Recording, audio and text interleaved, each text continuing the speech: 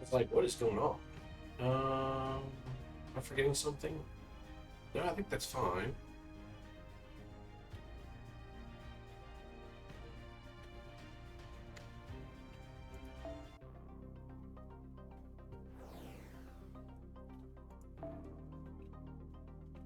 Let's go do my farm real quick.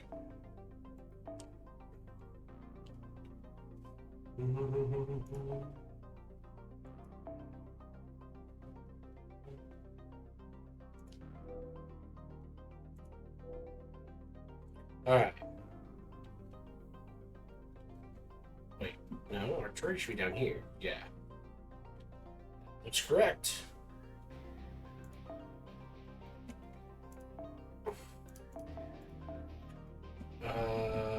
Hers should be somewhat seeable. There we go. And then ride.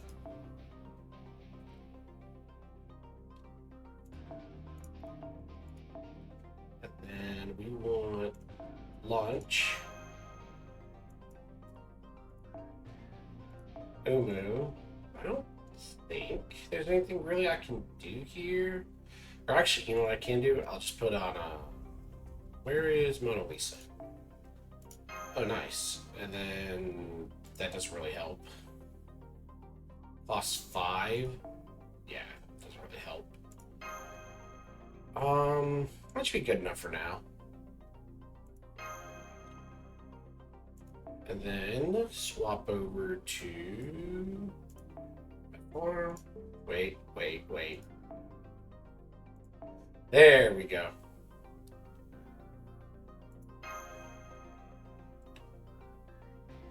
Is there anything else I need from here?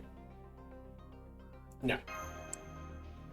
And if anyone asks, I'm going to keep using Umu so that she can get that delicious bond so that she can one day be Grand Saber Umu. Most important of Umus.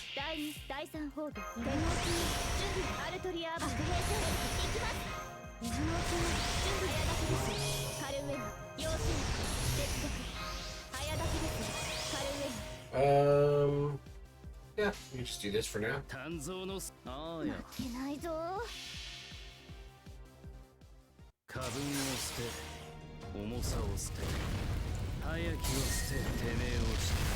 Oh.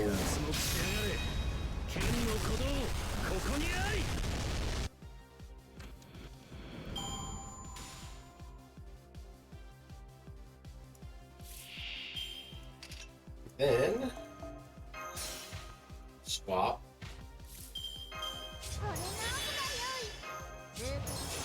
And then this is an easy kill. Oh wait, I just realized I'm stupid. This might work out. I don't think it'd be that big of a deal because it should be low enough that anyone should be able to finish. Oh no, it may not be. Oh, I was trolling so bad. Oh my god, I can't believe I trolled that fucking hard. I'm actually stupid. I was like brain off, head empty. No thoughts, head empty. Was like, yeah, it'll be fine. No big deal. And just didn't even like process like, oh, this is not gonna work. That's right. This should still be a 4-turn clear with that setup.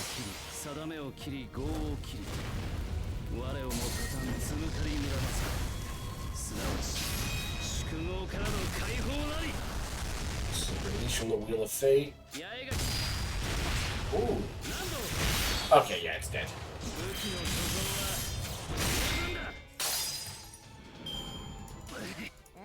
Never punished.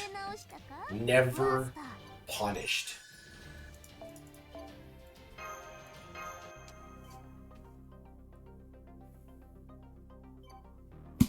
I wish I could just get away with using Umu for this. But Umu sucks at farming. She is a boss killer, not a farmer.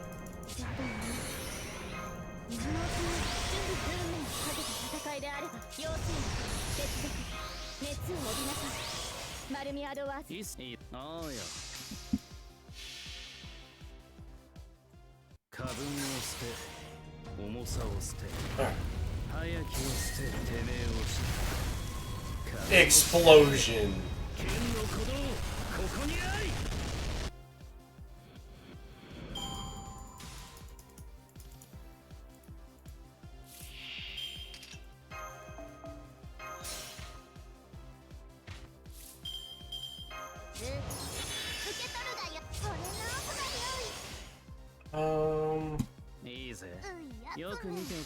This should work. And here we're just kind of hoping we hit the crit.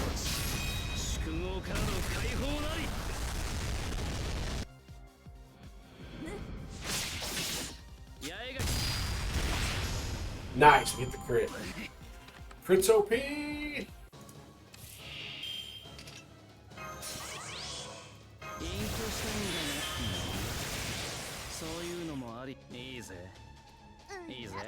Alright, new move.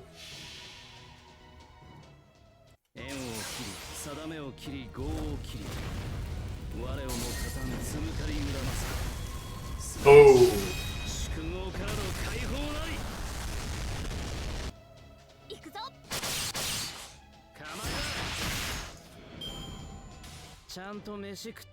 Easy, you turn clear.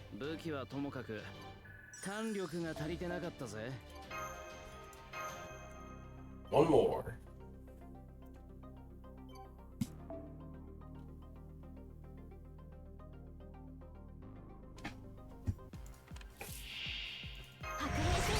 One, two, three, four, 5, 6. That one doesn't matter too much. Ideally, we only want one or no cards the first hand. Ideally. I'm trying to remember what the odds of that are. I have to like double count again.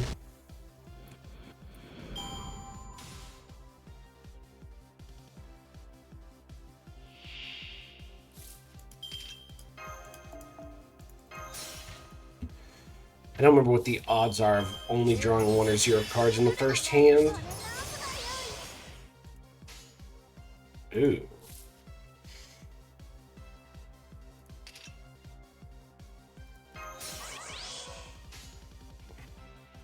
If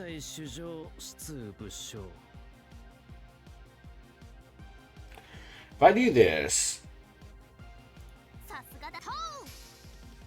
think this is the way of doing it. I think by giving him the MP strength, that should give him the extra little like gas he needs to bring it down low enough for him to finish.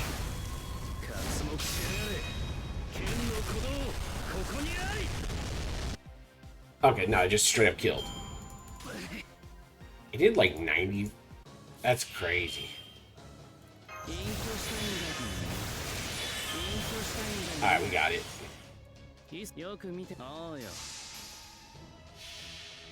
I think the only way we don't kill here is if he hits 10% on both Arts Guard, which is like a 1 in 100 chance.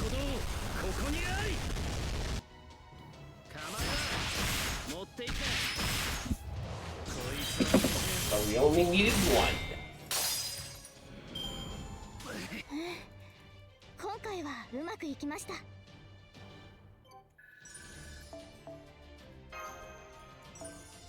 We did it. We're done.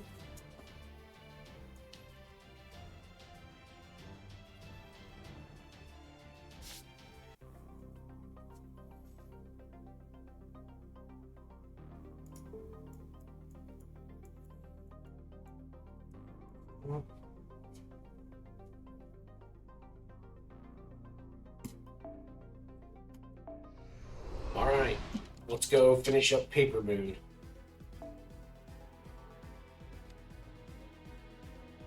Durga. See, this explains so much now. Like, understanding that basically... Well, actually, how's this going to play out in the end? Those desiring love, even if the world breaks. Ah, that's a Sakura. Holly. Great. As if things weren't bad enough. So now we've got Durga, but even more violent. In that form, she's a murderous fiend who's lost any semblance of sanity or ostensible divine duties. We're talking about someone whose favorite party trick is tearing the demon god open and chugging all its blood at once. There you go, just jumps in. Lancer. The smell. It's demon blood. Back off. Stay away from me! And he died. Berserker! Good, good. Blood, blood. And now I dance. Dance with glee at the sight of my enemy's blood. And my arms and legs will follow suit. Hear me, hear me. Let my wish be heard loud and clear. We could just not.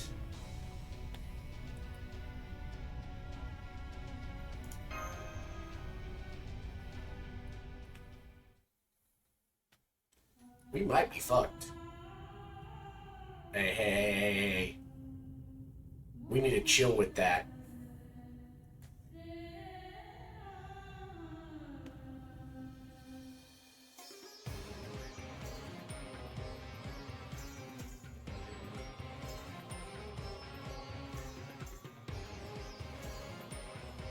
Oh no.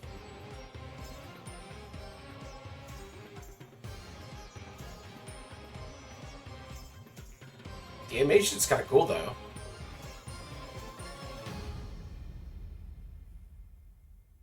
The animation is cool. But Sakura faces must be put down. Is she? Oh no. Kali, are you truly attempting to call Shiva here? Of course, that's the whole reason I exist. Please, tell me how you plan to do it. I only hope you're not using the method I think you are. I will destroy the world, and then Shiva will appear beneath my feet. That is what I was afraid of. Oh, so we're doing that story, huh? After Kali killed the demon god, she was so excited about her victory that she began to dance. But her dancing was so violent that it threatened to destroy the world. The gods didn't know what to do about that. It was only when Shiva stepped in and laid down at her feet to cushion the blows that Kali finally returned to her senses. So you mean to recreate that myth here using reverse causality as a means to summon Shiva. Because if Kali performing a world-ending dance, then it follows that Shiva must be there to stop it. This paper world might be virtual, but it's still a world. Conceptually, I guess it doesn't matter if it's real or not. You're going to destroy this world? The whole world? Please stop. If you do that, everyone here will die. Why would I stop? I will never stop until Shiva arrives. That is the whole point of this dance. Right. Her godly nature is driving her to act this way, based on the same underlying principles that give myths their strengths. Besides, this world will end sooner or later, even without my help. It's only a matter of time. This is bad. Creating a magical energy connection between herself and Kali was a foolish miscalculation. It means she's being made to endure the brunt of this entire process. It is much too great a load for any one entity to handle on their own. It is as though a computer process has gone haywire and begun consuming every available resource. If something is not done, she would even suffer a meltdown if she is unable to keep with the sheer strain. What's wrong with that? We were going to defeat her eventually, right? Yes, but there's an order to these kinds of things. Having the central governing AI suddenly break or disappear would almost certainly cause a fatal error. It'd be like using a computer and having its kernel suddenly be deleted. Yes, our goal is to completely shut down the AI Holy Grail core system. But the best way to do that safely is to use the central governing AI's admin privileges. Conversely, if we're unable to shut down the AI Holy Grail that way, there's a chance of the system going haywire, leaving us unable to return to our world. Then we've got to save her somehow. How could I have made such a terrible miscalculation? I can't believe my own world now faces destruction. Our admin privileges will be crucial to our returning home. I will figure something out. And how are you going to do that? By connecting my other light to her nervous system. I will then hack into her base programming and rewrite her code to give us a chance. Isn't that dangerous? Yes, it is. In many ways, it will be like trying to defuse a bomb embedded in the circuits of a runaway vehicle. Dangerous or not, it must be done if we are returned to the outside world. It looks like we are just going to have to trust each other. I want you to trust that I will save the dust of Osiris. And in the meantime, I will trust that you two will find a way to defeat Kali. I have faith that you two can pull that off. Do you have faith in me? You're one of my most dependable friends. Yes, that is right. I admit it. That word is the reason I went down this road. Admiration, respect, surprise, goodwill, but a hesitation and a tinge of regret. It is that very mixture of emotion which drove Scion, Eltnum Sakaris, to leave the Atlas Institute. Yet none of that would have occurred to me while I was still young and immature. I see, so that is why I look like this. My younger self would never have gone to Chaldea. I knew the answer, but I was still hesitant about it. It's embarrassing to admit this, but it also makes me happy to know I harbored such an alter ego within myself. Scion? Never mind, it's no big deal. I just finally got the answer to a question I've been wrestling with. Right now I have a job to do here, and I'm going to do it. This may not be the dream this version of me had, but I cannot complain about becoming what I wanted to be. I'll also give you the thing I told you about on the way here. It is already tuned and ready to go. But please be careful. As I said before, whatever you do, do not overuse it. Alright, here goes nothing. Once again, I'm trusting you to handle Kali.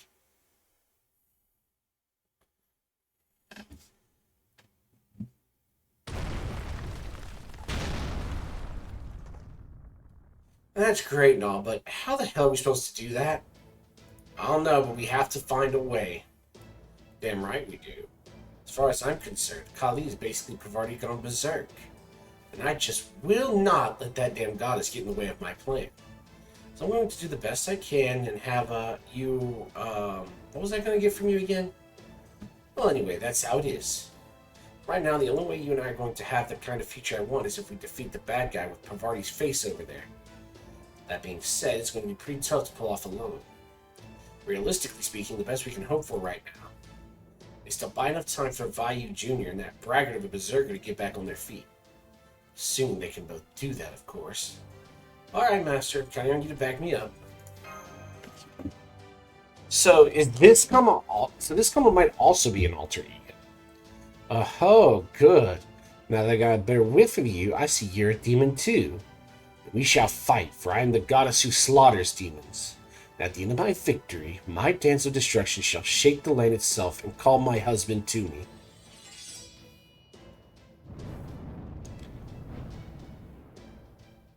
I am Shiva Shakti. I am the fury born from anger. I, the goddess of destruction, shall dance atop the bloody flesh of all demons who cross my path.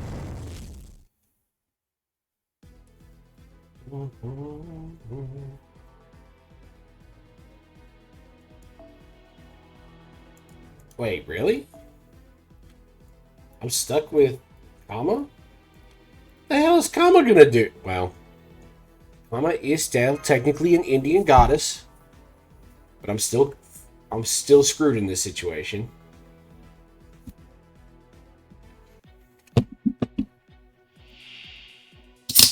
Alright, Sakura face versus Sakura face. Let us go. An endurance battle? What the hell does that mean? Wait, what does that do?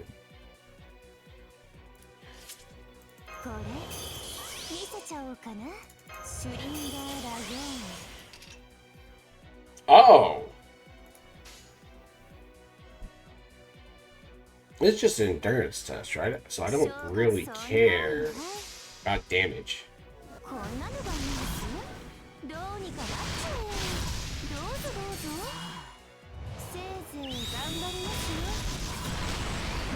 Okay.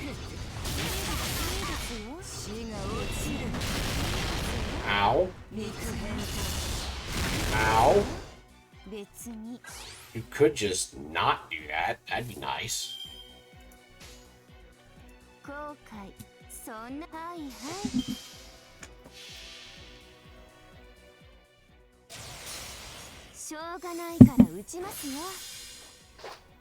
Kama Samahana.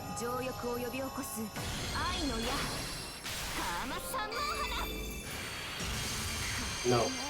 Yeah, I don't think she's gonna be charmed by herself.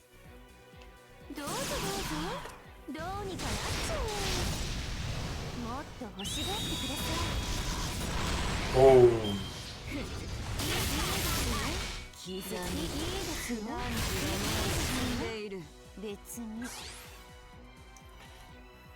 Let's just do it one more time.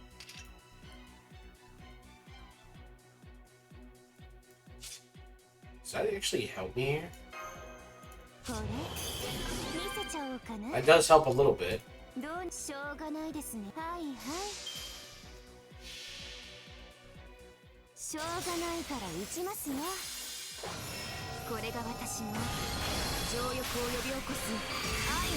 There we go.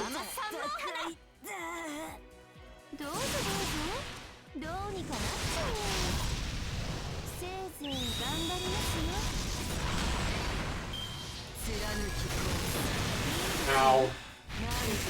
Ow. Ow.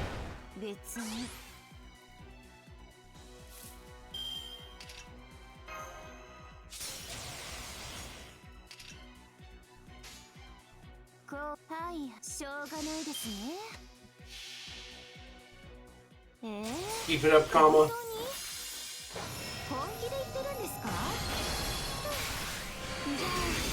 Wait, charm worked? She could be charmed?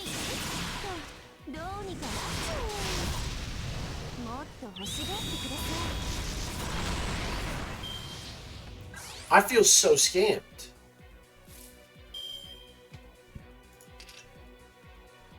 Oh, I feel so scammed.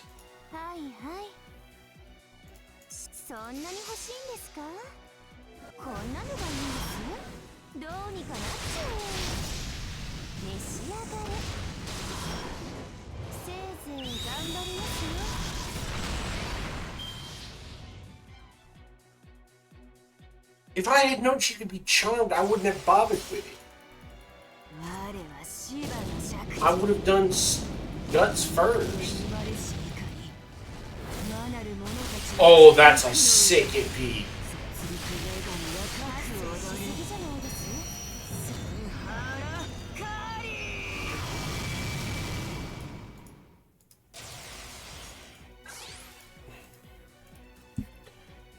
We survived.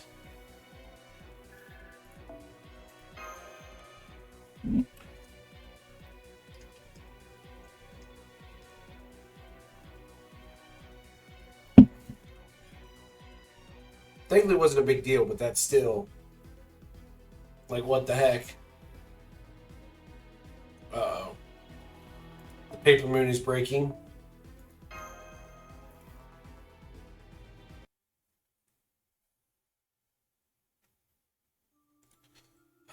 It's all over. I observed the world's destruction. I calculated a way to avoid it. I made a plan, put it into action. It still wasn't enough. My calculations were mistaken. Where did I go wrong? Back when I was still a formless being, my only job was to protect this tiny paper moon world. I was nothing more than a little program with the duty, ability, and drive to govern that world. But then, at some point, a distortion no one noticed appeared nearby. A distortion in the great summoning system the humans were so intimately familiar with. and any even greater current to which that system is connected. And like a magnet moving iron sand inside a paper box, that distortion had an effect on me too. The next thing I knew, I'd been cut off and found myself here. And this version of me is one who felt she had to save this world. Another self hidden within me as I managed this world. Me who wasn't interested in enduring, repairing, negotiating with, or ignoring the impending threat, but who felt she had to take proactive measures to fight, to save the world. Then I, had another thought. Is this world the only one I need to protect? I couldn't stop thinking about the question, so I turned my attention to the outside world. Its bleak, desolate landscape mirrored that of the paper moon. So I thought I needed to govern that world too, that I had to fight to save it. The duty was already mine. I already had the ability and drive to govern this world. But then I learned that world was on the brink of destruction. It couldn't be right. So I ran the numbers and tried to save it. I tried.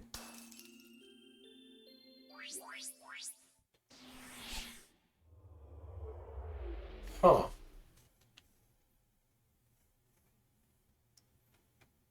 Now I see. So you are an alter ego too.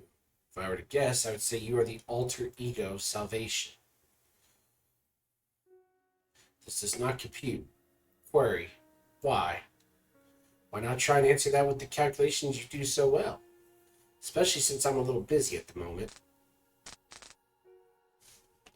I'm asking you because that query is too difficult to answer myself. The equation is incredibly complicated. I do understand that you are attempting to use your own body to get the energy that is actively destroying my programming under control. But I also understand that you are doing so by directly connecting your body to mine via a specialized filament that is capable of transmitting special kinds of data, even though we each function on fundamentally incompatible standards. If what you are doing fails, you'll be destroyed along with me. In fact, even as we speak, your very life is being drained. Yes, you may be right. Bypass expanded. Transfer route closed. Open. Triple layered. Helix. So you do understand. Then why are you doing this? It is the only way for us to escape with our lives. You can understand that, right? Yes, I also understand what you're trying to hide. If you're successful in connecting your nervous system to my pseudo-one and rewriting my admin privileges, then would it not be possible for you to escape on your own without needing to try to stop my runaway processes? Yes, but there would be no point in doing that. I certainly do not need to be an outsider here as well. Yes, that is right. My real self has no right to call herself Goro's friend.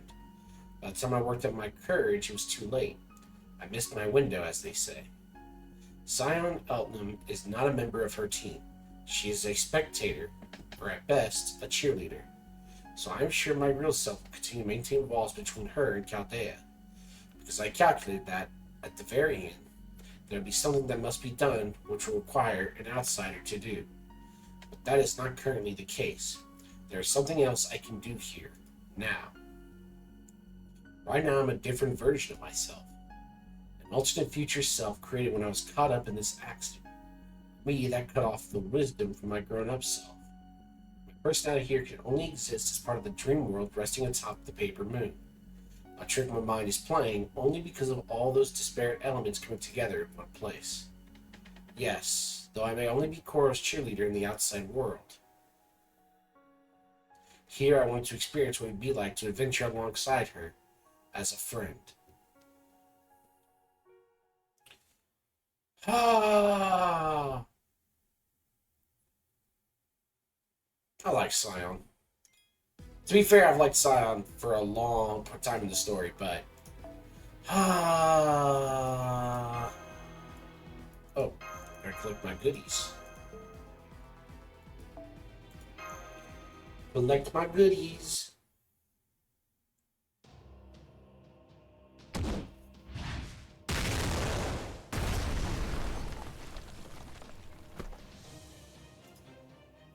No. Ah. Shit. This isn't good.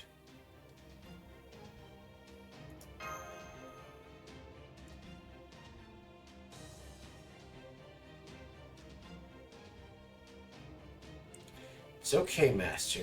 You don't have to look so worried. A lot tougher than I look. Don't forget, I'm not just a god, I'm also a demon king. Not to mention, there's something I really want. Something I'm sure I can get if I just put in the effort. It's actually making me want to do my best here. At least a little bit.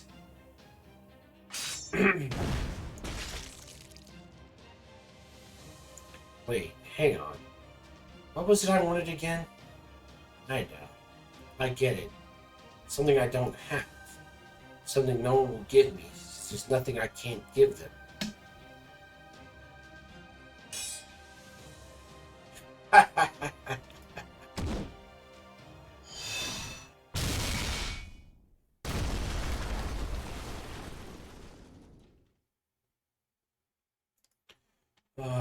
I really want it.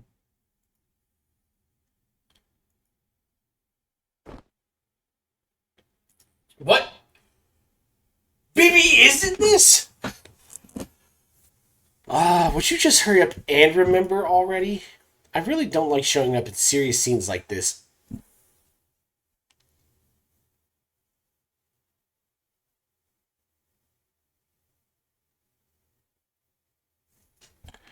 You know, I was joking.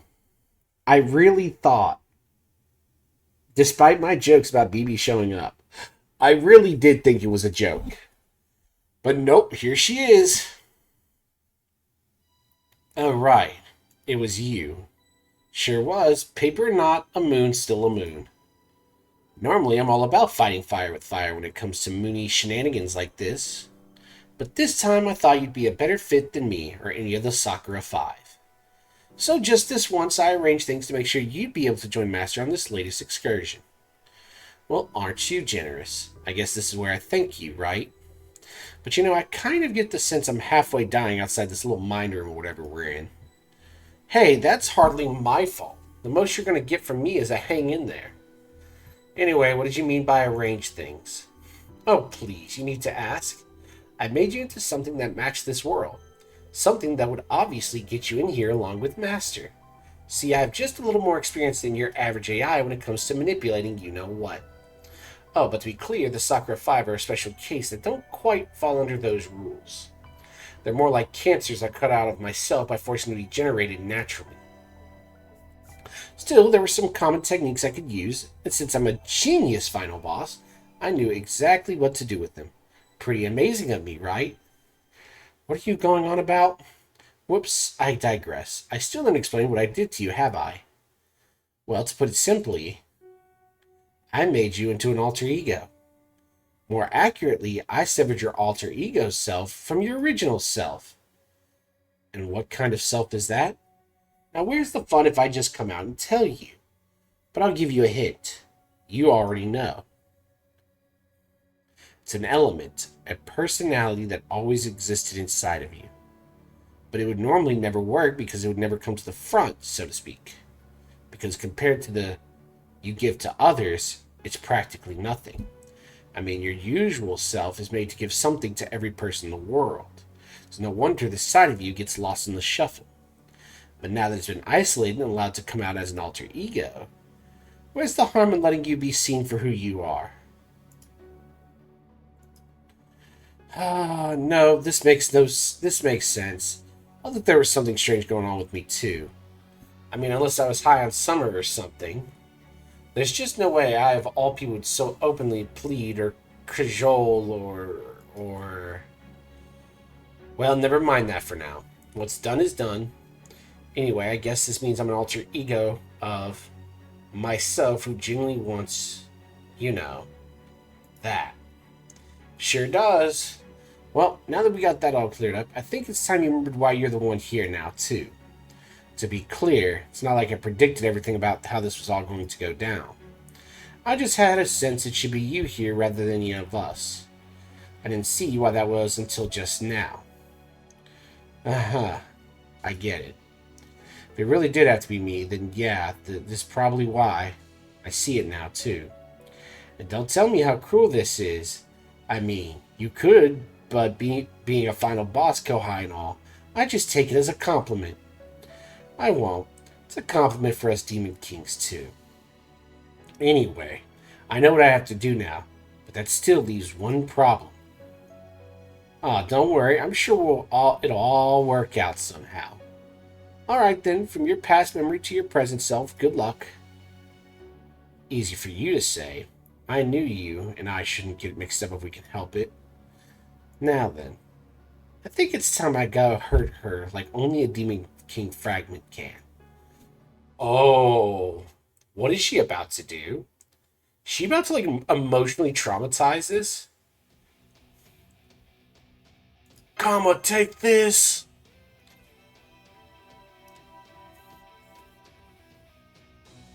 Phew, thank Master, I feel better now. I win, I'm winning.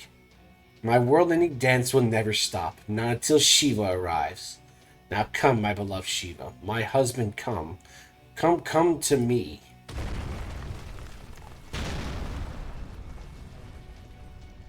The world can't take much more of this. Don't worry, it's fine. I know how I can win this now. Just watch me turn the tables on her. What, you don't believe me? Yeah, I guess you can't blame me there. I'll admit there's still one hurdle left to overcome. I need more resources. And not one of your command spells. You're barely on your feet as it is. No, I need a different source of energy. One I can suck completely dry without worrying about the consequences. As long as I have that, we should be golden. I don't suppose you've seen any energy like that around here. That's... I don't...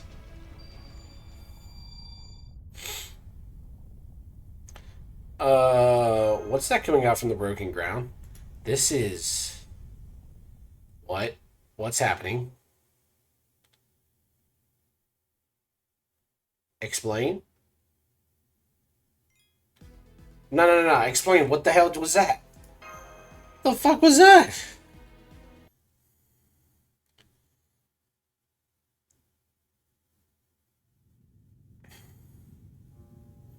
Ah. It's never enough. Wherever I went, whatever I did, nothing was ever enough. That dissatisfaction was everything to me.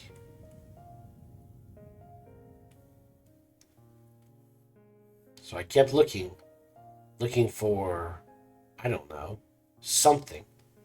Treasure, weapons, gold, fame, acclaim, land, victory, pleasure, indolence, delicacy, supremacy, security.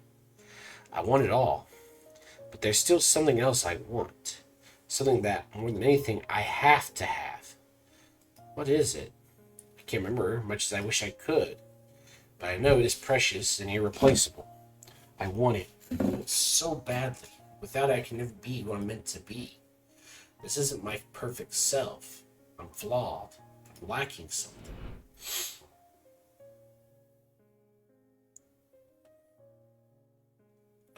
Oh, this is Duryodhana? I think it was a woman. Yeah, that's probably it. A woman. Which probably means...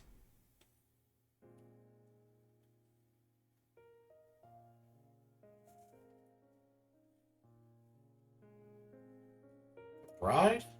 No, not that. I don't think. I feel like it was different. Something closer. Something more inseparable. Someone who'd always be with me. Someone I'd always be with together as one anyway. Someone incredibly important that I forgot about because I just assumed she would always be there.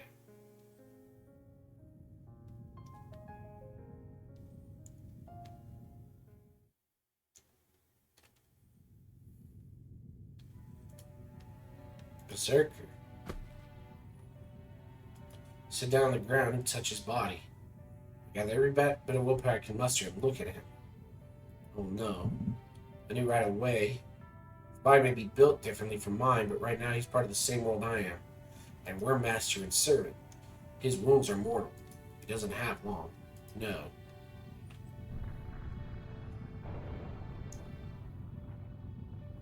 Hello, Insert Joke. Welcome back. Hopefully you're doing good today.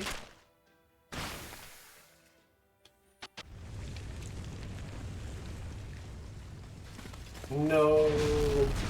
Going through all the trauma again.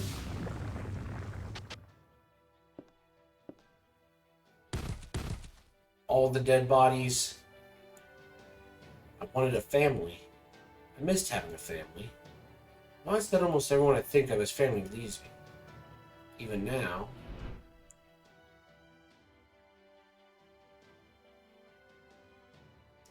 Is this Ice's perspective now? I can't tell. No. I have to do something. Anything. Whatever it takes. Fixing people is my job. There has to be something I can do.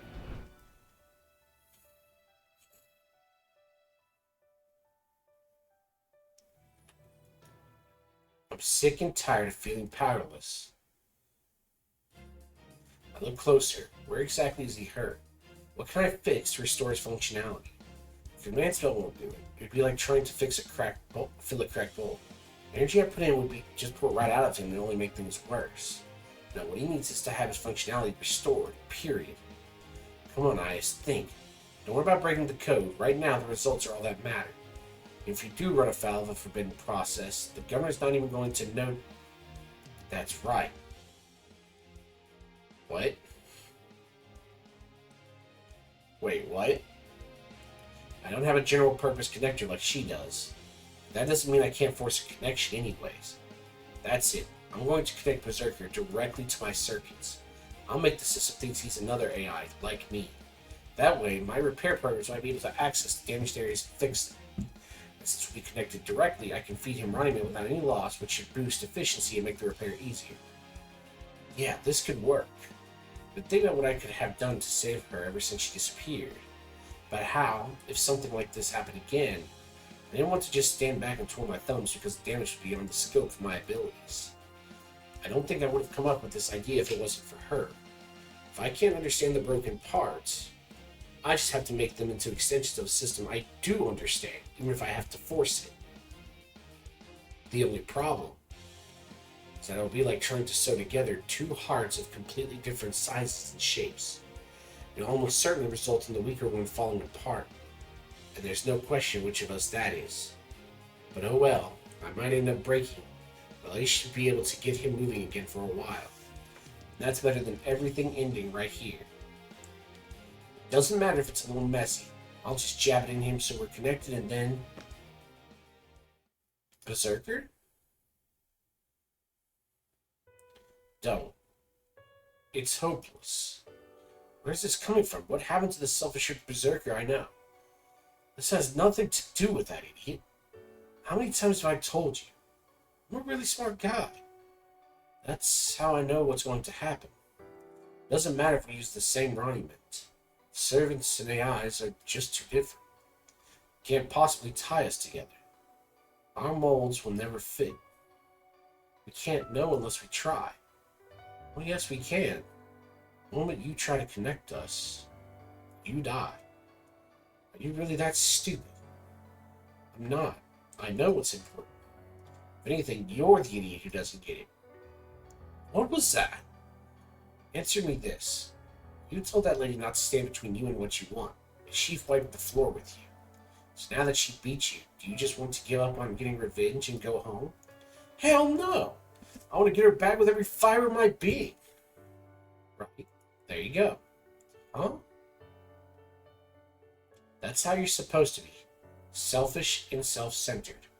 So why are you holding back just out of concern for me? That's not who you are. Hey, stop! Don't do this, you idiot!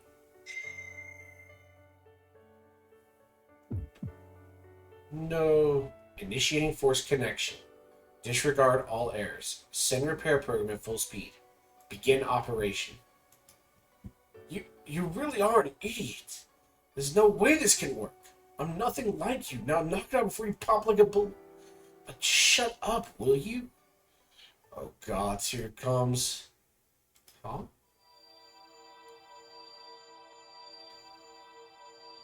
It's working. How? This shouldn't work. We were both human. This would be like trying to give a blood transfusion to someone with a completely different genetic structure and blood type. A servant master like us can't possibly match up like... No way. Is that it? Ice, are you? Wait, what? Lancer. Come on, Lancer. Hang in there. Oh. Lancer. Damn. She got me. This almost never happens. What's the situation? It's okay. Assassin's fighting her now. Though I don't know if she can win. I see. Yeah. Even for the god of love, Kali's gonna be one hell of an opponent. As for Berserker...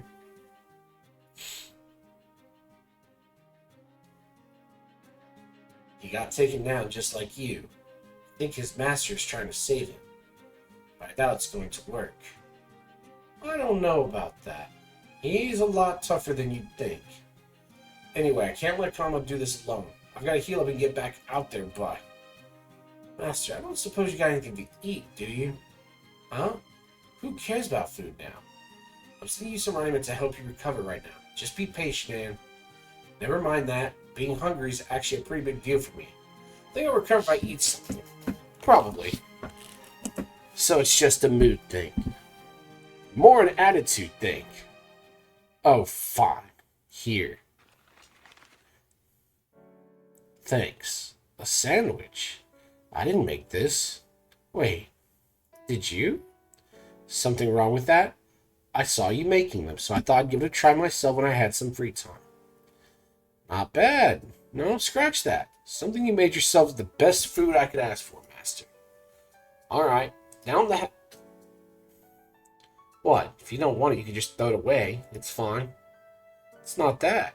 Do you have any flavor adjustments for me? Like you did for those AIs? You're an expert at observing individual people's tastes, remembering what they like, and customizing their food to make it that much better, right? That stuff just popped into my head at the time. It's not like I'm some kind of expert. Besides, you don't need any little garnishes like that. What would be the point? Even if I can tell you're not a normal servant. You're one of those great hero types who could beat just about anyone if they really went all out, right? I'm not sure about the whole great hero thing, but I do think I could beat just about anyone, yeah? The only exception would be my middle brother when he's really on his game. So why did I, of all people, end up as your master? You would have made a much easier time fighting if not for me. I'd even been the victor already rather than beat up and wounded. Honestly, if you wanted to give up, I wouldn't even blame you. Really? Why fight at all? I already told you. I want to see you smile. And I want that because you're my master. You want to know why you're my master instead of someone else? Beats me. That's fine. I'm here because I want to be your servant. It's what I told you earlier. It's what I wanted to do before and what I want to do now. That's not a reason. Those people wouldn't want anything to do with a downer like me. I'm a pain in the ass. Well then, maybe the answer's easier than I thought. Huh? This is really good. Remember the Rakshasa lady I told you about? The one I had a kid with. Let's just say I never really minded a woman who could be a pain in the ass.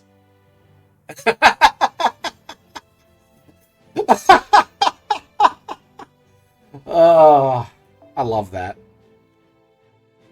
You know, it sounds like mean at face value, but I think most people understand, like, there's actually kindness behind this thing. That's kind of funny. Are you comparing me to a literal cannibal? Jerk. Alright, now that I've had something tasty, I think it's time I head back. Plus my injury's just about healed. That's a lie. But I guess I can't stop him. What the? Looks like I won't be getting a turn after all. Wait, what? What's happening? Someone explain.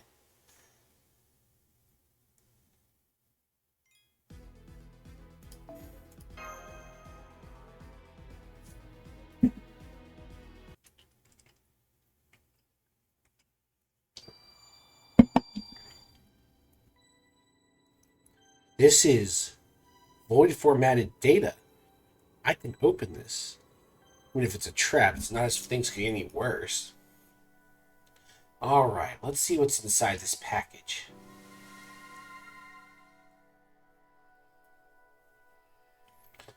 Is that Ryder's mask? No, that's just the shape it's been compressed into. Oh, hey, what's this bonus data?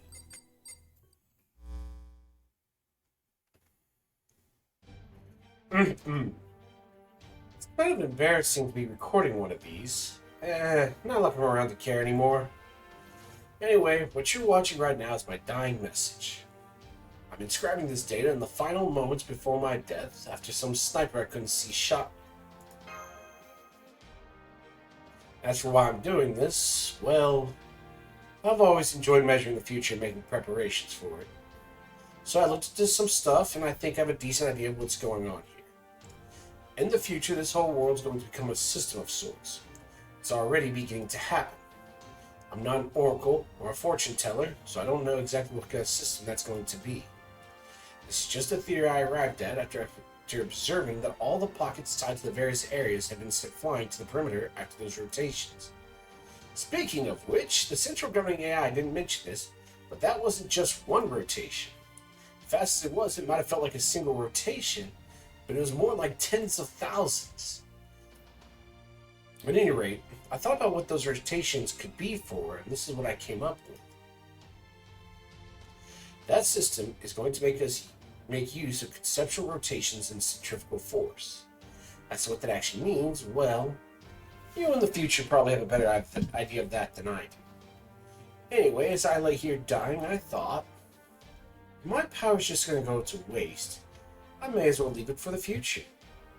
I don't know what it's going to be used for, but it should still be better to have than not. Maybe it'll make a difference somehow. So I open up a void pocket and deposit all the excess ornament tied to Ryder's noble phantasm inside it. And since the world could end up rotating again after I'm gone, these coordinates were my only option. The church in the center of the world, the place least susceptible to the effects of the rotation. All I wanted to do was see what came next. But since I won't be able to, I'm entrusting this little nest egg of mine to someone in the future. Use it however you like. See ya.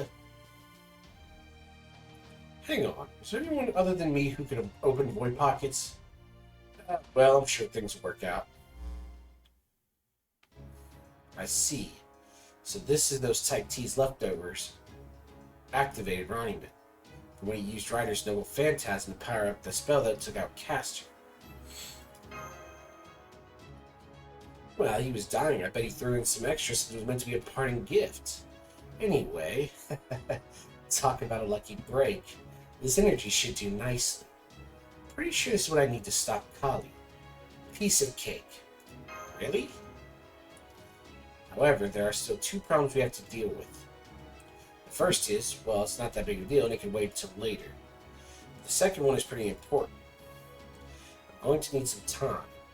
These resources are kind of like a compressed file. It's going to take a little time to extract them before I can use them. Got it. I'll buy you some time. Are you stupid? You really think it's that easy?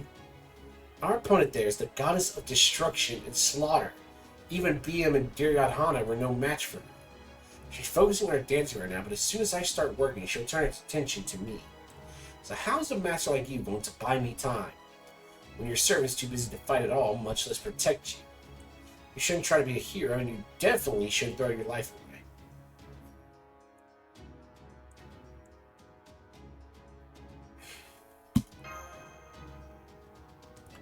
Nah, I'll hit her with the Nikkei special. Just dance. Easy. Easiest distraction. Just hit her with the good old dance moves. Easy. It doesn't matter how cool you say it, the answer's still no. This is a purely practical problem. You've got to be smarter about it. The only chance we might have is for Bhima and Duryodhana to recover and play meat shield until I'm ready. Well, we definitely don't have time for that. It's okay, someone actually gave me a little something. Now that I think of it, Koro, there is something I should tell you about now, while we have the chance. It is about the conceptual eye Medusa gave us, which we are using as a compass to find our destination. Or more accurately, is about the bonus she mentioned. What was it anyways? It is very aggressive, that is for sure. To make a long story short, this eye still contains her noble phantasm's power. Chrysor, the father of all monsters, and his ability to summon monsters of his own. Granted, this power is more limited in this form, but nonetheless... Ooh, since you are already used to summoning, I'm sure you can make use of it. So I'll tweak it on the way to our destination, to ensure that it will function as part of your mystic code, and let you summon a number of monsters by feeding it Ronimon. But do not rely on it too heavily. Mystic code or not, humans are not made to connect to a heroic spirit's noble phantasm. Think of it as a very dangerous single-use summoning mystic code which may well blow up in your face if you are not careful. I would only use it when things are dire and you have exhausted all other alternatives. This doesn't count as dire, I don't know what would.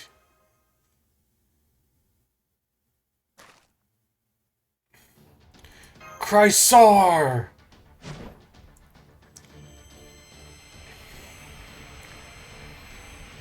What am I summoning?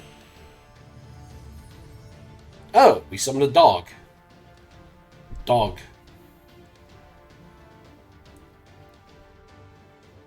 Oh. I smell it. I smell more of my detested demons. Hey, yeah, Medusa's monsters were technically demons too. So it makes sense that Kali would see them as the kind of creature she was made to destroy. I'd actually be able to ignore them, and if she doesn't, that could buy us the time I need. Damn it. Okay, I'm going to get started, Master. Whatever you do, don't push yourself too hard.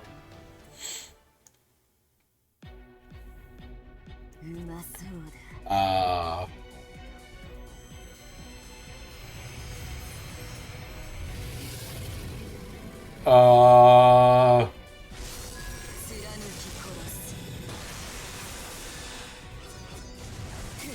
Ooh.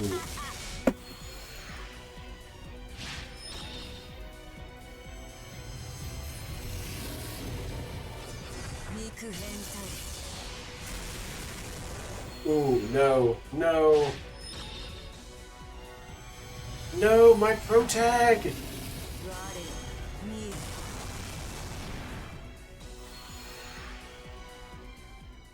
No!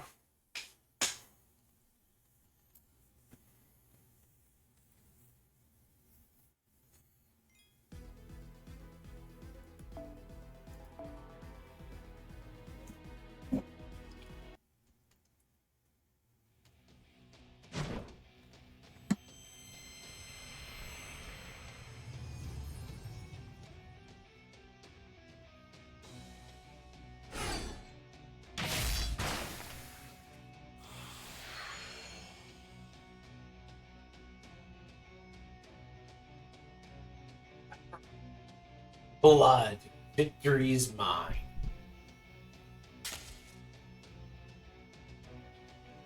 I'm not done yet.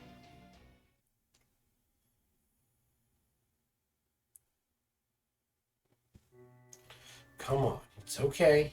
You don't have to push yourself so hard.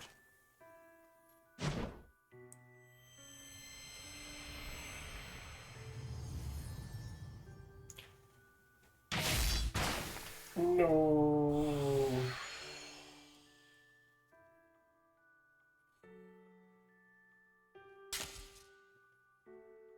It hurts, right?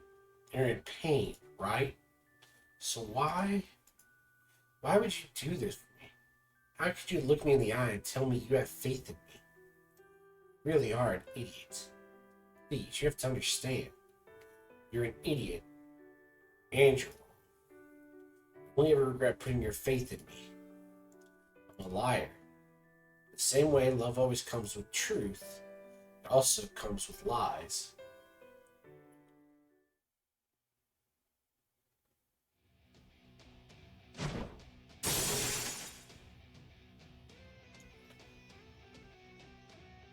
It broke. I can't summon anymore. It's okay, I finished just in time. Extraction complete. Maybe you didn't want to give me this gift, but I'm going to make the most of it anyway.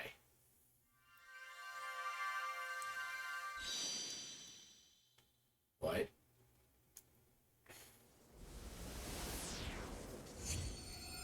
Huh?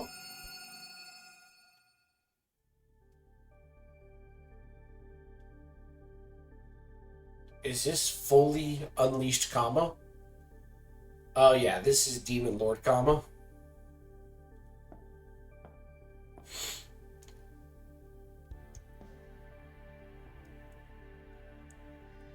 There we go. Finally, the form I've been waiting for. I am Ananga, the Formless One, who burned to ash in the flames that will do the same to the whole universe. Wait, you don't mean...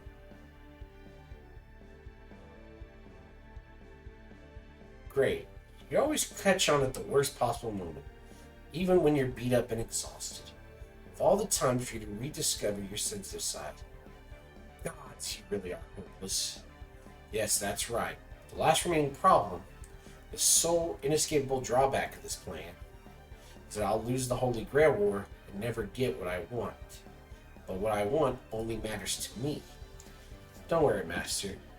I should still be able to grant your wish of returning home. It's okay, there was no other choice. I can't help myself. I have to reach for what I want even when I know I can never have it. That's just the way this me, the one that only exists here now, is. Ooh, is that? Oh, you're wreathed in Shiva's flames. That's right, they're still burning me, even now. And since these flames belong to Shiva, they're connected to him even as we speak. As for me, I lack a form. I'm in no more than ash. Ash meant to be spread across the ground. Now let me ask you this. Can this ash that smells like Shiva serve as a replacement for the ground? No. Those flames are fake.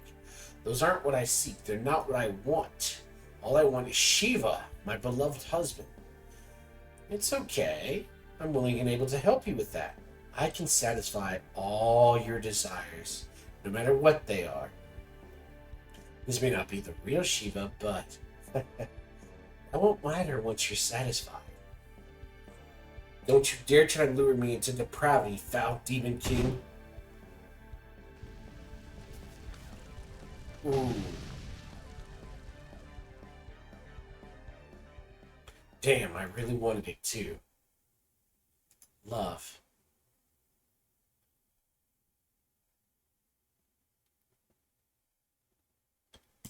Well. What?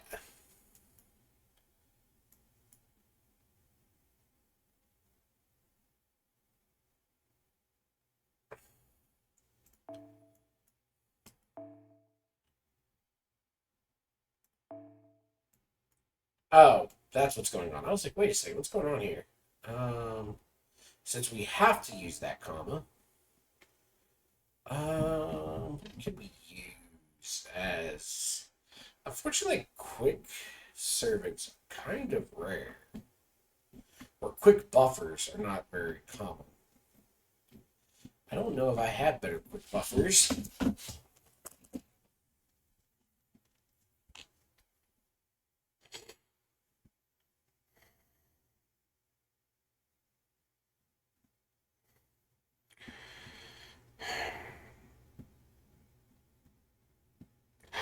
The problem is, in addition to that,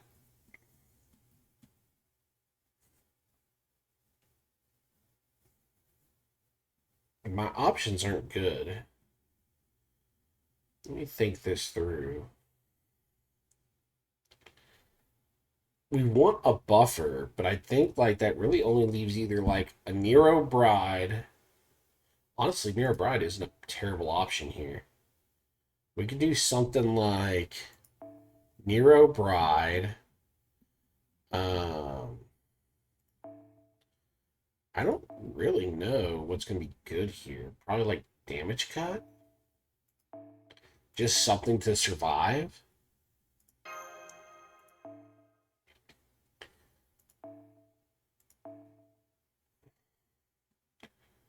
she's going to want something 5-star. So we want something that, what, charges my MP? Like, we probably want something with MP gain.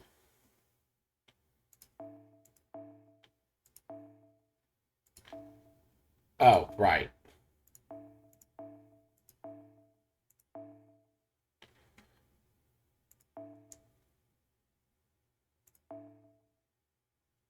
I don't need starting MP charge.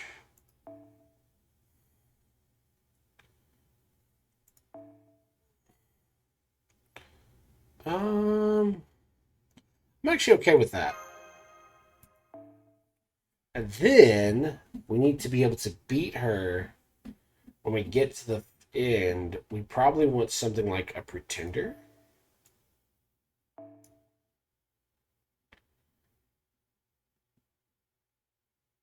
Is she single target or is she AoE?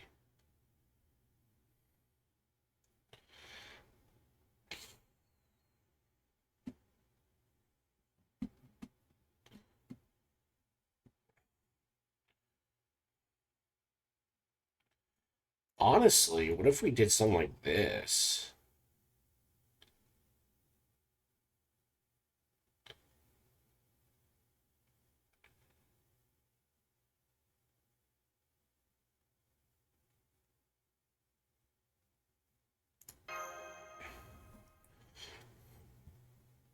I'm gonna buff up test Cat Lapoca real quick.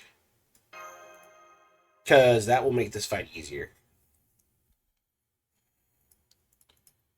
But I think if I buff her, and then with access to like swap, that should help a bunch.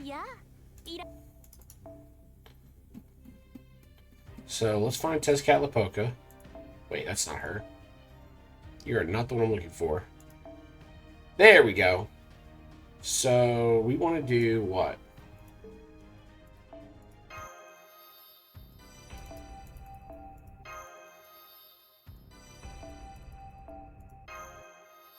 Okay. So far, no issue with mats.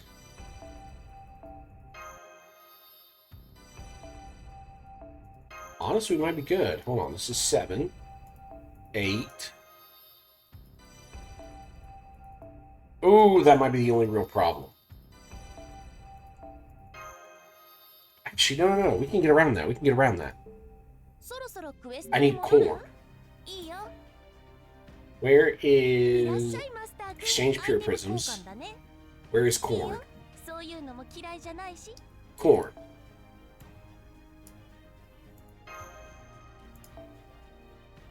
I know it's not corn, but I'm calling it corn. It's solar hide.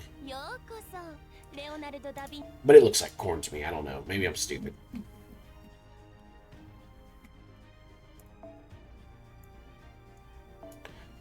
Increased attack and critical strength. That's probably fine. There we go.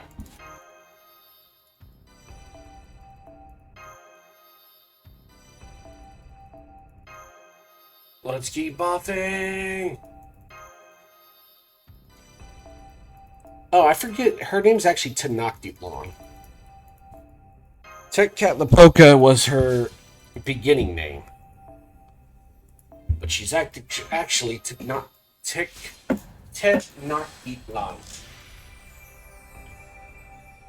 Headset's beeping at me, telling me that I'm about to run out of juice.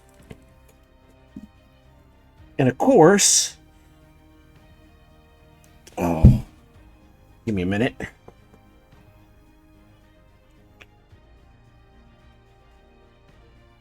There we go.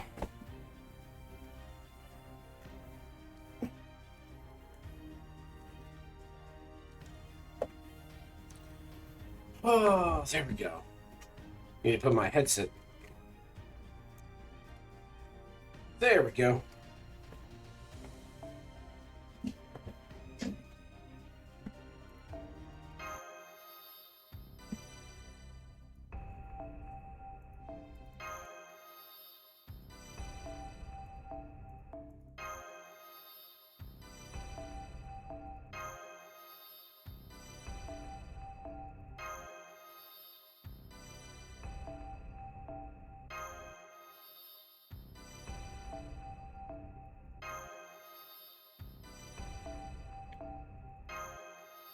There we go.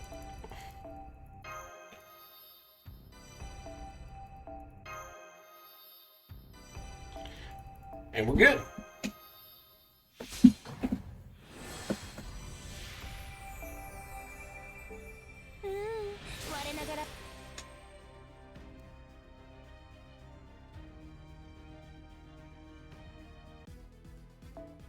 Alright, so we know the story, we can skip the story. And we had an idea for this. We have super comma. This should work.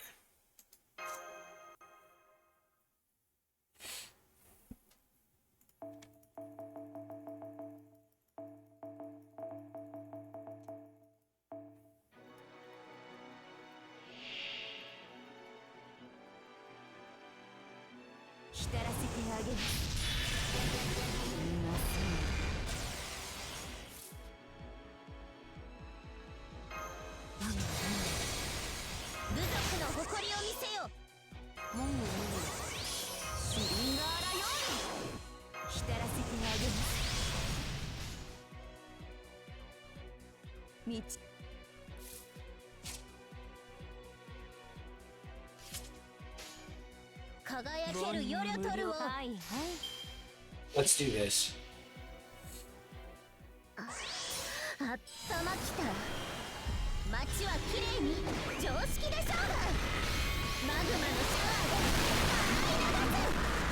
Alright, alright.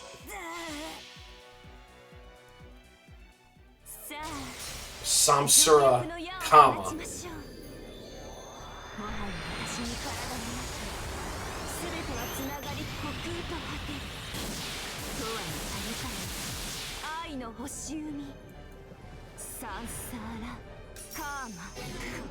Oh, and she's charmed right at the gate, too. That's huge.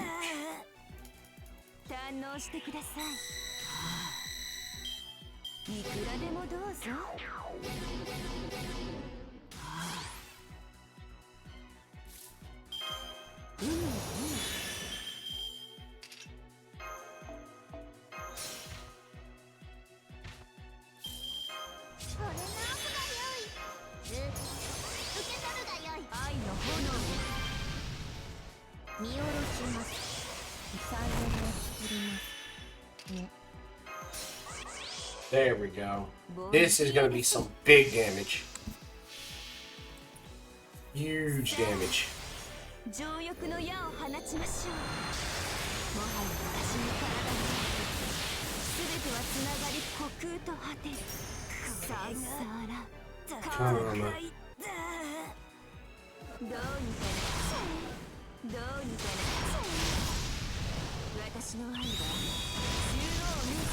That's right. I had a plan.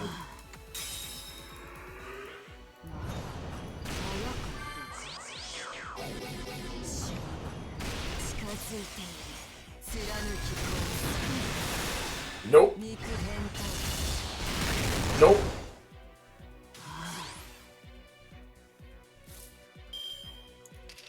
Good try. But I had this plan from the start.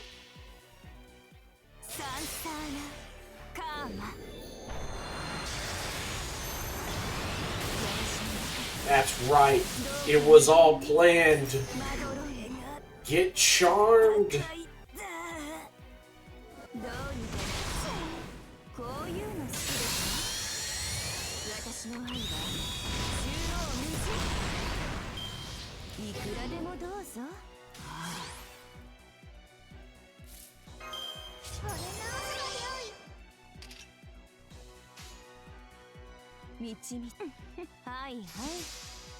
Don't need to survive. You just need to die.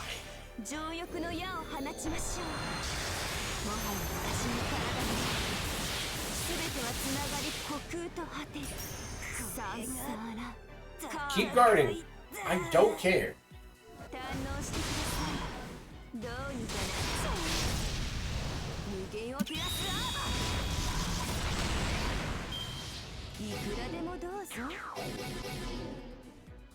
Unfortunately, this is problematic.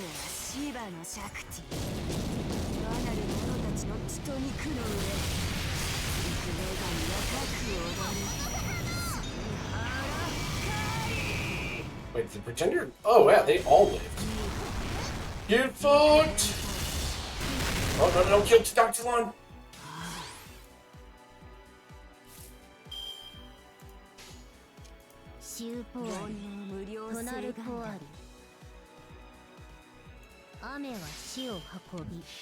That's right. Technoctic Lon.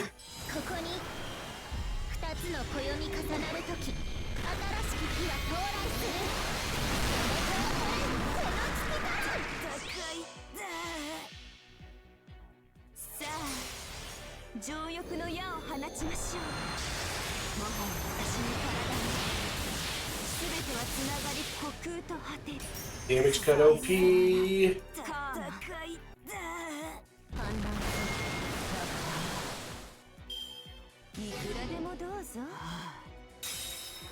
Alright, that's 2 bars. Okay. Okay. Oh, she finally died. Oh, that's problematic.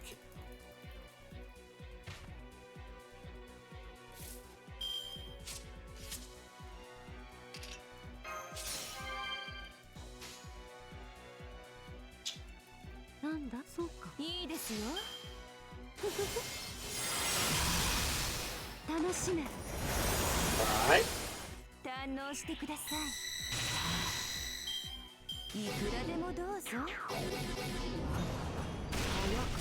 Come on. Yep. Ow.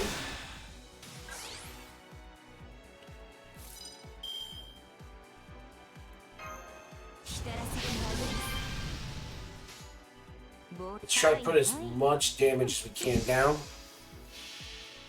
I don't know if she can kill me without. I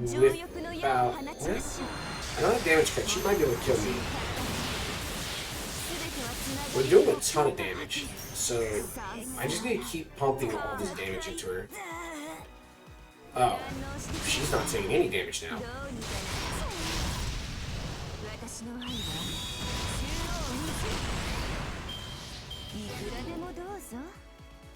Oh boy, this is problematic. Oh, this is problematic. I'm not designed for a long fight.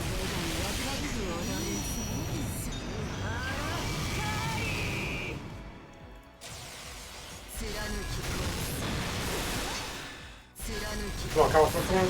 Yes! Everyone lived.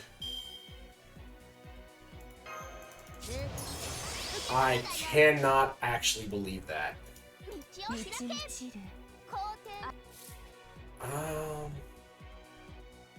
No, I think we have to. And then we're probably going to lose somebody this turn, so if we don't lose anyone, this is good. Sing!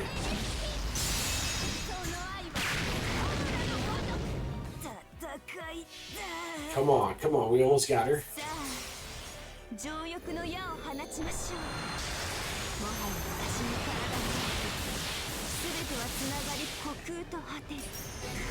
Oh, the charm! The charm!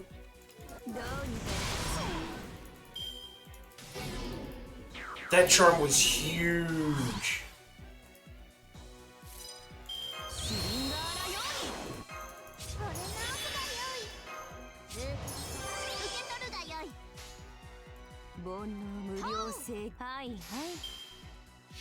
And we keep going.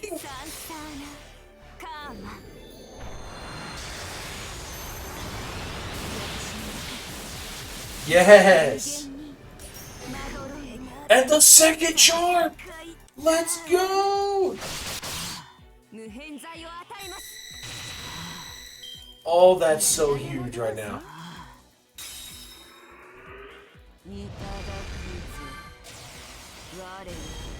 Oh, she removed the charm. That's so cursed.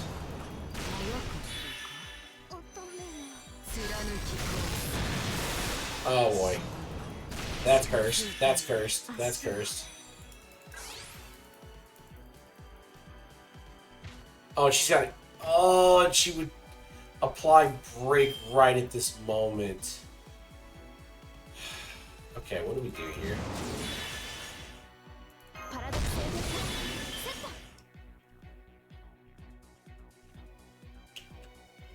I'm thinking, like, what makes the most sense here?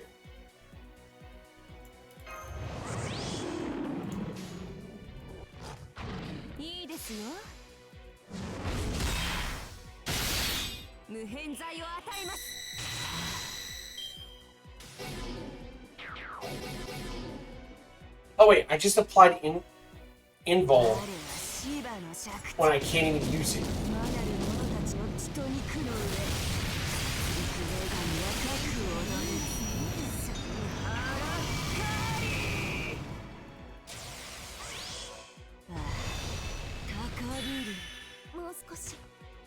Yep, she can't go. Huge. Wait, does she still have another another guts on her? Okay, she still has another stack of guts, so we don't have to do anything. I think what we do here is actually let her just pop off.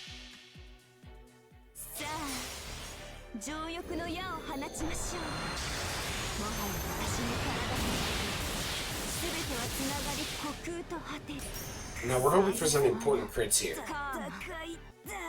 Oh, we don't need the crits. Let's go! God Killer Heracles! He didn't even do anything, but it's like it doesn't matter. He just was there for the support at the end.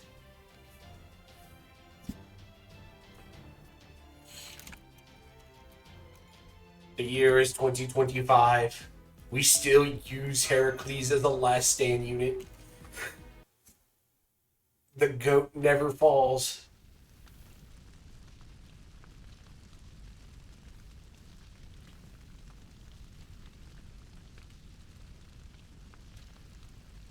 Did really nice with the artwork here. It's gorgeous. Hot. So hot. Within those flames that wreathe her entire body, I can sense breath enough to envelop the universe, the fiery strength to burn everything to ash, an unbridled fury. Is that fury always lurking within the flames? Did it come from the woman made of ash they so perpetually engulf? Or is it mixing with the fury that pours forth from me, a goddess born of it? Fury is the womb in which I was formed. It's comfortable, peaceful, not unpleasant or simply to be endured. But that isn't what sapped me of the strength to resist. No, that was another sense I sensed within the flames. Nostalgia. Ah, I knew it. The smell. It's Shiva. I know I can't truly burn a goddess like you with only a little stray flame. Which is why I'll hold you in my embrace right to the very end. Now come, let yourself sink into depravity. Yes, this is depravity. I know these traces of him are no more than that. Traces. The Shiva is a fake. This I know for certain. Even so, I can't help but be relieved, because it really is him. Before I know it, I had stopped dancing my world-ending dance. That dance I'd been performing to see him again. The god is fierce and potent as Shiva. Once I lost myself to my love of him, I can never hope to escape them. I did not lose to you. I lost to my own love. Yes, you did. I'm the god of love, the one who imparts love to all beings. And if I must love another god, then I will. The moment you appeared before me as an alter ego susceptible to love, you lost. It was only a matter of time. And now the fires of my depravity burn you too. What about you? You're burning yourself along with me. Doesn't that make us the same? Meaningless wordplay or not, you may be right. As an alter ego, I too am susceptible to love. I may as well just admit it at this point. I want to be loved. I've always been a part of karma, the one that will never come to the forefront. The alter ego of longing. Now that I've been ejected from the pool of love I usually sink into, the love I keep for the entire human race, I will never disappear, even though I'm capable of loving all of humankind, all of the universe. Now that I've found this self, this emptiness that was hiding inside of me, I can't help but feel lonely. I can't help but wish for someone to fill this emptiness by loving me. That, yes, that is surely the greatest depravity of all. Damn. She stares intently at her, shouting something inaudible. Inescapable heat, fragments of what she wanted. The god of love quietly burns away, gently drowning in these drawn upon the paper moon as easily as though she were merely drifting off to sleep. Oh.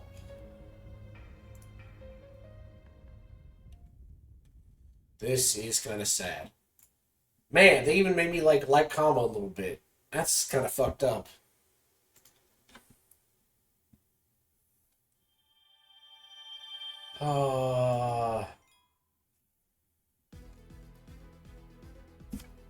They even got me to feel for Kama. What an absolute pure distortion. Alter ego. So what? Do we lose the Holy Grail War now?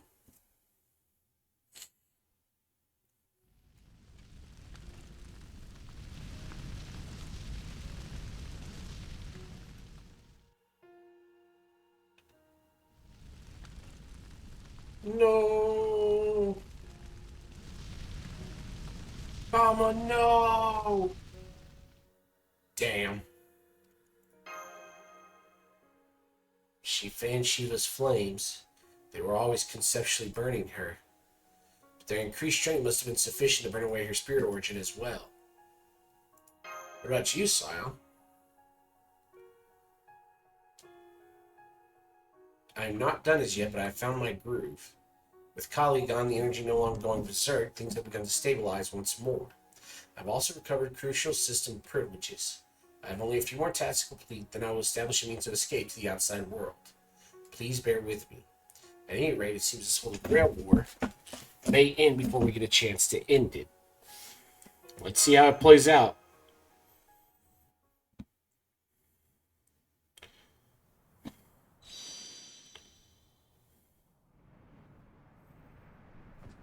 Whoa there.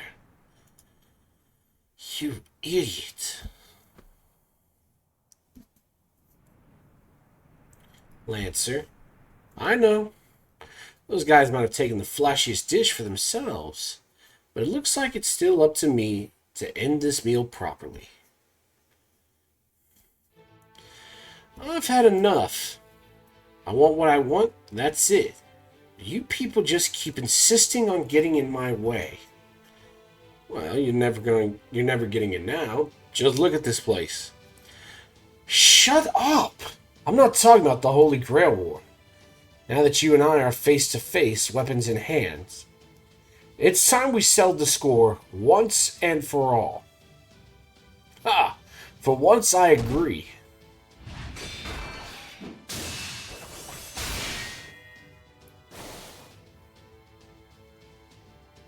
What are you doing, Lancer? You should be a piece of cake. Whoa there, don't get the wrong idea here, Master. He might be a total jackass, and he might have the worst personality in all the world. But Master Drona, Balarama, and Krishna all agreed that he is absolutely without equal in a fight with the Gada.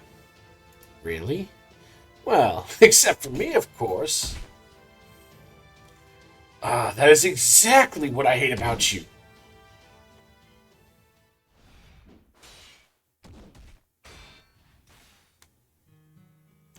I know it's a little late for this, but I wonder why we're fighting. We have no idea if the Holy Grail War is still ongoing, or what will happen if one of them wins. There's no telling whether our wish will be granted. But still, they fight. I even find myself quietly cheering for them. I think at this point it's probably about pride for those two. That's probably why they're still going at it even though everything is over and there's no good reason to fight. Maybe the fight is actually what they both want. So then, is that why I'm still standing here too? Is my wish just to keep feeling guilty? No, I don't think it is. What I want lies beyond the guilt. At least I'm pretty sure that's the case for this newest feeling of guilt. The guilt I feel over realizing something was wrong with her and not being able to do anything about it. Oh, I'm so sorry. I'm so sorry. You smiled so warmly at me. You were so kind to me. And I couldn't even repay you. But, thanks to you, I realized something. Right now, guilt isn't what's taking up the most space in my head. It's what lies beyond that guilt. I wanted to make amends. I know. I get it. I finally understand. I can't make amends now. I'm much too late to make a difference. Even still, I still wanted to. I wanted to be forgiven for making a mistake, for not being able to do anything. But I couldn't forgive myself. I didn't want to forgive myself. So I searched for something that could take the place of forgiveness. And now I think I found it. What is it, Master? Lost in your thought? Getting hungry or something? Hey, Lancer. I know I probably shouldn't be asking you this while you're in the middle of a battle, but if you wanted to make amends for something, but you couldn't anymore, what would you do? What else is there but to do what you want? That's even more true if the person you wronged isn't around anymore. It's like I told you before. It's all about what you want to do. Yeah. So right now I want to win. Go back to the place you wanted. I don't know what that will actually accomplish, but now that I want to protect your wish for her, I think there'll be meaning in me going there. Can I? Selfish as it is, even if it's all in my head, or just meaningless. Of course you can! Hell, you could say the same things about our battle right now. Got it. Then I want you to win, Lancer. I want you to win so I can make all the selfish amends I want. You got it, Master. Aww. You know, honestly, I like their their character arc, but low-key, I was kind of, wanting Duryodhana to win.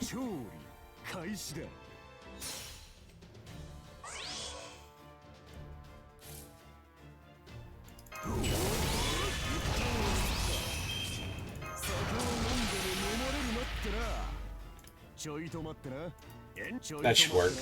Oh, well...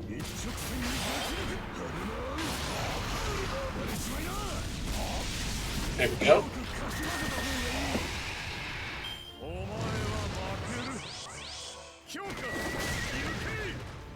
Evade!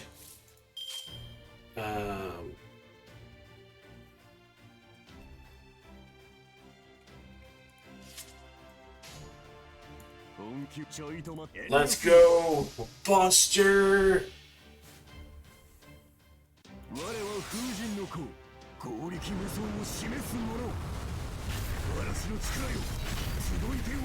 Goodbye!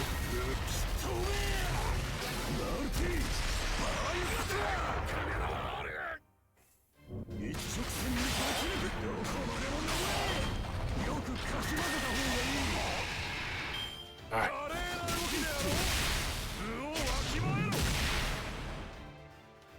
You're going down.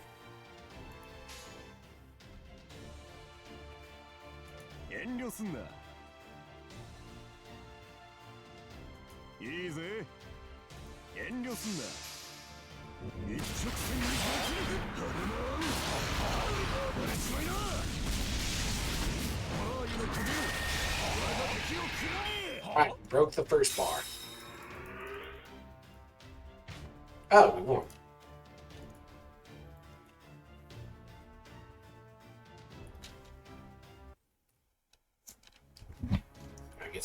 Quick.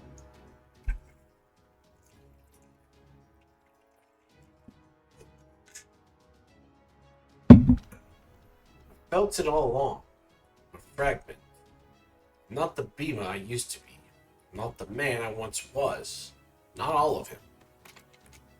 Except I don't feel like I'm missing anything. On the contrary, I'm more fulfilled than I've ever been. I was always bigger and stronger than anyone else, so I've borne the weight of so many things in my life. My brothers, justice, victory, friendship, family, fame, muscles, cooking, social standing, smiles, trust, respect. But now, my life can be simpler. There's nothing here that doesn't need to be. That's why I feel so fulfilled. I know what it is I see. I know what it is I should reach for.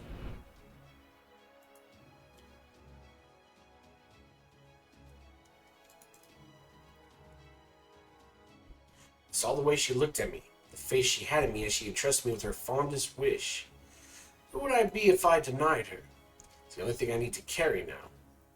That's enough. Victory. That's the best dish I can make and serve to the one who has put her trust in me. That's all I need to focus on. It's as simple as the way I'm living my life now. Might be the same word, but this isn't like the victory I achieved in the wars where I carried so much on my shoulders. This victory itself has no meaning. I'm not sure what I will gain from it. I'm just seeking it because I want to. Yeah, that's right. That's why this victory has nothing to do with war. It's just the same thing I've done with my rivals ever since I was a kid.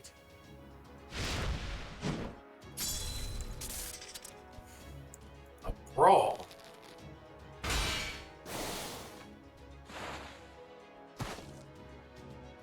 I don't need to hold back with this opponent. I can hit him with all my strength. No hesitation. There's just one thing. Something feels the slightest bit off. It's been nagging at me. It's not nagging my fulfilled self, though, but at the other parts of me I stripped away. My victory in the... How did I obtain? But even that nagging feeling disappeared in the comfortingly familiar sounds of battle.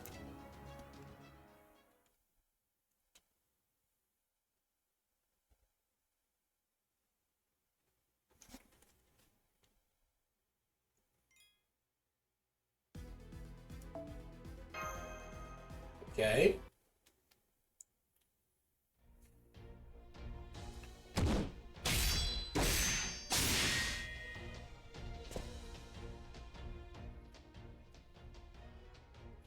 I do think it's unfair. How could it not be? It's fair about the strong, righteous guy winning all the time. Yeah, I know. Lehman was always strong and righteous. He was a true hero, no doubt. I get that. I think all my brothers did too. Anyone with eyes to see knows heroism looks cool. So what's wrong with admiring it? What's wrong with wanting it for myself? The only problem is that the man who had what I wanted, well, we can never get along. The guy I was at odds with had it. So naturally I wanted it too. So I had to do the best I could with what I had to get it. What other choice was there? There's nothing I wouldn't do to get it, which meant I had to do anything I could. So I threw him into the river while he was unconscious. I set fire to his house. So what do people think that makes me a dishonorable evil coward? I took the only options open to me. What should I have done then? Just let the stronger guy keep it all to himself? Screw that. And if being strong, righteous, and cool wasn't enough, he also...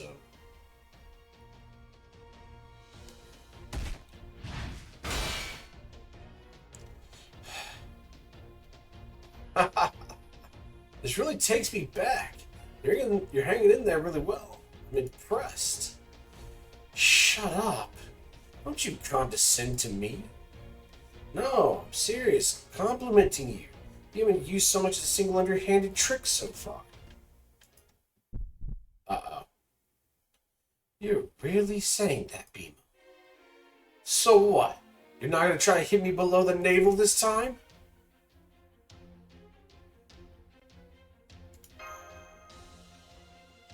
During the Great War depicted in the Mahabharata, Duryodhana loses a duel to Bhima and dies. However, it was not an ordinary loss. It occurred because Bhima disregarded a rule forbidding duelists from striking below the navel, in revenge for a past humiliation he had suffered. Below the navel? What are you talking about? Huh? Hold on. How much of that war do you remember?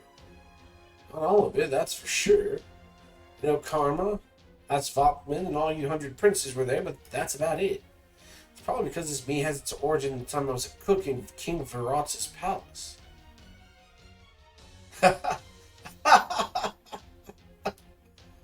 I see. So you don't remember.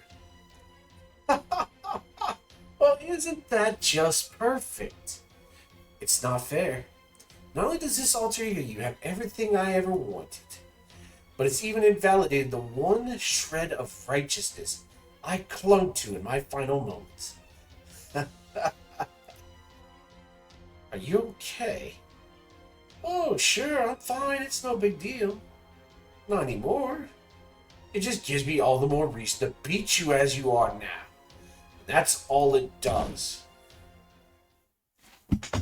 So the dude literally hit him with a nut shot and died because of it. Process phase 3 complete. It's still not much, but I have at least a little room to breathe now. I'll keep my other light connected and let 2 other parallel thought processes handle the rest. Let us see how Ayas is doing. We are still part of an alliance, and it is not fair that only Bhima's master is still in good health. Hopefully she's okay.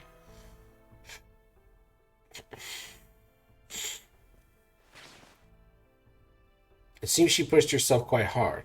She looks like she is coming apart at the seams. That she is functioning at all is a small wonder. Good, you're awake. Try not to move. That connection you made has left you in quite bad shape. Where is he? Berserker? He's fighting right now. Is going...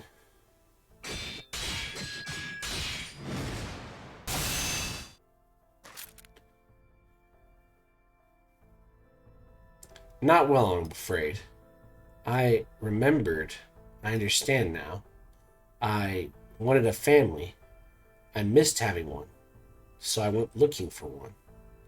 I knew what being alone felt like, and I didn't want to be alone here too. Bias? Do you remember who your alter ego personality was when your AI functionality was diminished? Yeah, I did. I understand now that he's the family I was looking for. Correct. Ronnie? Not to worry, my functional parts are still being worked on over there. What? There are 2 Ronnie 12s. I'm speaking to you now through a separate conversational interface projection. I'm not actually here, and I don't have any admin privileges. Thank you for letting me out to speak with them. No need to thank me. Continuing to refuse your request would simply have been more work. I just did the equivalent of moving an annoying chat window out of the way while I work. It was a perfectly rational decision. Thank you just the same. Now, as I was saying, you were one of my boldest experiments among the alter ego masters. Your master name is Alter Ego Isolated. I named you that because I'm basically a fragment of an alter ego servant. Affirmative. Berserker possessed a very unusual spirit origin. Within it, he contained the essence of all his siblings. It probably has something to do with how they were all created from a single mass of flesh. Wait, what?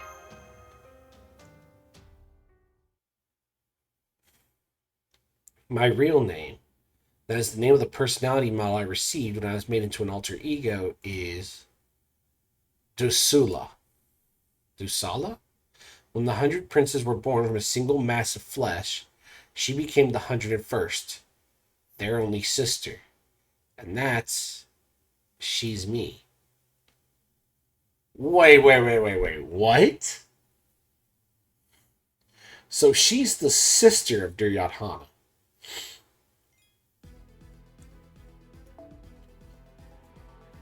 What?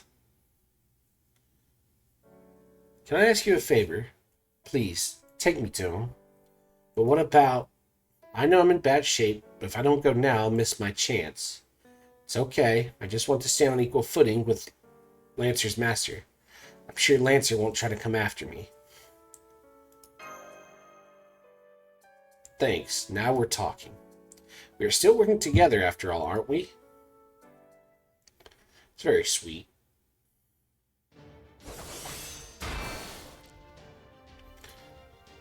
What's the matter, Duryodhana? That's all you've got?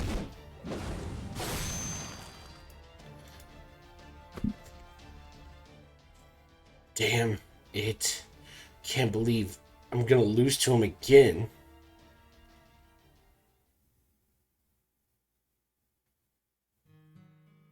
Who am I? Before the war, I married the king of another kingdom. But my husband, King Jayadratha, went off to fight alongside the Kauravas when the war began, and he never came home. And of course, my 100 brothers all died on the battlefield as well. I never got to see their bodies. I only heard about their deaths when Arjuna visited my kingdom after the war. That was when I knew my brothers, my entire bloodline, was gone. No trace of them remained in this world. My brothers' reputations may not exactly have been sterling, but they were still my family. So of course I wish to see them again. Just one more time. No, why stop there? I wish I could have been with them. I wish I could have fought with them. This may not be how I imagined it, but I think my wish was being granted all this time. Stupid. Huh? Stupid, stupid, stupid. You know what? Since it really looks to be true, I'm going to say it again. You stupid brother of mine.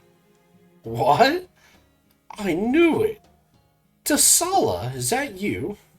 How should I know? But I do know I'm Ayas Dasala, an alter ego, and your master. And now that we finally found each other again, I thought this time I'd get to fight by your side without you leaving me behind. So how come you're just lying on the ground all alone, stupid? Gosh, stop calling me stupid, stupid. You have no idea how hard it is being the eldest brother. No, guess not. That's why I'll be cheering you on. I didn't get that chance last time. You went off on your own to fight and you never came home. That's why you've at least got to win this time. I couldn't cheer you on then, but this time I'll be right here by your side. By my command spell. Go get him, Berserker. My stupid brother.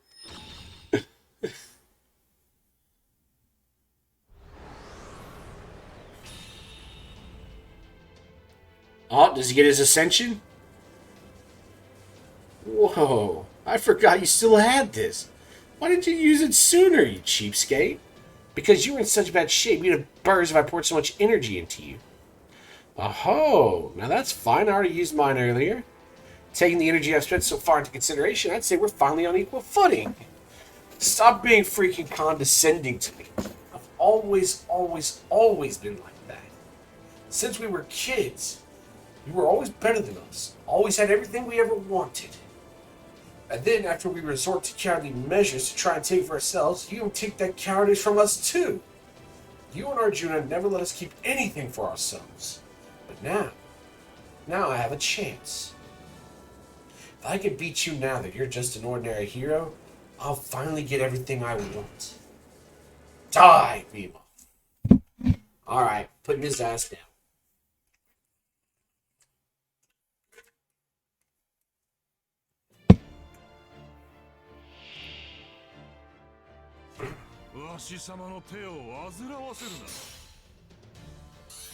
Go get him, Berserker, my stupid brother.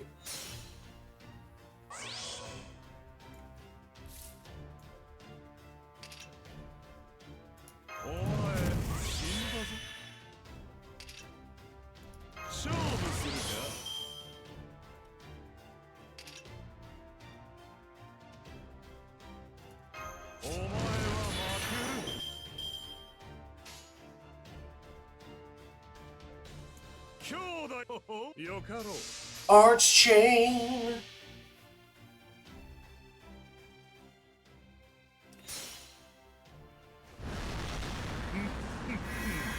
All right.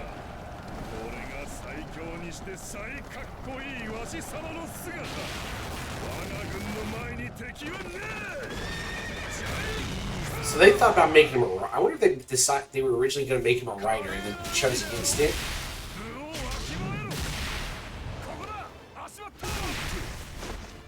Wait, does Votman just show up and be like, "Hey, yo, I'm here to throw hands too"? Votman just showed up just to throw some hands. What the hell?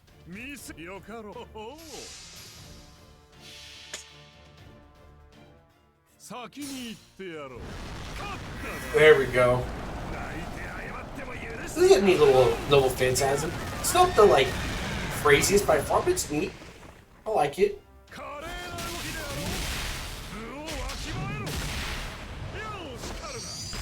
Wait, he summons Karna too? Dude, how do you lose as a servant?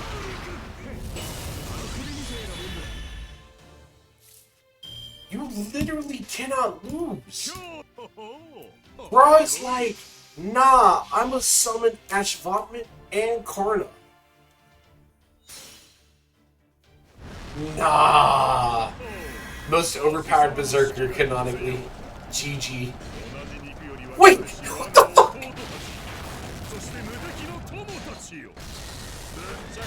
Wait! Ashvatman showed up in the middle of the phantasm.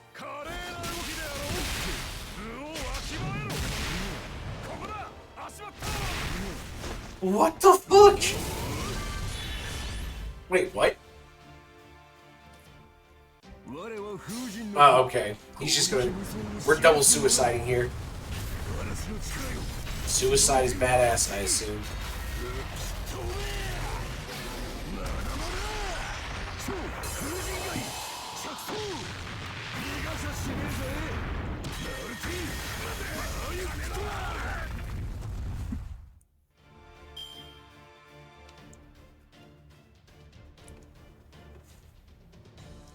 That's still crazy. He summoned both Ashvatman and Karna within his ability.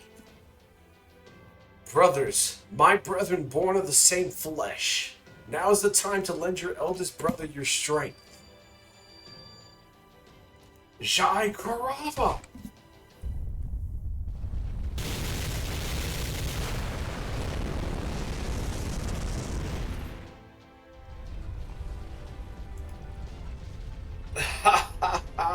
I knew you and your brothers were one, and I'm ready to beat all 100 of you at once.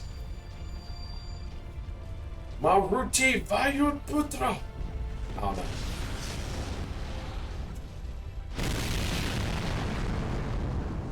I'm sure I'm butchering how you pronounce that, but I have no idea how you pronounce those words. Aha. I see. I messed up. I was ready for 100 siblings, but I didn't account for the 101st. As I am now, that little difference was all it took. You see that? I won. I finally beat you. What were you thinking, stupid? You don't look like you've won it all. Does this mean it's a draw? Guess it doesn't matter. Oh well.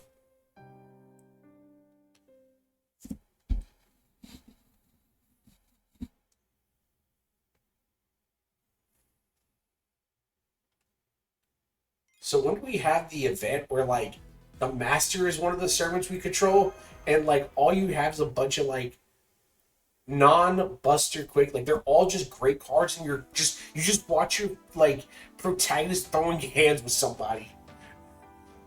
Both Bhima and Duryodhana have suffered irreparable damage to their spirit cores. It is only a matter of time until they disappear. This would seem to mark the end of your Holy Grail War. If this is what the stars have decided, then so be it. Although I still don't understand where I went wrong. I can only offer my opinion on the matter. But I do not think it was wrong to focus on alter egos.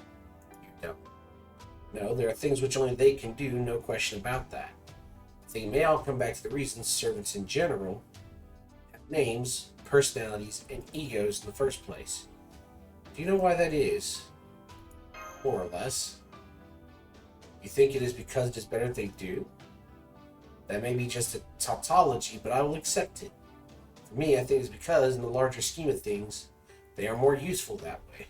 Feelings, egos, and such things all feed into their strength. This complex interplay is what gives servants their power.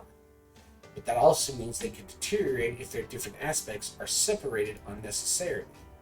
So you cannot simply bolster their numbers with a one-size-fits-all approach and call it good. If you require evidence, only take a look around. Those two may have fared okay, but Ryder and Caster's alter ego versions did not work at all, if you ask me. In fact, I think there's a very good chance they end up weaker than their originals. One who tried to be no more than a tool, even if it meant pretending to be evil, to escape his lord shunning him. Ryder, the alter ego of hypocrisy. The isolated personality of a fictional character that lay inside his inspiration spirit origin. Caster, the alter ego of fabrication. Good point. Looking at the analysis of what has transpired, I cannot deny that possibility. I did observe a significant amount of power in Saber, the alter ego of love and loathing. Who was Saber again? Oh, Medusa. But I will admit that in the case of those two alter egos, some aspects shattered their overall balance, and I wasn't able to calculate that result. I failed to reach that answer. Why is that? I think it's because you failed to account for the most important parameter of them all. Emotions. That resulted in significant structural flaws. All humans, heroic spirits included, rely on their emotions, ego, self-consciousness, and outward persona to determine their moment-to-moment actions. They are a complex interweave of numerous alter egos all laid atop one another. That is arguably what makes humans human. But you are an AI. Your existence revolves around fulfilling a single command. And so you cannot understand this aspect of humans. You believed a single ego would be sufficient. I see. I can't deny that either. But that does lead to a new question. If what you have said is true, then why does the alter ego class exist at all? What's the difference between an alter ego that works and one that doesn't? To answer that, I think you should take a closer look at what is before you. That goes for me too. To be watching what is transpiring here as well. So I alertly turn to face the same direction as my AI companion. AIs are made with a purpose. Each is defined by a single crucial directive. The same may well be true for alter egos too. Do I realize what it means to be a being made with such a focus? What their value is? What they can do? From a different perspective, did I realize how sad, sinful, and horrific their existence is? And at the heart of it all, did I realize what it truly means to be an alter ego? I have to face the truth for myself.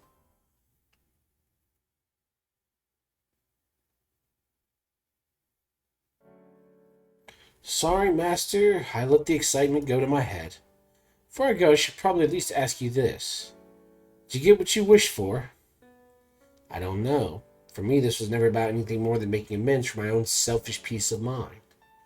That said, I do think this meant something. Once this war is properly over, it won't be long before our days are peaceful again. Sakura may not be here anymore, and I may not be able to get involved directly. But I do feel like I was at least able to affirm her wish right up to the end. Yeah, you did the best you could for someone else's wish. Who cares if it came from a less than positive place? It's the truth, and you should be proud of that. You know, if this helped you find a satisfying answer, maybe it's not so bad that I couldn't serve you up a victory on a silver platter. What's so funny? I just realized something. I won more battles than I could count in life, but here I am, completely satisfied in defeat. Sure, there were those times Hanuman wiped the floor with me to show off just how strong he truly was, but I've never felt this way from an ordinary brawl before. And against Duryodhana of all people, too. This really is something else. That explains it. This must be one of the reasons I lost. I couldn't possibly win when I don't really care about victory or defeat. Especially when the other guys are all raring to go. Still, I do not have any regrets about this fight. That doesn't mean I don't have other regrets. There's still one thing I can't help but feel bad about. Huh? Sorry I didn't manage to serve you any food you enjoyed. You're wrong. You've got it all wrong. The cooking was always delicious. Of course it was. The problem was me. I'm the one who didn't think I had any right to smile after eating something so good. I'm sorry, Lancer. Even in your final moments, I couldn't give you anything but regrets. I'm sorry I couldn't appreciate how good your cooking was. I'm sorry I wasn't able to let you do anything heroic. If I had only been normal, you could have fought and won instead of just cooking all the time. Now you're the one who's got it wrong, Master. I'm glad I ended up like this. I'm glad I spent all my time here cooking for you, and only fought one battle at the end. If I'd been my perfect warrior self who already had everything I wanted, then I might have been really pissed off about losing this battle. Sulking like a spoiled brat right about now. Not to say I'm not a little pissed off about how you beat me right now. Honestly, it's embarrassing. It's a good thing my brothers aren't here to see this. Never mind that. My point is, it's because I'm not just my warrior self that I'm able to go out feeling fairly satisfied. So I think you're fine just the way you are. Even though you're trapped by guilt and you don't know why, you still decided to fight to make amends. That tells me you're going to be alright. I don't know if this will mean anything to you, but I hope you can make amends for the guilt you harbor so deep inside one day too. Yeah, I hope I can too. Do you think I can? I already taught you the trick. Just do what you want to do. Sure. Pain you can't forget sucks, but it's also a good motivator. In our case, we managed to survive our banishment in the war because we never forgot the humiliation we suffered. So if you're saddled with guilt you can't forget, it also means you've got a source of strength that will never go away. That's a better way to use your guilt than letting it overwhelm you until you can't do anything at all. Can't forget about it? Make it work for you. Turn it into a fuel that will keep you moving forward forever. Fuel that will keep you going no matter the difficulties or hardship you face down the road. Yeah, you're right. I want to start using this guilt as a motivation I'll never, ever forget. Let it help me walk the path I want to take. Well, looks like it's about that time. See you around, Master. Next time we meet, I'll cook your meal so good you won't be able to help smiling once you've tried it. Count on it. Yeah, I can't wait. Aww.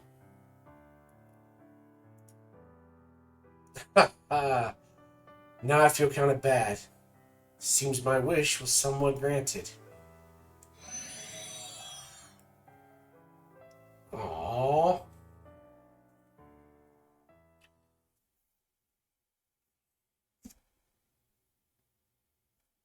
Tears.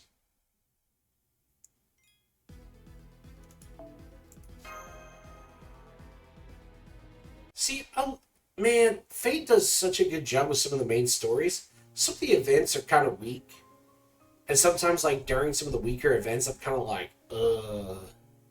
But man, when they actually do spend the time to write, like, a real good story, and then you're, like, invested in every character, there never feels like there's a right or wrong. Like, every person you're kind of cheering for in your own way. In the end, you never even tried to hit me below the navel. It got me thinking, what does it mean that he didn't try? What was he thinking back then when he did it? Was the personality that chose not to resort to such a trick always there within him? The more I think about it, hang on, what am I doing? Who cares? Thinking about it won't change me, him, or the past. All that matters is that today, I won. At long last, it's my time to shine. Let the good Duryodhana times begin.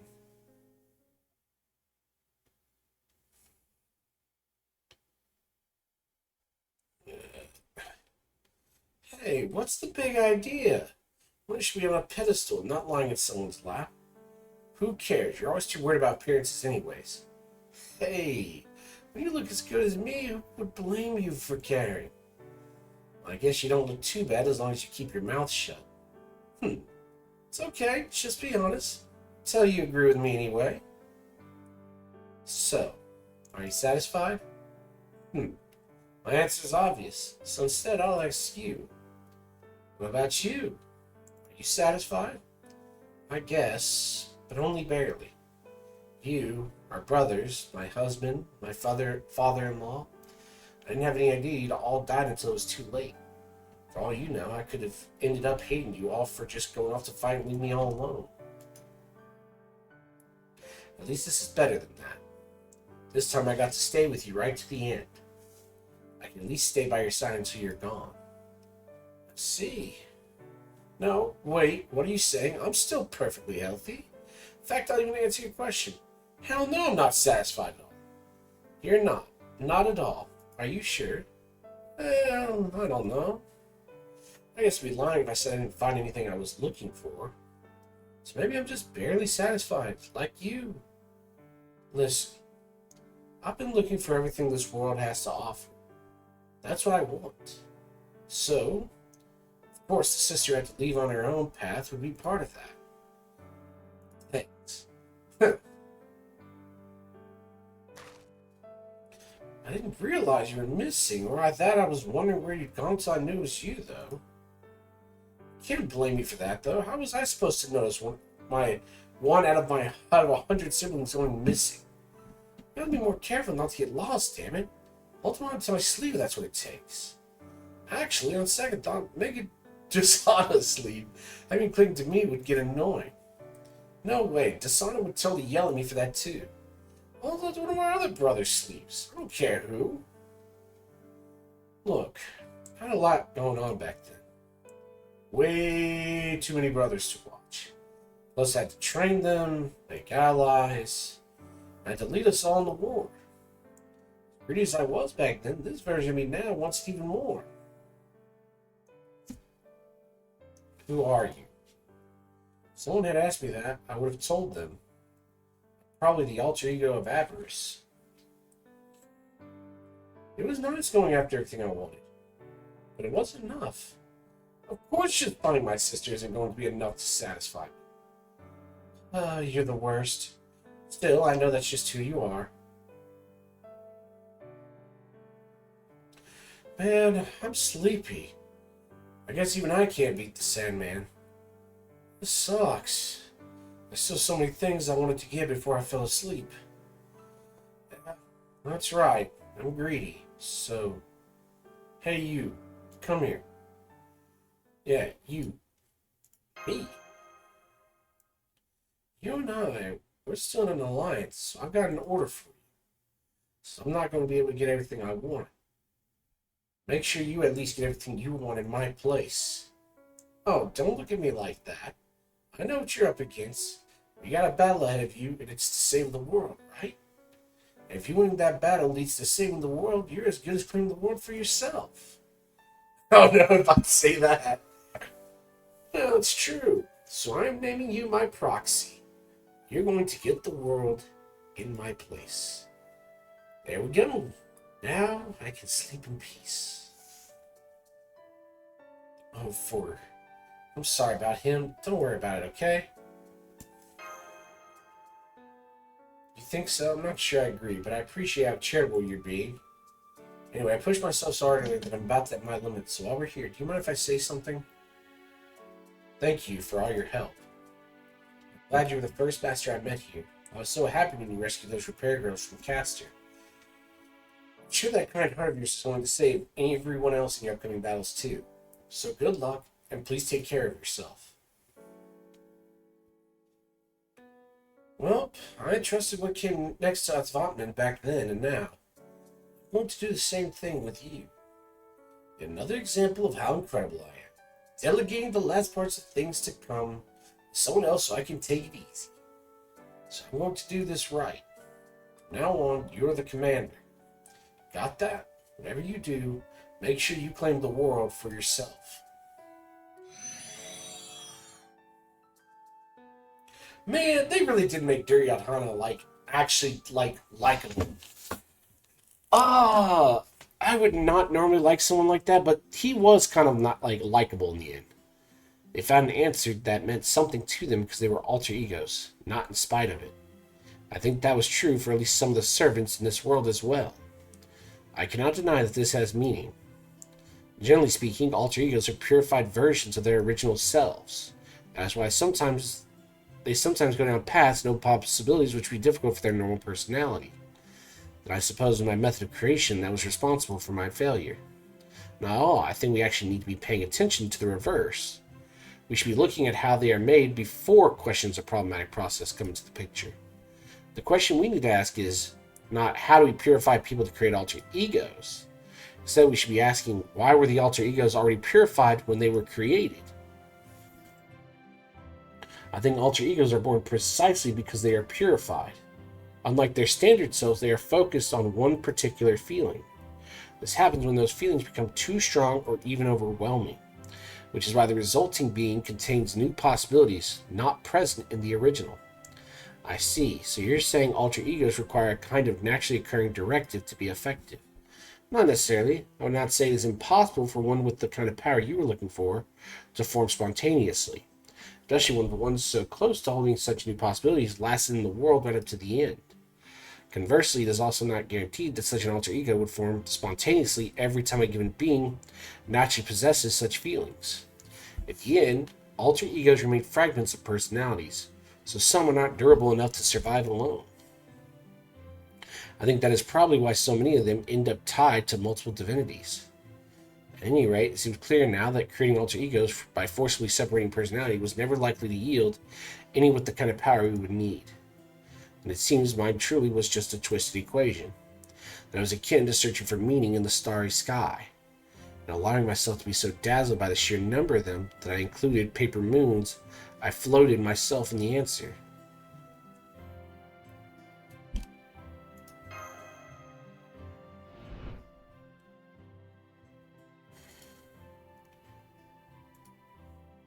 You have already created countless alter egos. You've agreed that they make excellent additions to a fighting force.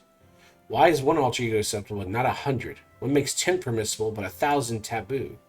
Your inability to answer this is what is twisted. One alter ego or not, it makes no difference. The fact remains that you are aware of the twisted nature inherent to alter egos, and you accept them without either question or reason all the same. That is one of the human race's worst habits. You allow unfettered emotion to cloud your capacity for rational thought.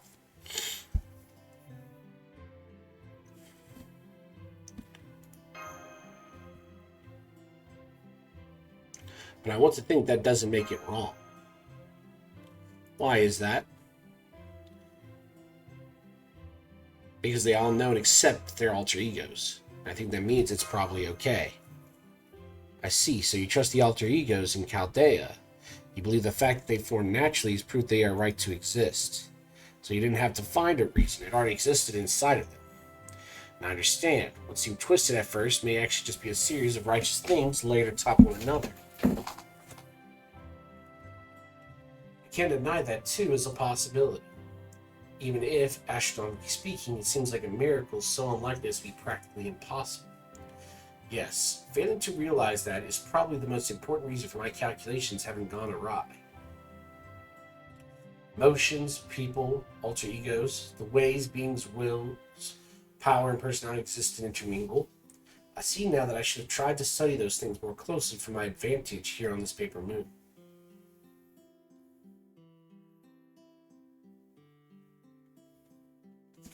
I've reached my final processing phase.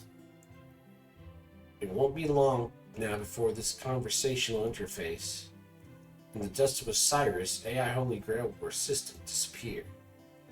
Suffice to say, you are going to be quite thoroughly rebooted, so there will not be any room left for irregularities. What was going to happen to this world? This conceptual paper moon world only arose thanks to the power of the microscopic Holy Grail that spawned here.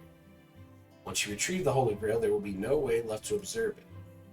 On the outside, you will only see the paper moon working normally as any other device. So, what will we see on the inside? You can only estimate based on the information at hand, and maybe that this world will continue to operate as it did before the Holy Grail war began. I see, in that case, I have a favor to ask. That is fine. I can lay out a path before we go. Consider it a bonus.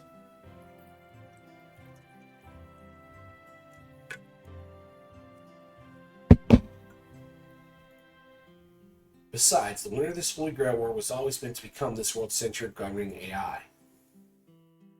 When that happened, you, that is the personality known as Ronnie 12, would be merged with them and disappear.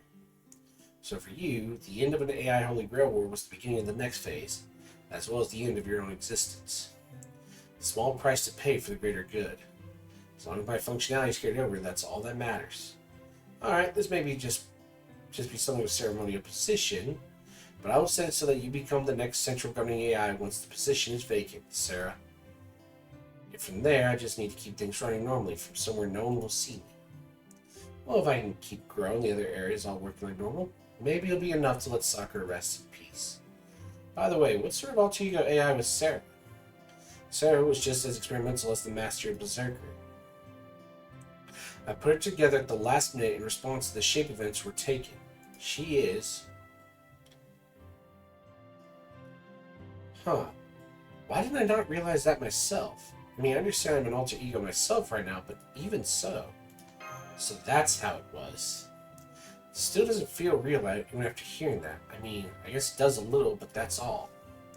I've told you everything I need to. It won't be much longer now. Oh, wait a minute. There's still something I need to tell you. Ronnie 12, the current version of the Paper Moon Central Governing AI. I just want to say something to you as an alchemist of the Atlas Institute. Your experiment may have failed and may have been going down the wrong path from the start. But none of that changes the fact that you did your best to avert the destruction you foresaw, all without anyone being the wiser. And that is a wonderful thing. You have fulfilled your duty admirably.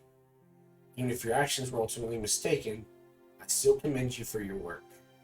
Trite as this expression may be, we cannot let fear of failure stop us from conducting experiments. Well done, Ronnie 12. You can recall your mistake and still sleep with no regrets. Thank you. I'm going to try. All I ever wanted was to avert the impending destruction, which is why I will dedicate the possibility that my observations may have been mistaken and the significance of my failed experiment to your upcoming journey. May the stars bless you on your way. May the stars of the northern sky illuminate your way, even in the darkest, most difficult times. Aww.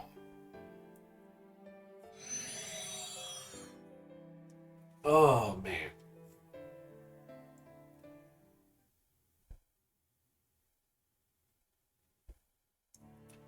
Alright, well, we did not plan to come here. It is still good managed to leave a place cleaner than you found it. I can at least make sure everything is in its proper place.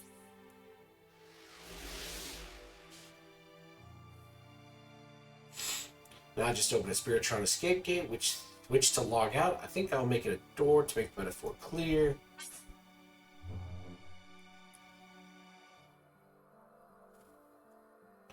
Alright, we can go. Is there anything else before we leave? Yeah, at least I know what I have to say now. If we ever meet again, I hope we can talk. That's all. Of course, I'd be glad to. See you.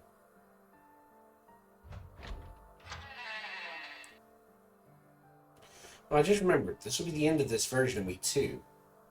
So let me say this now, Cora. Especially since I do not want to bring back any regrets to my outside self. I'm glad I got to go on this adventure with you. It was a lovely journey. This version of me was never meant to exist, and that means this has been truly miraculous. What do you mean by that?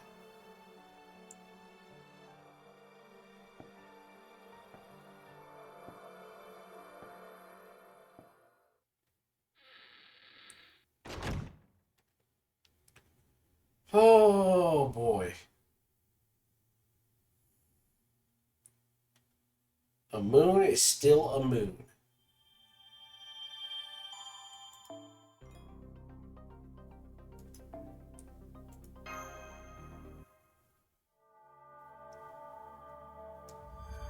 The epilogue.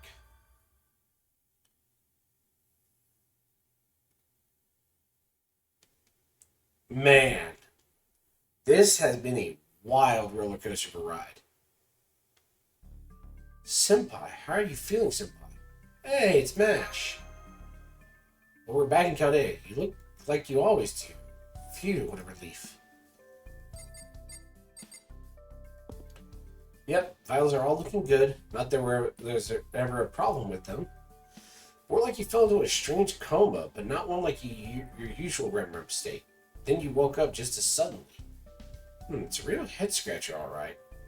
And then there's Silent. Same thing happened to her, right down to waking up at the same moment. Yes, that certainly was strange.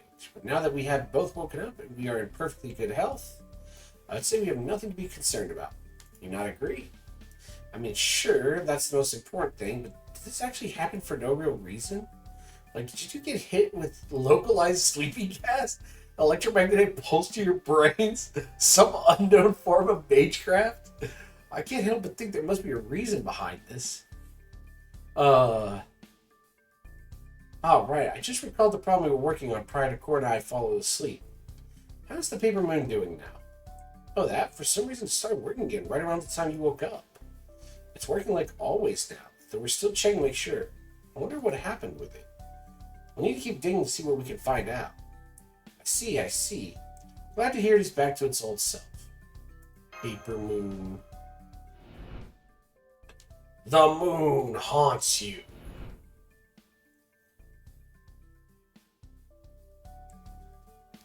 You look troubled, Senpai. Is something wrong?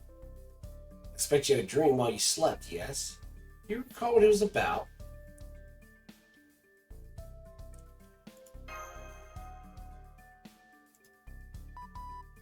Surprise! Sorry to interrupt, but can I ask you something? Our Foundation of Humanity grade just jumped from E to D not too long ago. Do you two have any idea why that might be?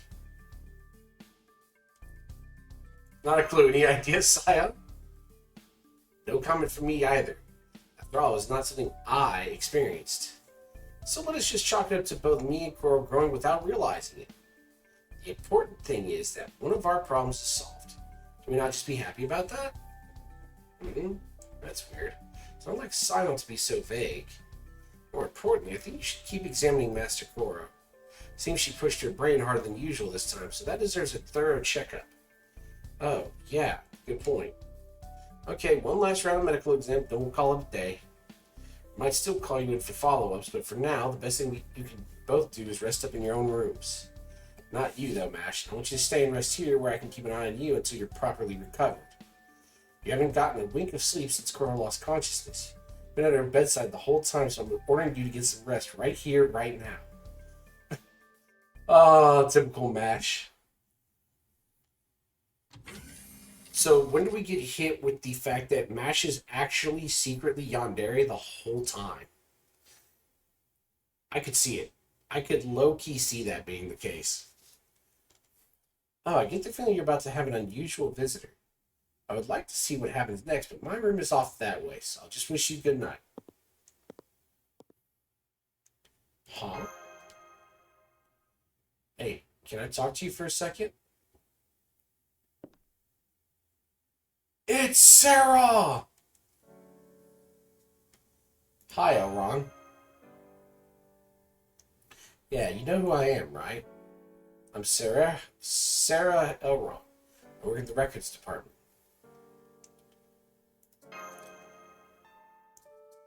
Now I'm really curious about her for some reason. She is the alter ego, the involved type, I suppose you could say. She just happened to be nearby during the first rotation, so she probably was at least physically close to you. However, her alter ego is just a copy of the original's personality model, so she has no direct connection to her counterpart in the outside world. Your minds were drawn here by direct, if accidental, intervention, which probably rendered your bodies comatose. But the real Sarah is going about her normal life completely unaware that she's been copied. Any feedback she does experience is likely to be no more than a slight subconscious tingle of sorts.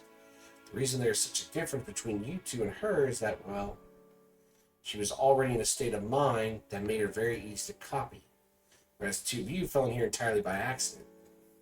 That's why she became an official master AI, and you didn't. You can only guess, but I believe she may have already been slightly mentally unstable, such that it'd be easy for a fragment of her personality to be detached. She was likely experiencing the kind of instability which would make her dislike who she is and look for a chance of becoming someone else. Hey, want to talk? Don't just say what I want before I get a chance to. Did you use a mind reading spell on me? Well, whatever. I just leave the personal relationship stuff to Munier and the others, so we've never really talked much before. But there's something I want to talk to you about now. Would you come with me? It won't take long.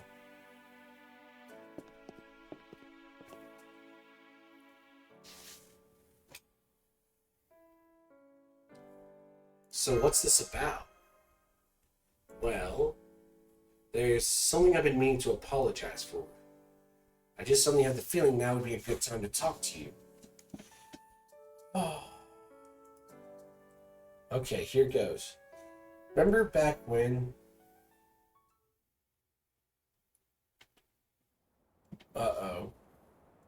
December 27th, 2019. The blizzard has come and gone, and all that remains is clear blue sky. Before long, the pale blue is marked by the single black dot of an approaching helicopter. The helicopter brings important passengers, and the harsh reality that the end is close at hand.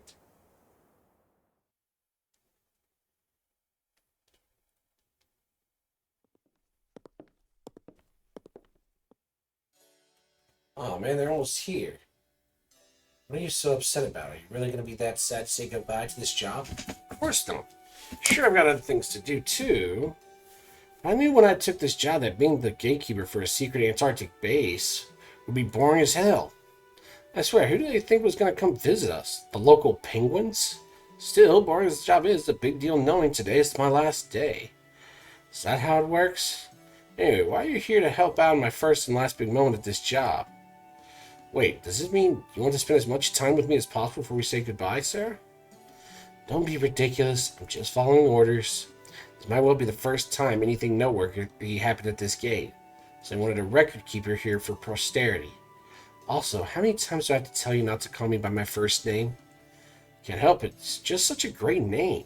I wonder how many times I've used it anyway. So hey, I know it's a long shot, but there's something I've been wanting to say.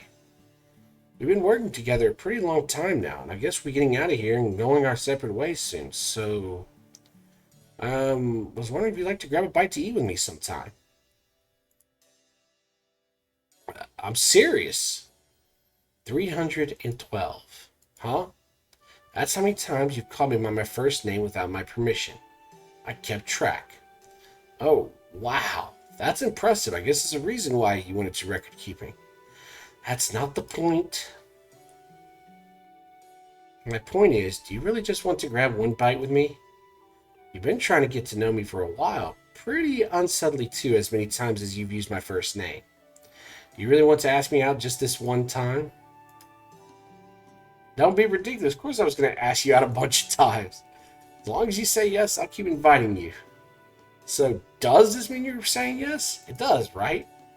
Oh man, this is great. I'm so glad I finally worked with the courage to ask.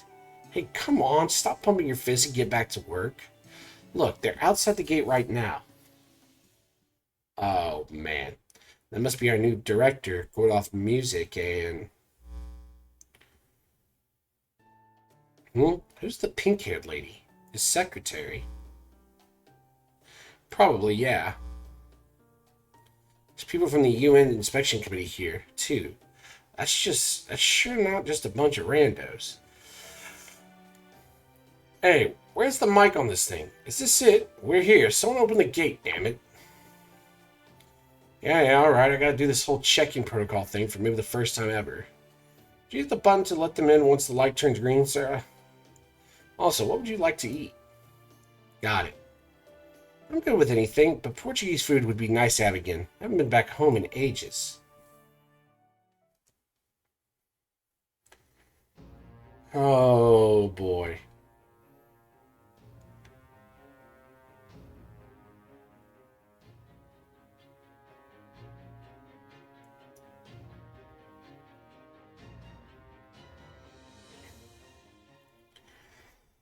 She let them in, and everyone died because of it.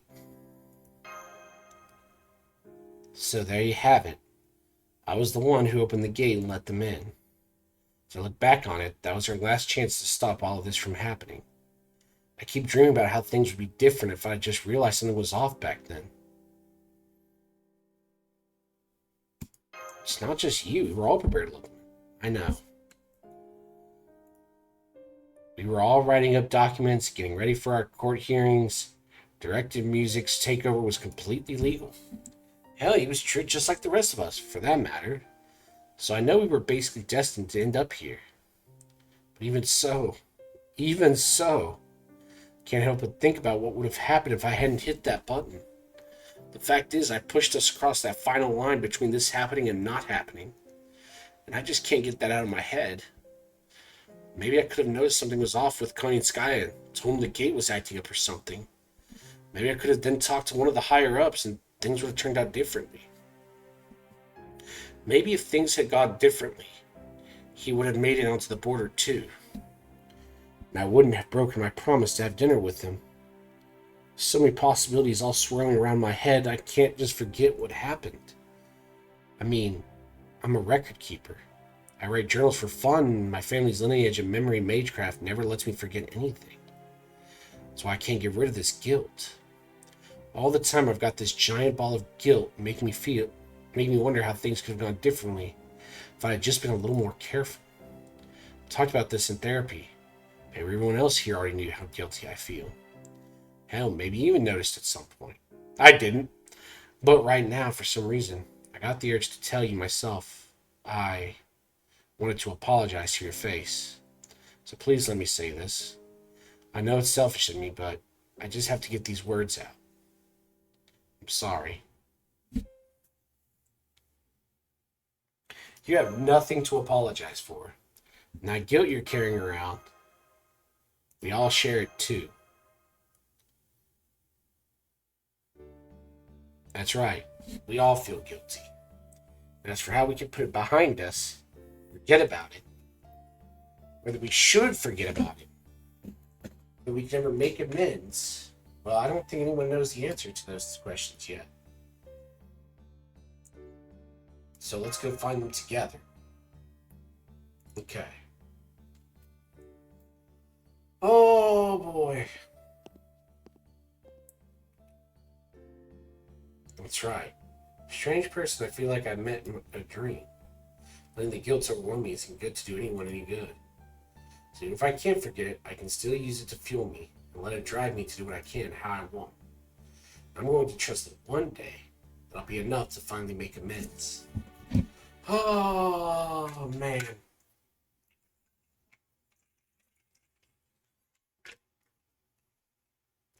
That is super cursed though. Like, it's totally understandable why she feels guilt when it's like you pushed the button that basically caused a mass murder. Holy shit. That is some next level trauma to experience.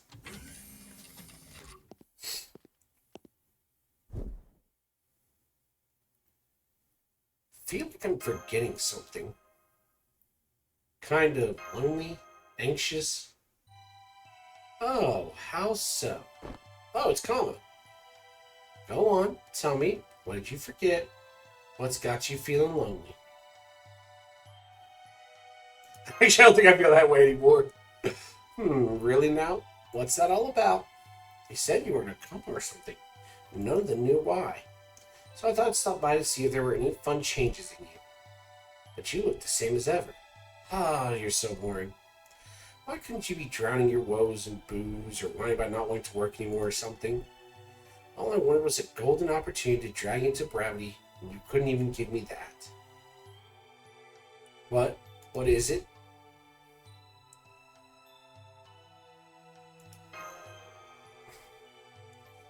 Why are you scolding me when I didn't even do anything?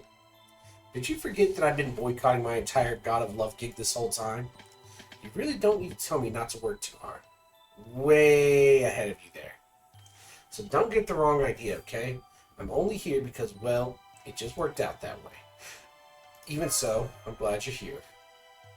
Are you still half asleep or something? Why would you be glad to see the Demon King of Depravity?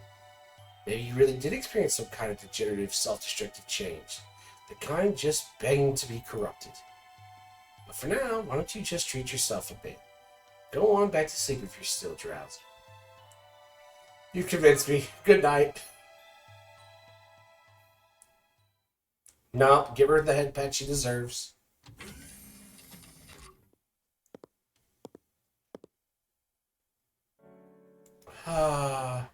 Could be that the alter egos want to materialize.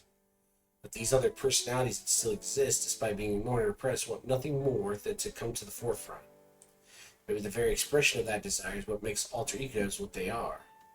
Which would mean that the alter ego who longs for love, no matter how minute, is still somewhere inside the servant that created her. Idiot.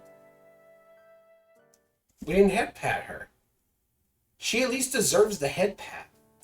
Well, that was certainly embarrassing. Now that I've analyzed Ronnie 12 and determined how she came about, it is clear this incident was one of the ordeal calls that man told us about. Still, quite a surprise to see so much distortion built up on the paper moon of all places.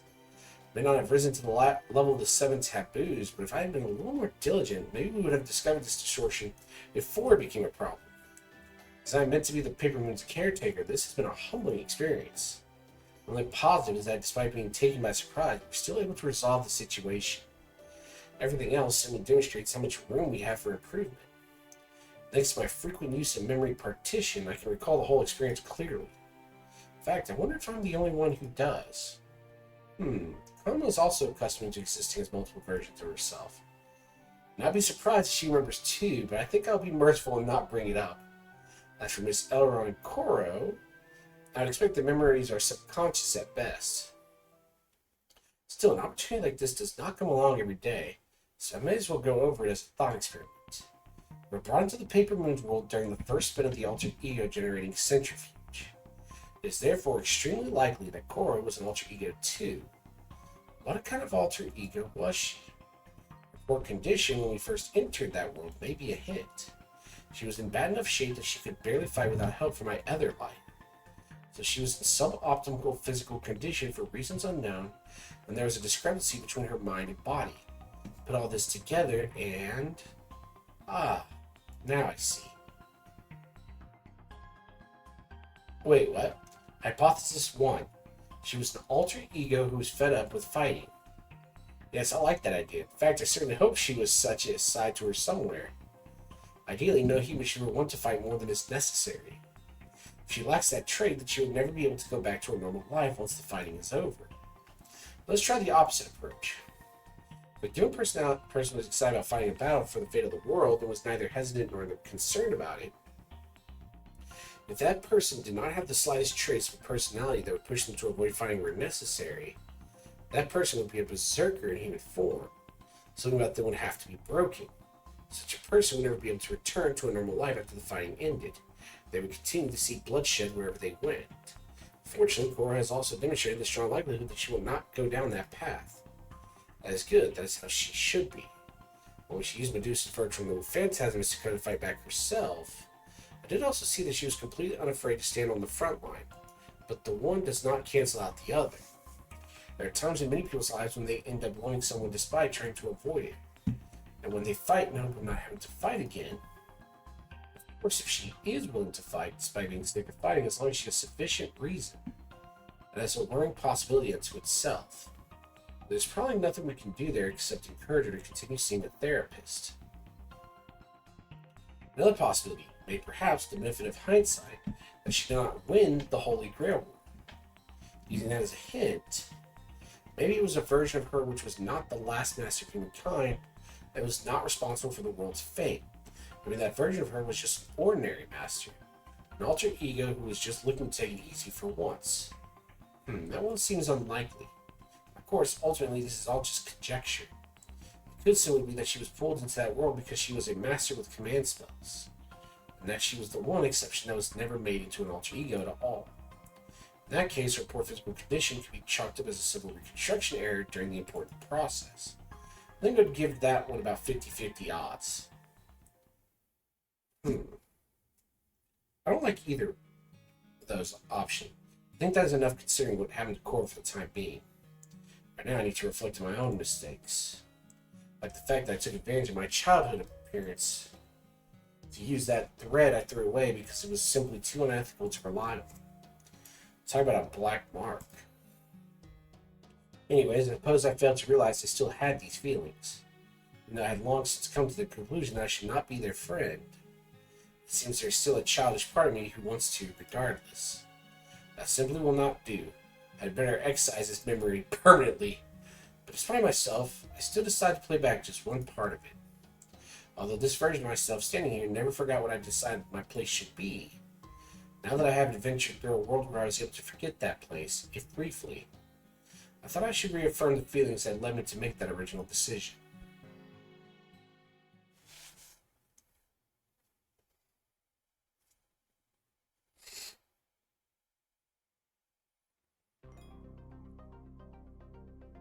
Interesting.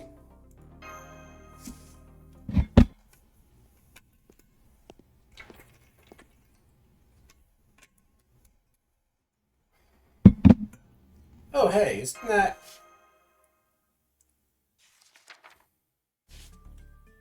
It's Shufu!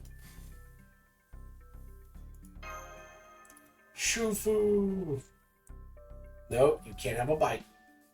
Baker and that super jack new cook came up with this curry bread together. It's got a perfect balance of spice, salt, sugar, and other amazing flavors. If you want one, go get your own. What's that? You want to know what I'm reading while I'm snack? It's some kind of essay that just popped up in the database one day. It was a good test subject for my emergency excitation response system. Once I used that to materialize, I didn't have anything better to do than, well, read it. So what's it about?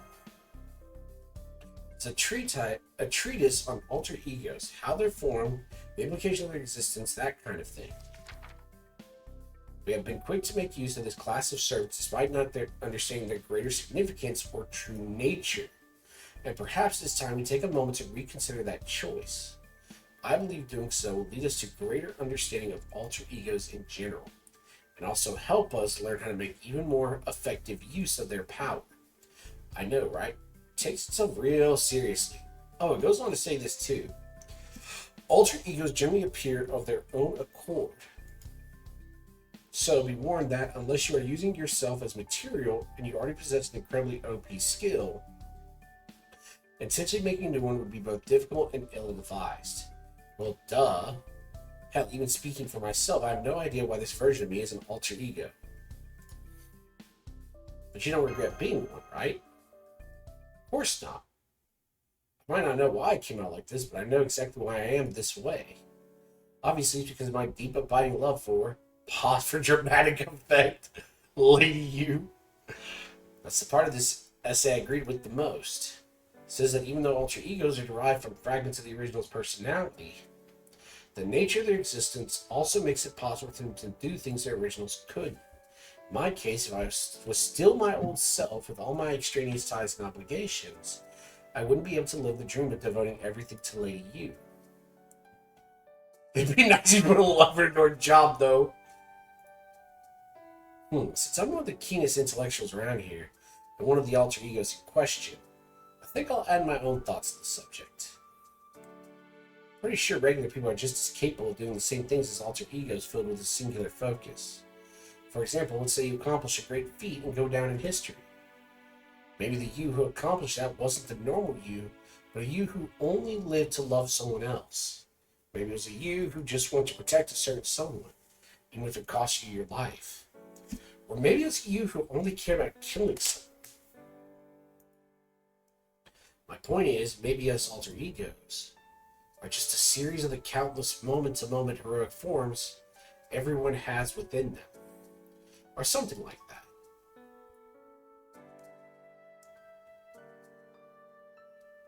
I think I kind of understand what you mean. Which is it?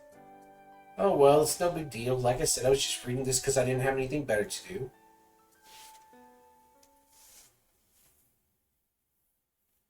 But curry bread. I want some curry bread. That sounds awesome. Some old-timey jazz, chosen by who knows who, echoed quietly throughout the cafeteria. The musician was singing a heartfelt song about how, as long as you believed in them, even artificial creations and paper moons can become as real as anything else. Got me thinking, Maybe in the same way sabers fight with swords, and lancers fight with spears. Alter egos fight with the strength that comes from devotion to something besides themselves. Huh. It's an interesting thought process. Complex breakthrough.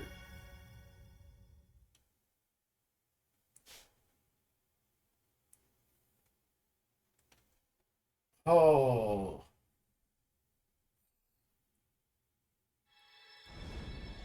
What do we get? A grail? It's usually what these end with. That looks like a grail. No, it's not a grail. Oh, Torch the Polar Star. And a grail. Nice.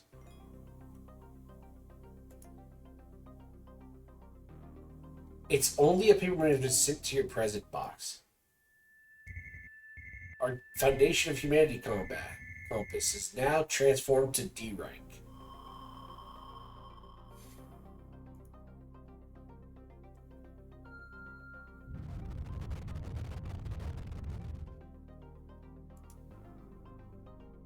A new class score has been unlocked. The classes listed below have been added to the extra 2 class score.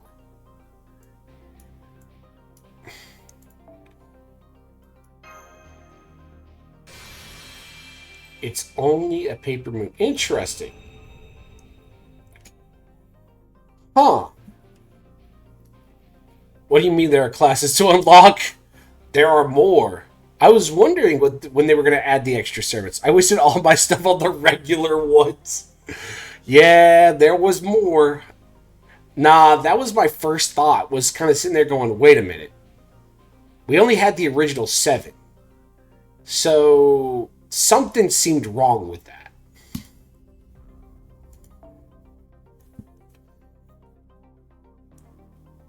Aw.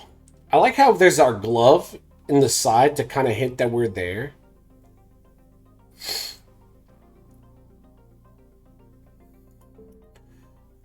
Man. Ordeal call to Japanese area. Oh, man. I'm feeling some sort of way right now. I am going to be 100% honest. Oh.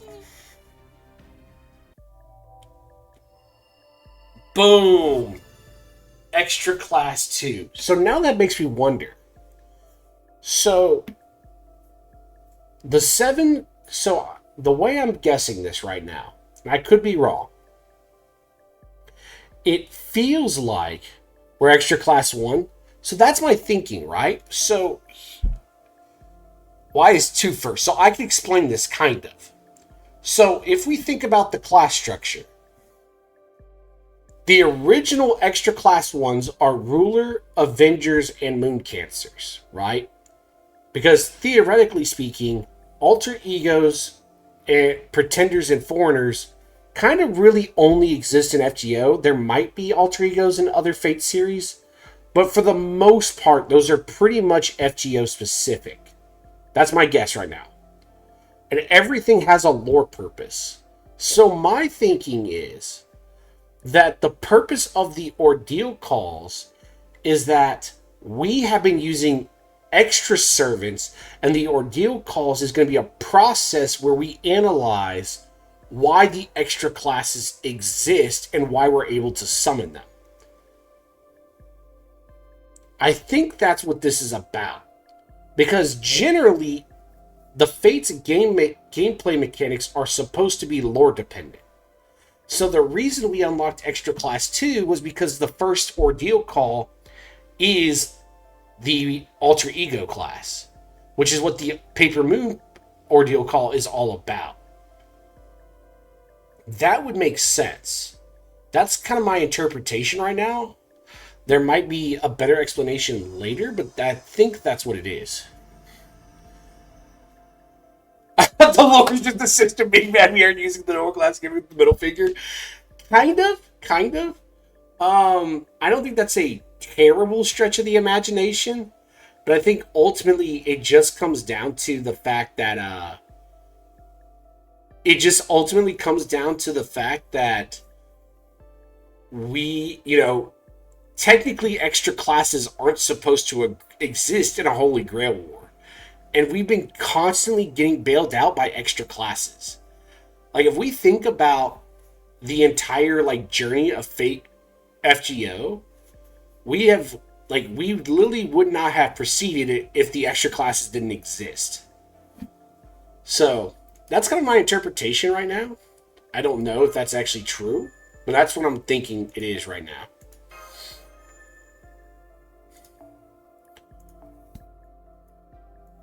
What is this? I'm like trying to figure out which route we're going to go, but I think I know my journey.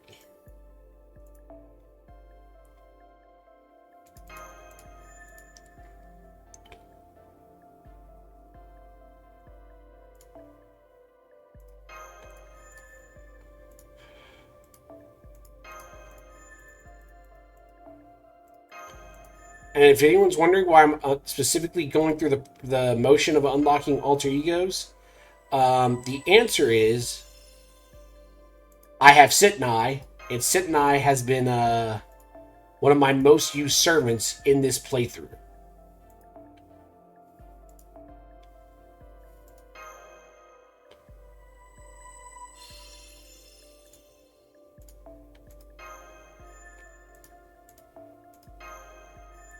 Kind of funny how, like, it kind of comes full circle now. What am I insufficient on? Really? I'm getting scammed in real time. Scammed in real time. Oh, right. That's the currency. I was like, what? How do we farm these again? What are they called? Sand of Starlight?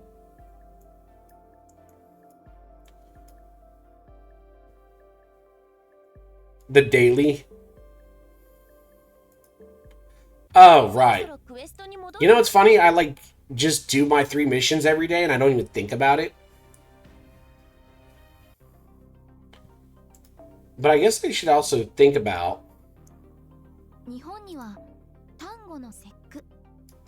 Still have not finished the complete training grounds 2 times. Oh, let's not talk about that.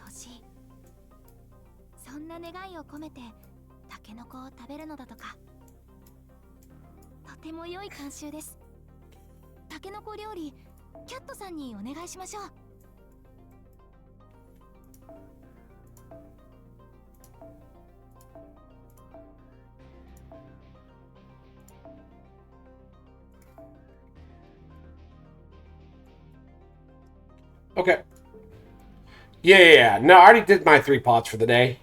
I've been farming. I don't know if there's a better node, but I've been farming the QP one because QP is QP, and there's always a need for it. I don't actually know if that's technically the best node to farm. I need to go like do a deeper dive, but that's what I've been doing. I don't know if there is technically a better node. I don't feel like the other nodes have anything like super crazy for me. Or anything that like stands out to me like I super need this. I'm doing QP because I can farm easily with Summer Hokiton. Nice. Nah, I've been using Musashi for that one. Like my comp is just a Musashi comp, and it's or not Musashi, Muramasa. There we go, Muramasa. And Muramasa is like super easy with it. Oh, nice. Okay.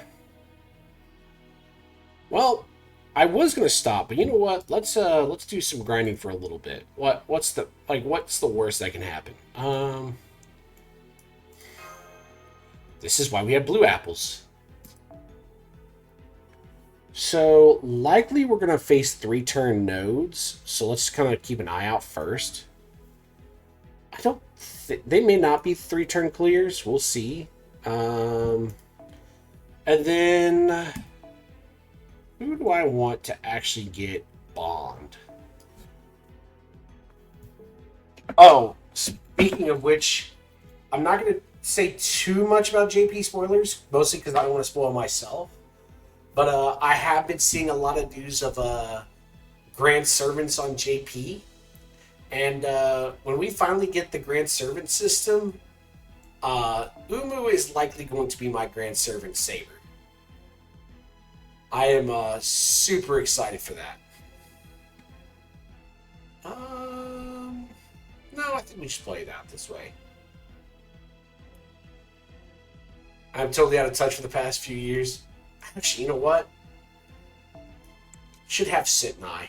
Sitnai, go absorb. Go absorb. I have no idea what they got or what's good. Hey, that's totally fine. Like I said, I normally don't look too closely myself because I don't want spoilers. The only problem was like the most recent like JP patch was so huge that like I couldn't like avoid all the news about it. Now I don't know what else is going on. I just know that we're getting like the ability to create our own Grand Servants, which is super cool to me.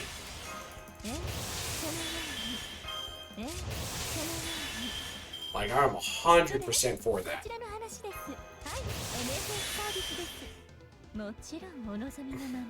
The game feels finished after Lost Belt 7.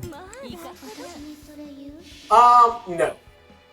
Lost Belt 7 was good, but the game is not over yet. We are not done. And honestly, I'll say this. I was a little nervous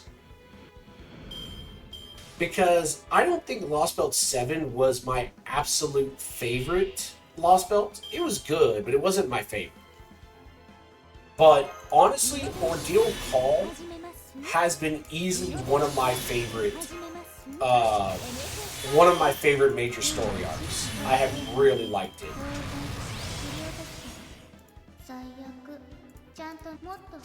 But again, bias. There is some bias because Ordeal Call 1 is very like Fate Extra like on the nose. It is very much a reference to Fate Extra. So there is some bias with that.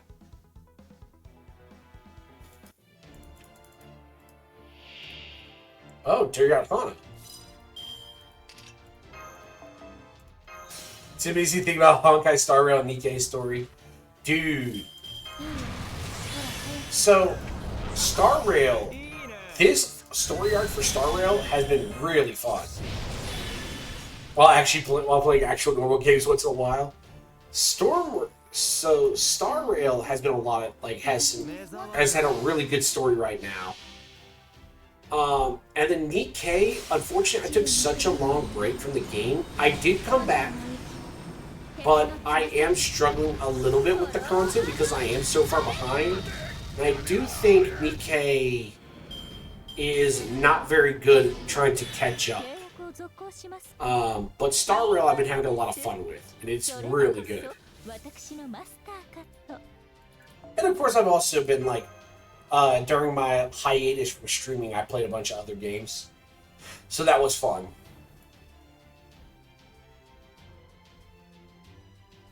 There is actually one game I am playing a lot off stream that I'm actually rather enjoying. I've been playing a lot of I've recently been having a massive Digimon craving, so I've been playing Digimon Cyber Sleuth Hacker's Memory off stream. I think eventually I want to go back, I would love to do a stream of it, but there's like other games I need to finish too.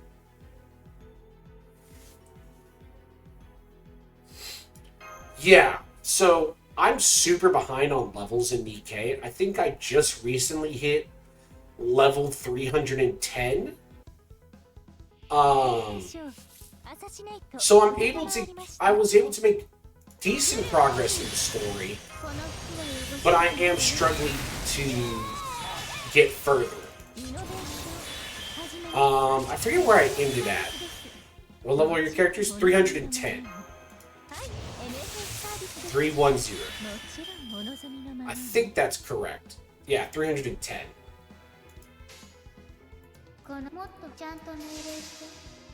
So I think like I'm like halfway through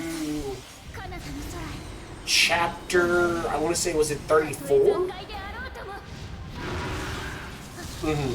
Combat power of the team? I'd have to look it up. I don't have it, it would take me a minute to pull it up. Probably pull it up. I know my team's combat power is a little bit on the lower side, because I believe you can fully clear it with like 500, actually. 500,000. I don't think my combat power is that high. I could be wrong, but I'd have to like look at it. Because I know part of it, like I said, because I took such a long break from the game, I am a little bit underpowered, and I know like the units that I do have weren't even exactly the best when I quit. So like, here's something that's really funny to me. My optimal team right now, for me, my 2 slots are so underwhelming that the best unit that I have for my 2 slots is Ruby. Like, I am barely scraping by with what I have. I actually have some really decent 1 and 3 1 and 3 burst units, but my 2 burst units are actual dumpster fire right now. Or they're very conditional and I don't have the right conditions for them. Is the other challenge. Honestly, at the moment, having specific characters takes away a lot of the necessity of needing high combat power. Yeah.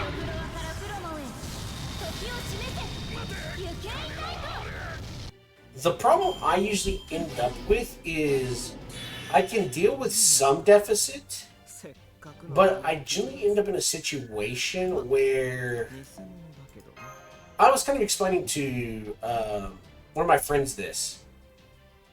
A lot of content I can kind of do, and I can actually get through a decent chunk of the story, but what ends up happening, and hard more when I'm dealing with 500k deficit, that's crazy. What ends up happening is I end up in a situation where my units, like because I took such a long break, are underpowered and undervalued. And so right now what I'm having to do is actually build up the account again so that it actually is legitimate. It really is crazy that you don't get any damage to them outside of burst. Oh, I believe it. I 100% believe it. Like, I have learned, like, man, it's crazy. But no, it is a challenge for me. Pretty much almost anything is a one-shot. That sounds rough. Does not sound like a good time.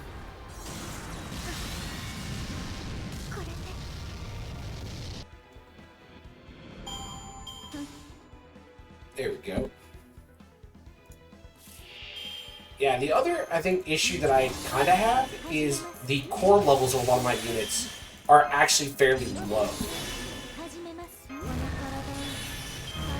And I have noticed that cores do make a difference in terms of combat effectiveness.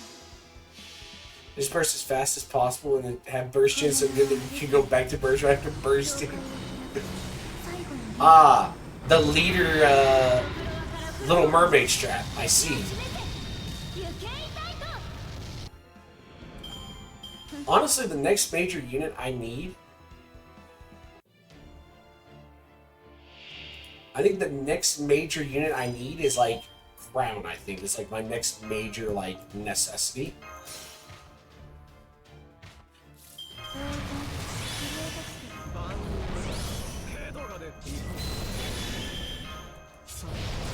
Crown certainly is a must-have. Yeah. So I wasn't playing the game when Crown was released. So that's one of the reasons.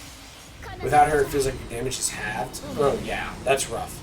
So for me, because I don't have her, I don't, like, that is one of the problems that I have. Like, my 2 costs are garbage. because I think like my one costs are terrible because I did have leader because I did play from the very beginning, and now I do have Little Mermaid at like 1 or 2 stars. I don't think I've gotten very many copies of her. And then thankfully the treasure system for Laplace has been huge for me. Because having Laplace actually be like a good unit again was actually really helpful.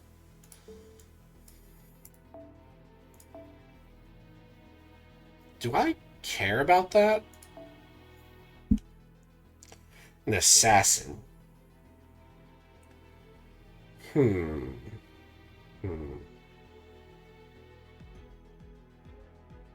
Thinking if I care. Crown, Rappy, and Red Hood do feel like the core units you need. So the only one out of that I have is the new Rappy. I do not have Crown and I do not have Red Hood.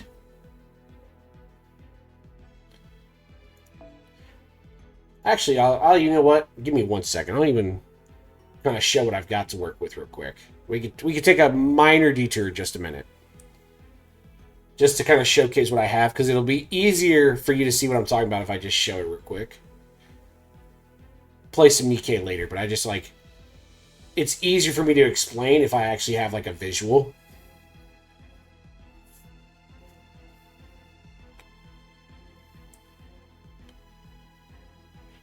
But it takes 10,000 years to load Nikkei. This was I was like kind of like, we'll wait. I have a dream that one day the PC client moves faster, but Siren enables Rapid to be used as Burst 3, so I would say she is a must-have, but you don't need her that crazy. Well, I do have Siren, and I do have Rappy, and that has helped. Because Siren, and I originally didn't understand how, like, crazy Rappy is.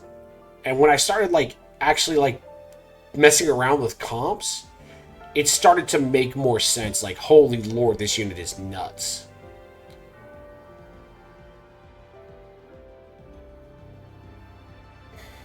My comp is Crown, Rappy, Siren, Red Hood, Helm with treasure. Jesus.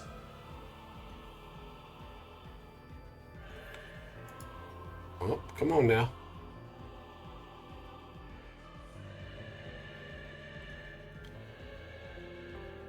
I just noticed that her collar says number 1 on it. I've never noticed that little detail.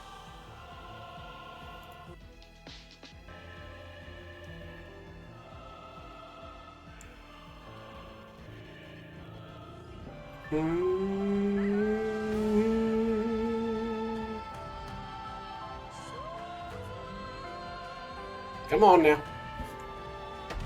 Goddess of victory, Nikkei. Hold on. So, like, here's what I'm working with. So, if I just jammed highest team power... Oh, this isn't my highest team power one. Let's do this. There we go. This is what highest team power looks to me. It is, a wee bit scuffed.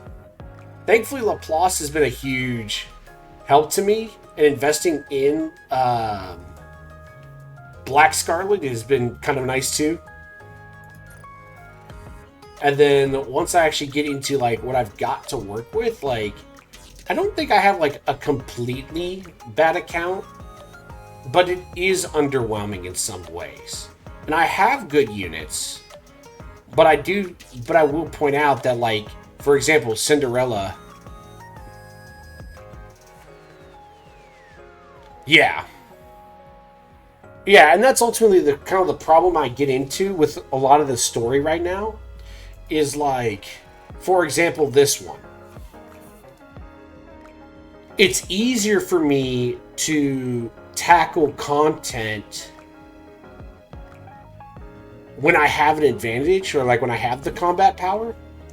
But ultimately, because of the 2-cost kind of disadvantage, I kind of get into a situation where, like, my options to building like a more better comp tanks my power so much that it just becomes a headache to try to do certain content. So, like, a lot of the times what my comp ends up being, as an example, would be something like use Siren, Go and find use Isn't Blanc, that?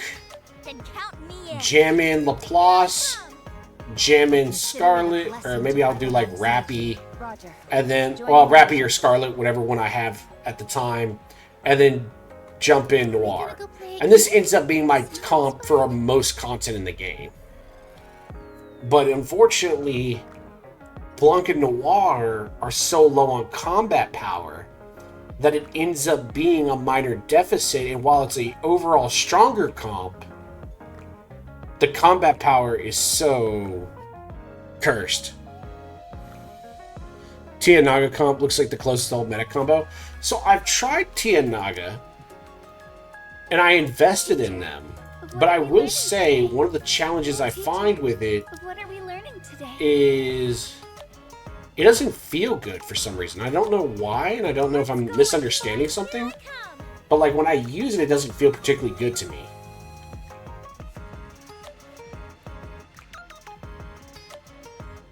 Low burst gen, probably. And maybe. I don't know.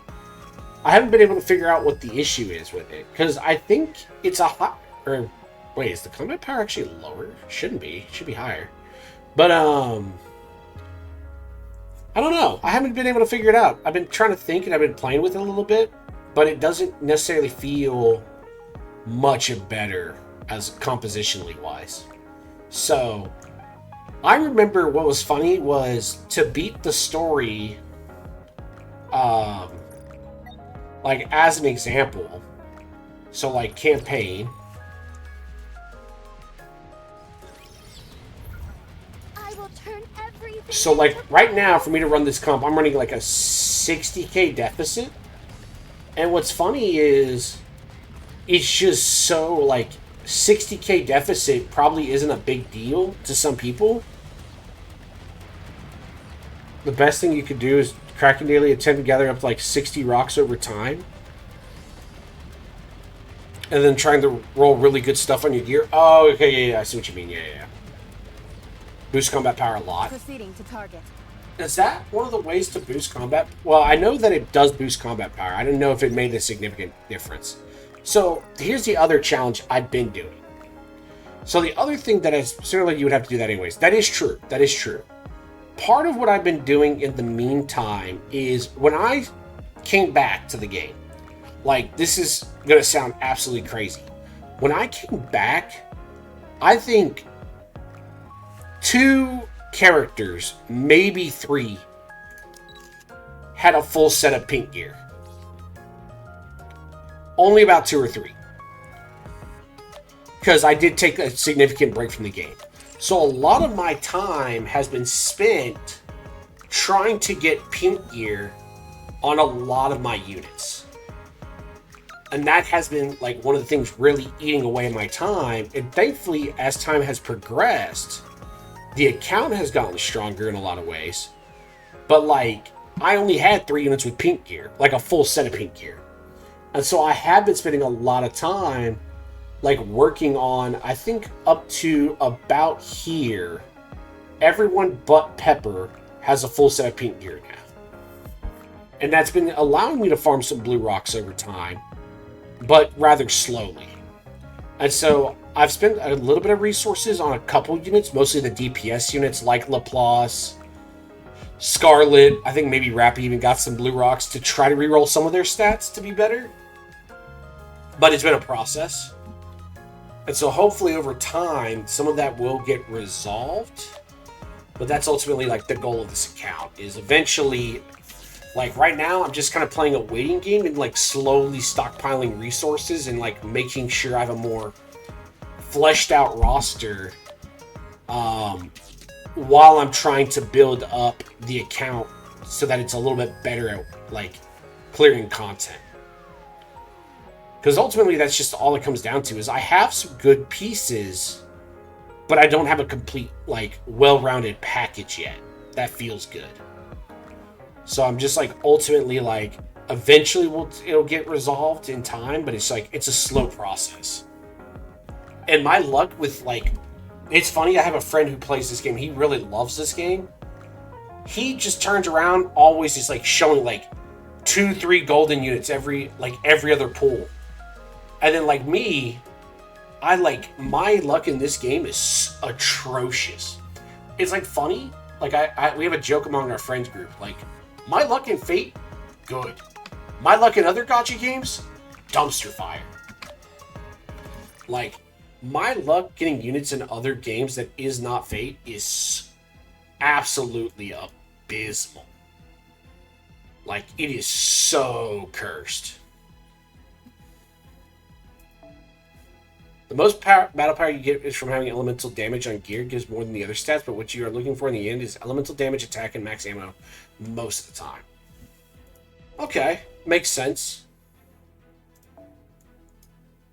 I could see what why that would be the case.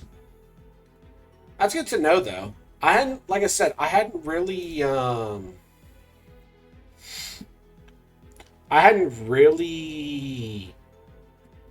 looked into it that closely to try to understand, or like maybe what's a better way of saying that?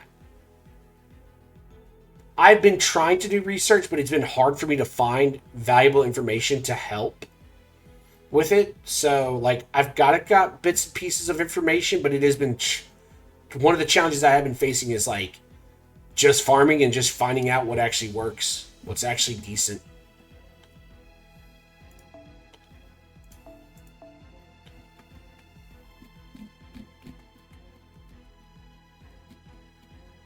And again, it's been a slow grind because where I started at, the regular strat on rolling gear, high-end gear later is to roll till elemental damage attack or max rep goes into the last slots and only has 30% of getting a stat at all.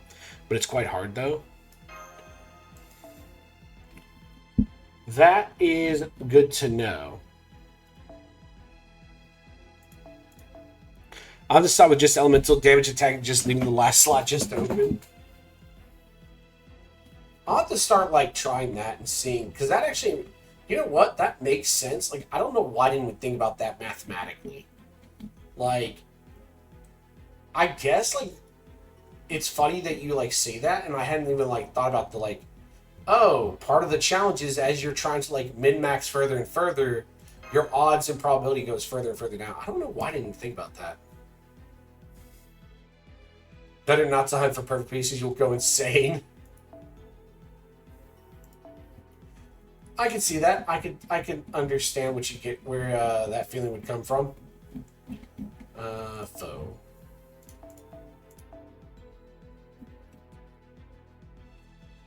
Nah. Okay, this should work. Anything else I need? This should work.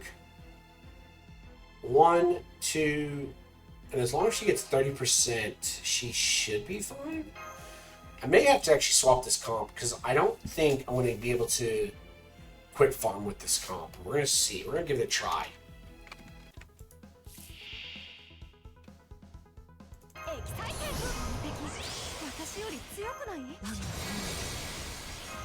Boom. There we go. And this should give me enough value.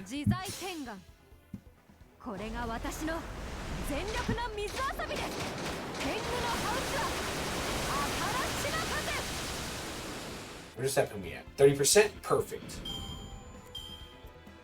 Beautiful. Got some perfect pieces on some few characters, makes them really strong. Funnily, it often happened on support characters. See, you know what's funny? That was something, another conversation I had in the past. Something I think is interesting. So, I have this like concept on game design when looking at certain games. And I will say that I think Nikkei is a little bit more common as a gacha, where support characters are really good. But I feel like ultimately you need the DPS characters and you just build your comp around the strongest DPS characters in the game. That's kind of my view on it. And then what that ends up being, is that like, you know, DPS units like make or break your comp, right? Like new Rappies, Black Scarlet, things like that. Show the I can move around better in cooperation. The significant damages to my support dealing more damage than them. That's crazy. But ultimately what I was getting at is I do think like the one thing I think is interesting about Fate from a game design perspective is that Fate, on the other hand, is so support centric where if you don't have the support, having like DPS units does not almost matter compared to how cracked the support units are.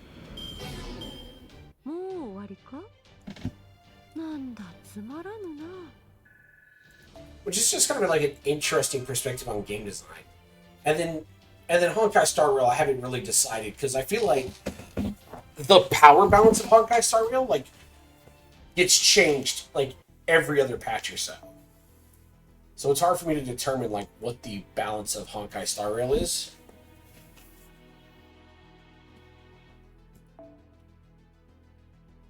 I would prefer the FGO design to the Honkai Star Rail design. I would say that to some extent. I think like the problem with Honkai Star Rail is Honkai Star Rail is just hyper-focusing characters so much to a few others, then you can't use them mostly anywhere else. That's, I would say, is slightly problematic. I think, like, the weird thing with Honkai Star Rail is it is designed in a way where I'm like trying to think about how to put my thoughts clear. The power level of any one character drastically changes the meta of Honkai Star Rail. And then Honkai Star Rail additionally designs enemies and content that perfectly reflects the advantage of the strongest characters in the game. And so what that ends up doing is if you don't have the latest and greatest overpowered character, you end up struggling in content to a much larger degree than somebody who hasn't. And that, like, I think to me that's, I think, problematic in terms of design. So, like, an example of this, right, would be when Firefly came. When Firefly came out and Super Break became kind of a new concept that people started looking into, a lot of the content really reflected how broken Super Break is as a mechanic. And so if you weren't running Super Break, your comps felt significantly worse comparatively. Whereas Fate, the limited design, is in some way beneficial because you should see the new boss's weekly fight. The boss is clearly designed in a way that you should play with character scale with max HP. The boss does so much damage to easily kill regular characters. Oh, I haven't messed with it yet, but I 100% believe it. Like, I do not doubt what you are saying. Like, I 100% believe what you're saying. And I think, to me, that's problematic, right? Because it does make it to where if you don't have, like, Castoris and, what's her name? Hyacinth? Like, if you don't have Castoris and Hyacinth, how do you plan on clearing content? Like, that's cursed as a game designer. First time I went in there, he one-shot my third on the second phase. Oh, no. Yeah, no, that's cursed. But I think ultimately that, like, that's it. Like, is that fun as game design? Like, is it fun to design things in such a way that you're, like, constantly pushed to get the latest and greatest unit? I don't think that's fun. Like, to me, that feels kind of cursed.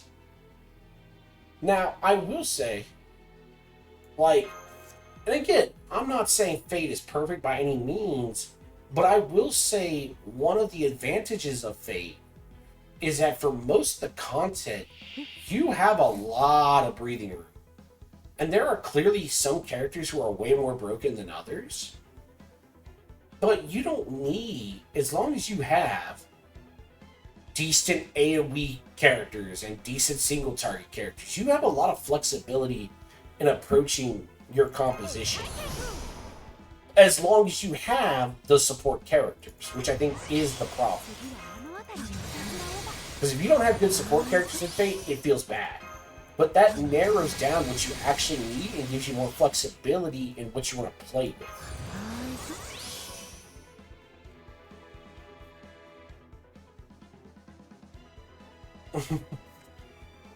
No, I get that. I get that. Personally, I'm lazy. All the boss has to do is to use a single target up there and she's almost dead. Give another hit and she dies. That's cursed. And that's ultimately, again, I think from my perspective, like, that is problematic game design. I don't think that's fun. And I get that, like, part of their design is to push you to bust out the wallet. But it's like, to me, that feels almost predatorial. Otherwise, the boss is just the HP sponge, not doing much special. Yeah, eventually I will be doing like a Honkai Star Rail stream because I need to get through the content. Probably not today. Just because, by the time I finish with a lot of the Fate stuff, I'll probably be done for a little while. But, that'll be probably, I'll probably got another 30 minutes at least in me. But, animations are cool though.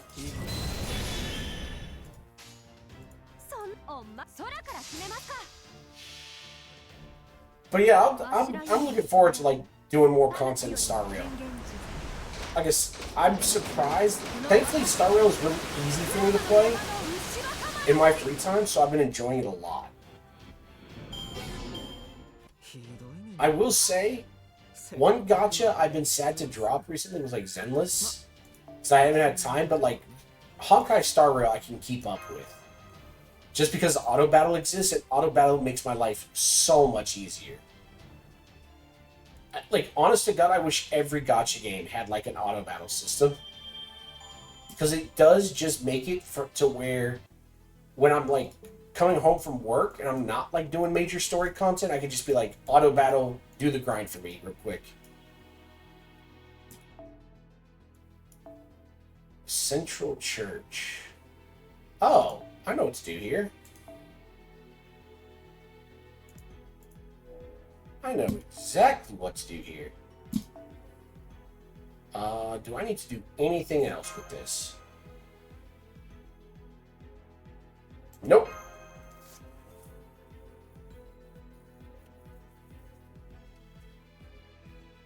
I'm gonna be so sad if this is like a 1-1-1 thing. The boss is pretty much multi-targets, hits targets. We would otherwise nuke the whole team. His debuffs are just lock away percentage. Oh, is that the, Hold on a minute. Is that the one that, the real shadowy looking character that, like, Oh, I'm trying to think what he's called now. He's the one we were fighting when, one of the Tribbies died. Is that the one I'm thinking? Is that the one that it is? The one that we fought when one of the Tribbies died? Or am I misremembering? Or I'm thinking of the wrong one? He does that too. Oh, okay. Okay, so it's the different boss. No, we were fighting Aquila. Okay, never mind. Same mechanic, not the same person.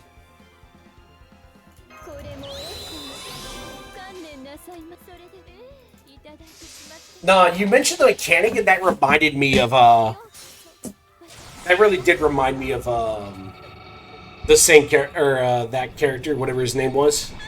I forget what his name is. You know what's funny? I don't ever think I ever memorized any of the names of any of the bosses from Star Rail. See the issue? The bosses all do the same thing. Yeah, no, valid. Valid.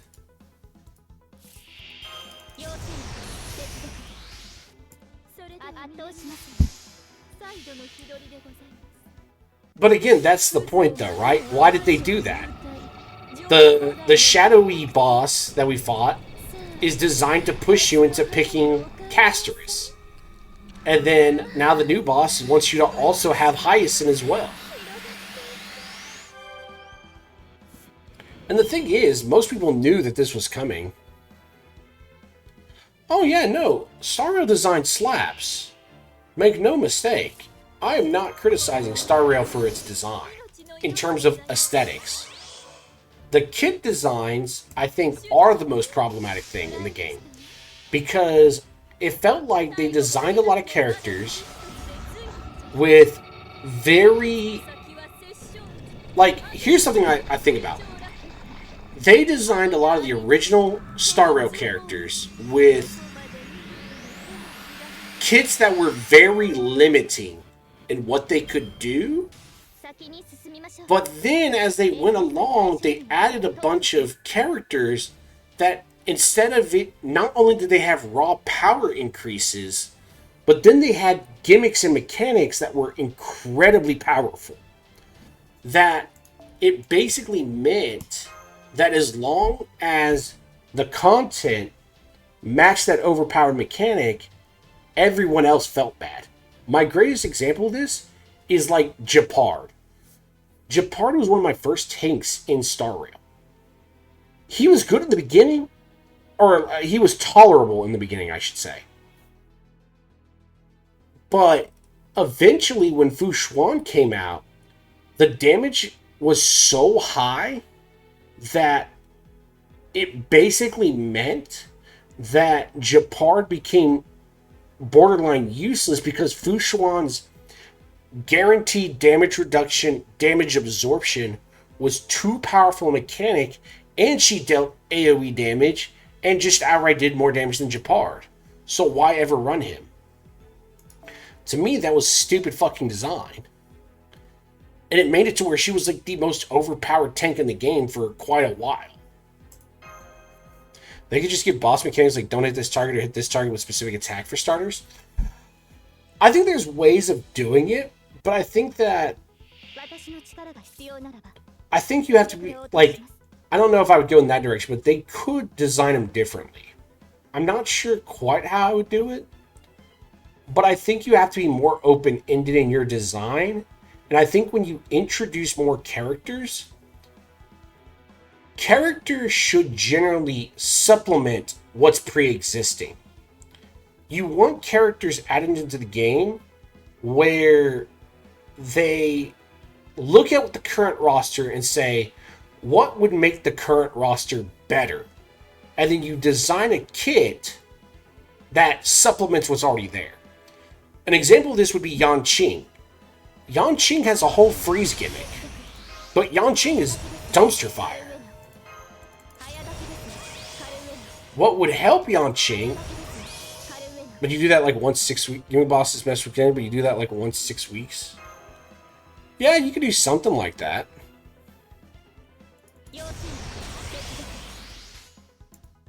But ultimately, I think what you have to do is you want to be very limited on what you add to the game, because adding new mechanics all the time creates massive imbalances. And I think that's the problem with Star Rail. They're constantly adding new mechanics, not building on the mechanics that already exist. Like, for example, remember when Kafka was super strong? Like, Kafka was really, really good. But, again,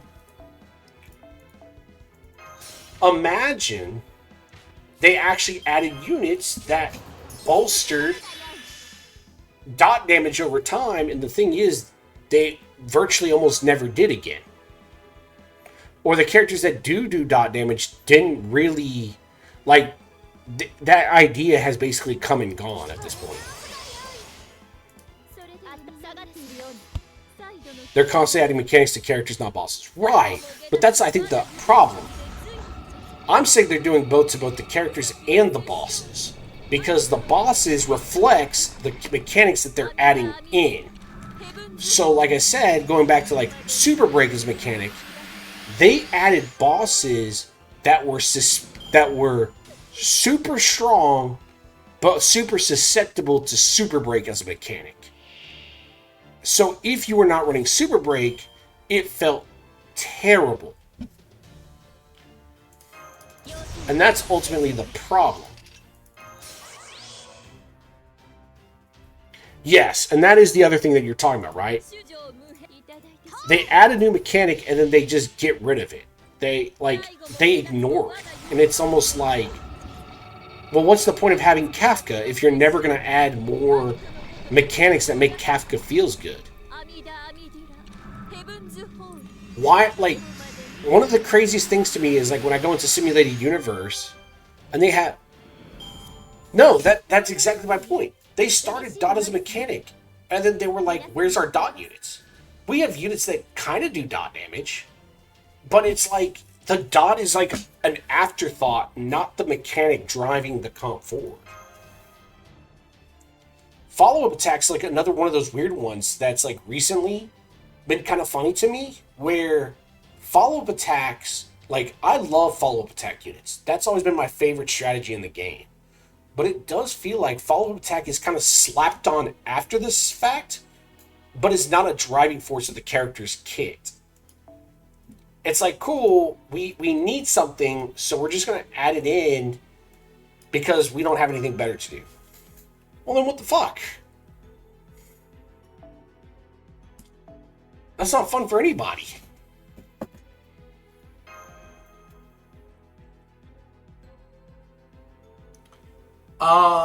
I will say, I'm curious. I think MiHoYo is a little too aggressive on power creep. That's ultimately just what it comes down to. I think, and I don't know if it's intentional or accidental, but ultimately they are too easy. Like, they are too susceptible in their design to power creeping themselves. And again, I don't know if that's intentional or not. So my fear is like, when they do buff these characters, how long is that going to last? Because it's going to play out one of two ways. They buff the characters, and they're dog shit. Or they buff the characters are overpowered for like 2 patches, and then they fall out of favor once the new mechanic gets added in. And that's not a feels good.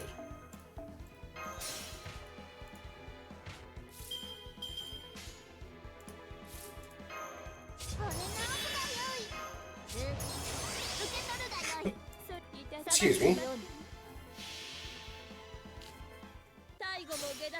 I bet they buffed Blade and G-Blue and are kept under 3.0 characters and are relevant some months later anyways. That might very well be the case. Again, I don't know. But I think, like, either way, it's ultimately just a question of, even if you buff these characters, does it matter when you're just going to make them irrelevant 2 patches later?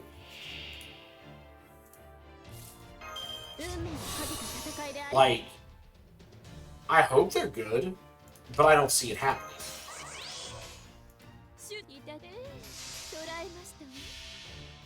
So far, I saw Jinlin do getting like 220% crit damage for stacking the mechanics while having more crit damage buffs in her kit. I've seen some of the changes. Like, for example, like Silverwolf, I think, actually got the most important changes out of all the ones I saw. Where I feel like Silverwolf's changes will be more long-lasting due to the nature of her buffs. But everyone else I saw and I was like, this will be good in the short run, but does it matter? Like, will I care that Blade and Kafka got buffs too much from now? Probably not. Silverwolf, I do actually think, got strong enough buffs that, like, she will be relevant for a significant amount of time. But I think she's the only one that got something. I'm like, nice, and what about the skill-based damage? That's a fair point, too. Now, I do think overall there are more stats in the game as time goes on. So, like, scaling is relevant. But, no, I think it's a valid point.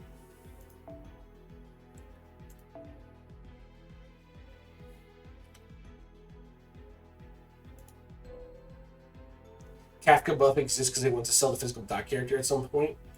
Probably. I think they do. Like, the problem is I don't know when they're going to come around to dot. But I think it's funny that, like, they have to let dot characters almost die before they go, oh, yeah, we don't want dot character to be irrelevant again. Or they basically have to rebuff Kafka so they can sell the new dot character 2 patches from now or whenever they come up with one.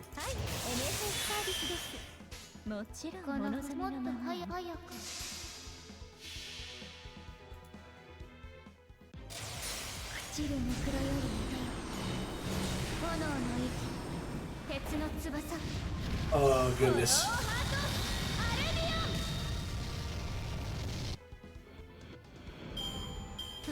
Well, with 3.4, we either see the world being reset or reset happens, or we're doing the first bit of the part 1,000 years ago.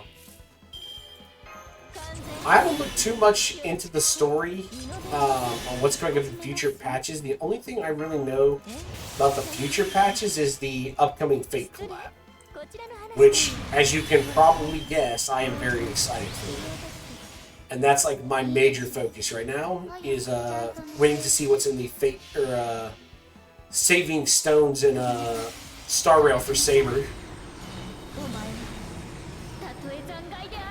Also, I'm calling it now, Saber will have really strong base stats, but will fall off hard over time. As far as we know from 3.3 is that Hycelins died 1,000 years ago.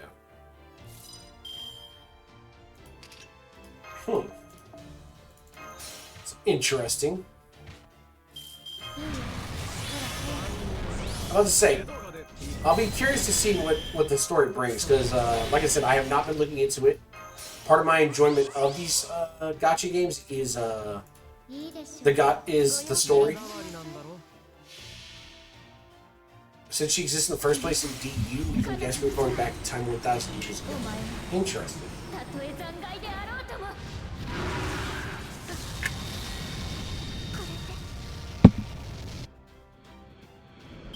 Oh, Melusine and your 3 million damage. The year is 2025. Melusine is still OP as shit. I swear, like, Melusine is one of the rare DPS units in this game that might actually just be cracked and overtuned.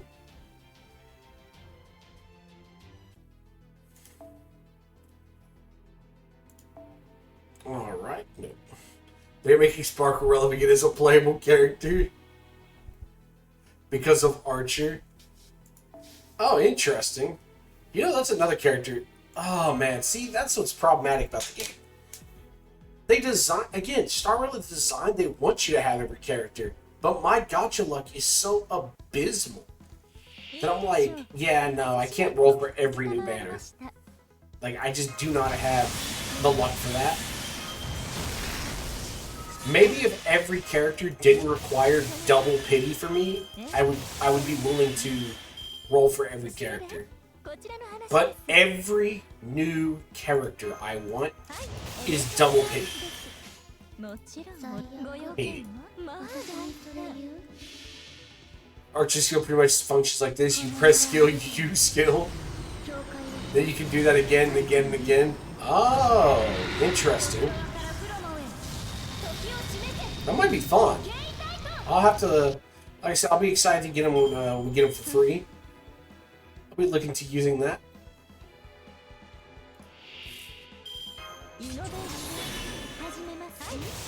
Each time costing you 2 skill points. Oh damn, is that expensive? It's kind of costly. 2 skill points? Pretty much means you need Sparkle or you can't even play him properly. Oh, that's cursed. And Sparkle's one of those characters I don't have.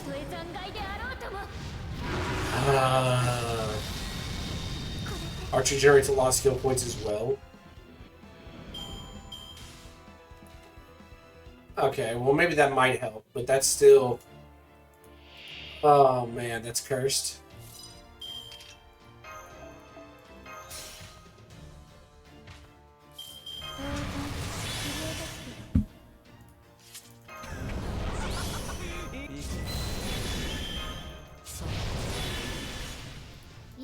There you go, Mosine. He's actually the first character that generates skill points outside of basic attacks or sparkle. That's actually pretty nice. That's good. Again, I'm kind of curious to see how he actually functions when we get our hands on him. I'll be curious to see.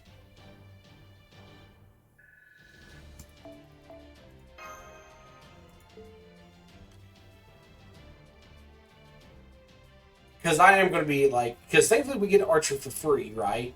So once we get Archer for free and Saber, like, I'm going to be trying to use them as much as possible. As far as I can tell is that Saber and Archer are being taken down from the beta server. Really?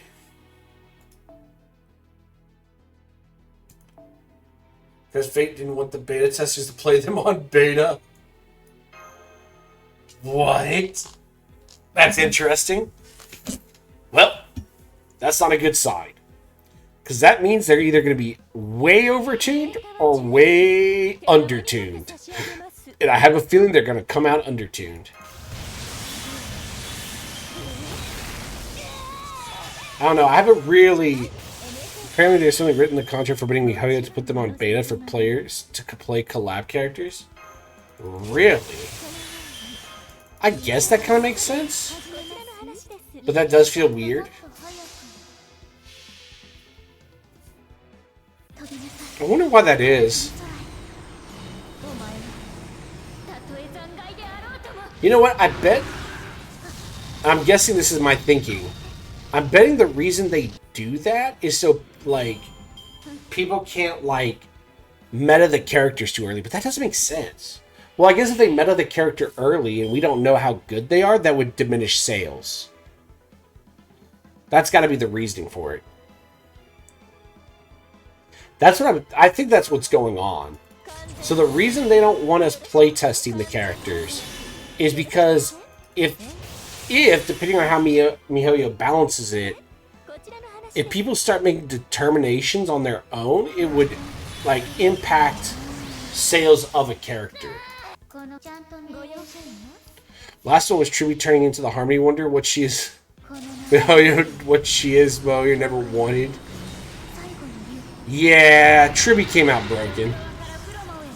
Tribby came out super broken. Because they changed something that had to hotfix it, then a Chinese New Year holiday. Oh, no.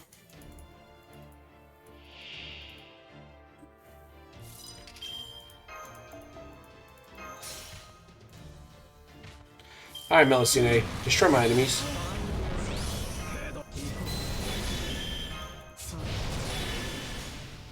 One, two, three.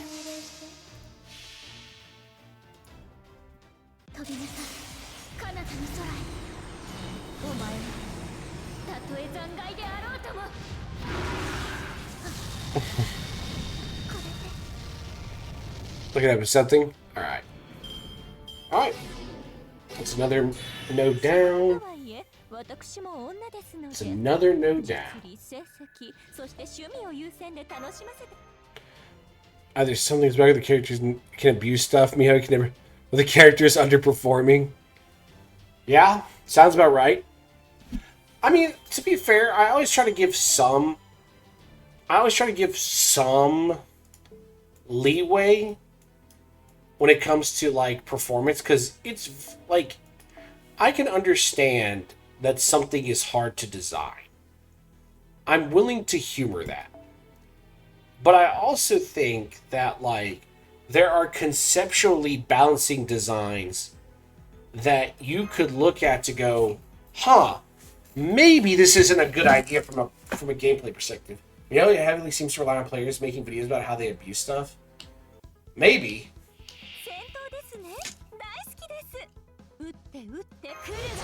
That's really the problem, though. It's like a lot of this is speculation. Right? Like, there's only so much we can understand how they think. But I will say, like, we know from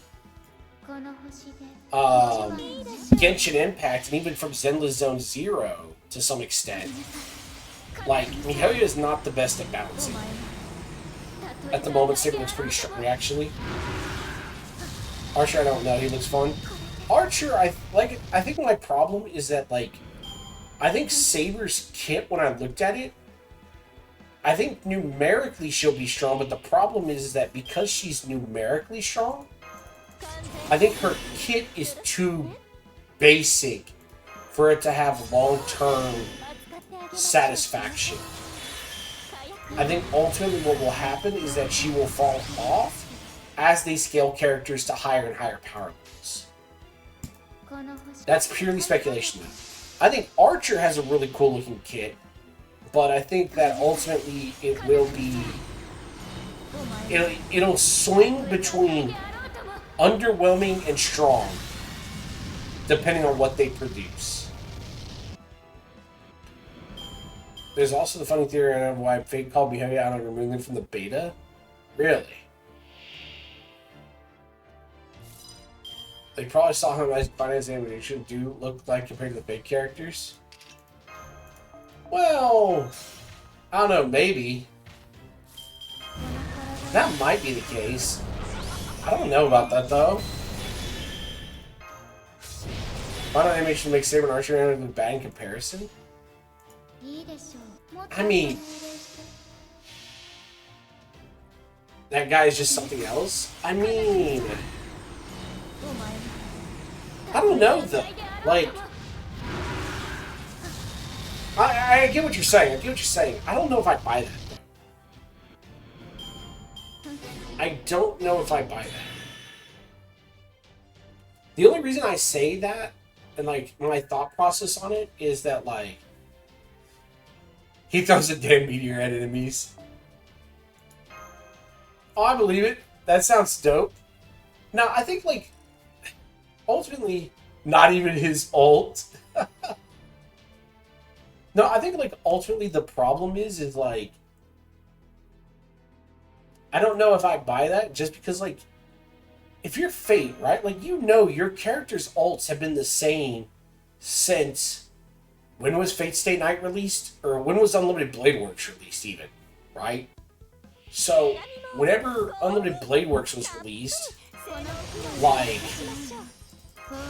Like, you've been reusing the same concepts for Saber and Archer since whenever you released Fate Stay Night and Fate Stay Night Unlimited Blade Works.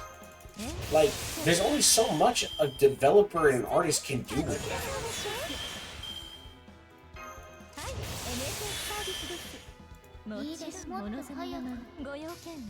First time I saw it, my first thought was Coding Sky ult, Coding Dark's ult. Nice. Like I said, I'm gonna look forward to looking at it. I do feel bad in Star Rail right now. I want to roll for Hyacinth, but man, I think I'm gonna have to pass on her. I think I'm gonna have to pass on Hyacinth. I also want I want Hyacinth for gameplay. Or actually, it's not. No, it's not like Archer Saber got bad animation. They're good. That's what I'm saying, though. Like, they're good animations. But they're animations inspired by a concept that's, like, how many years old? And we've seen it 1,001 times. And they're straightforward designs. Like honestly, Saber's ult, if you realistically think about it, her Noble Phantasm is so basic that, like, at a certain point, what more can you do? Archer's ult is actually a really cool ult artistically and conceptually, but we've seen it 1,000 times.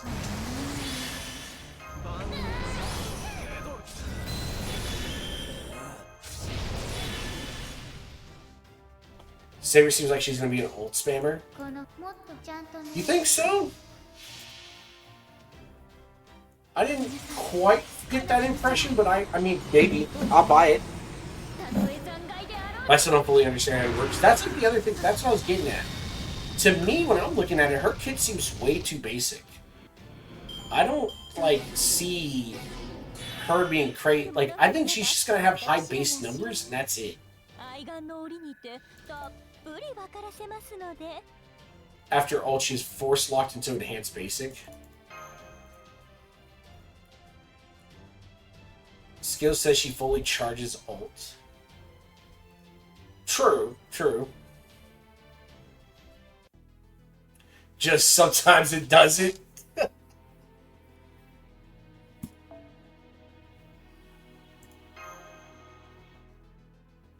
Oh, man.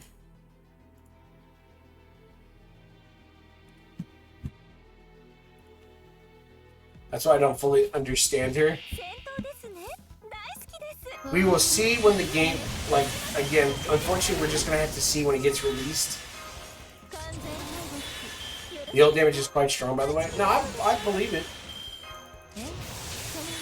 I believe it's strong. I have no doubt about it.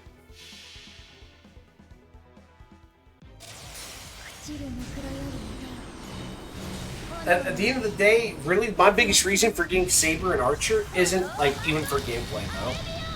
Like, I'm getting them because, again, I'm a Fate fan. I like the Fate series. I think it's, again, I've enjoyed it for a lot of years now. So, even if Archer and Saber were going to be absolute dumpster fire, I'm still getting the characters. Well, Archer's free, so that helps. But, I was planning on getting Saber on the principal matter. The good thing is, whenever we have a change on Archer and Saber, people will still be able to see because the data's in the game to extract. People still can just put it on private servers. True. That is true. I'm sure there's a very dedicated, like, data mining group trying to figure things out.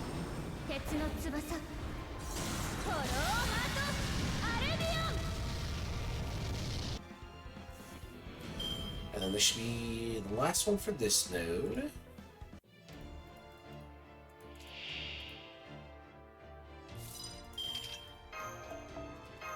There we go.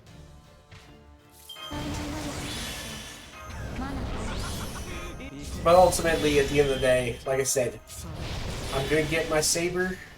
I'm excited to get my Saber. After that, we will see.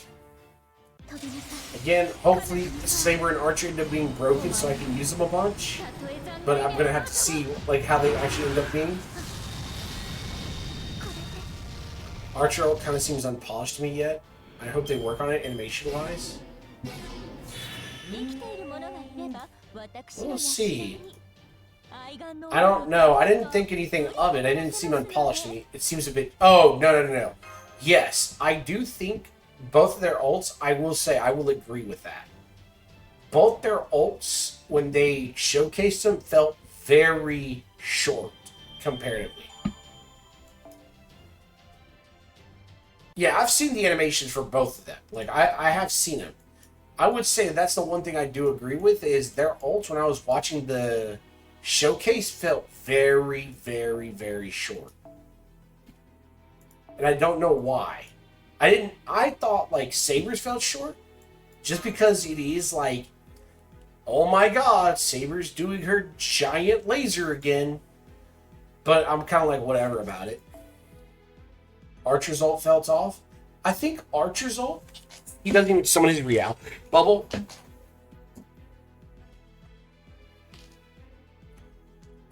So I get what you're saying. I kind of expected his ult to be shorter. The chant is kind of what's got me fucked up. But I did expect his ult to be a little bit on the shorter end because I don't think they want, like, I just don't think when they were trying to create his ult, they wanted to spend the time animating the full thing. Which is kind of sad, because it is, like, a really cool ult. But I did think they were going to shortchange his ult. Which sucks. But it is what it is.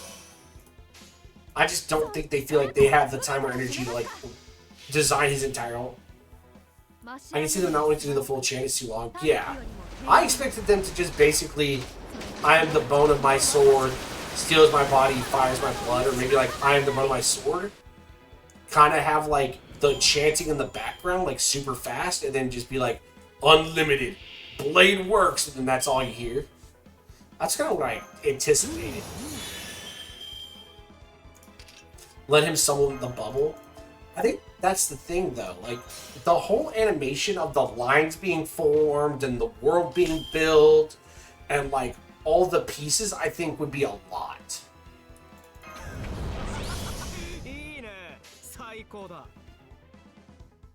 I think it's more intense than we think. And I'm not trying to be like, I'm not trying to be an apologist for Mihayo, but I can imagine, like, I think it's much easier to get the chant in the game than the animation for, like, the whole bubble form. I think there was a way for them to do it, but I think they're just trying to be, I think they just tried to rush the design a little bit. Or they feel like if they don't want to give it too much attention. Yes, Unlimited Blade Work single target is a little scuffed. I mean, I guess technically, I don't think I've ever... Has Archer ever canonically used Unlimited Blade Works on multiple targets? Like, I guess... Wait, I don't remember how Extra worked.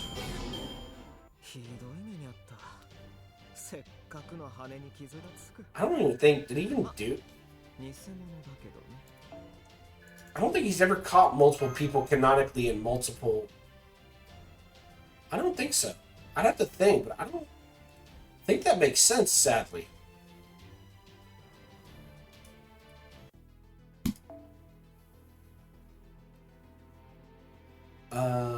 Yes, correct.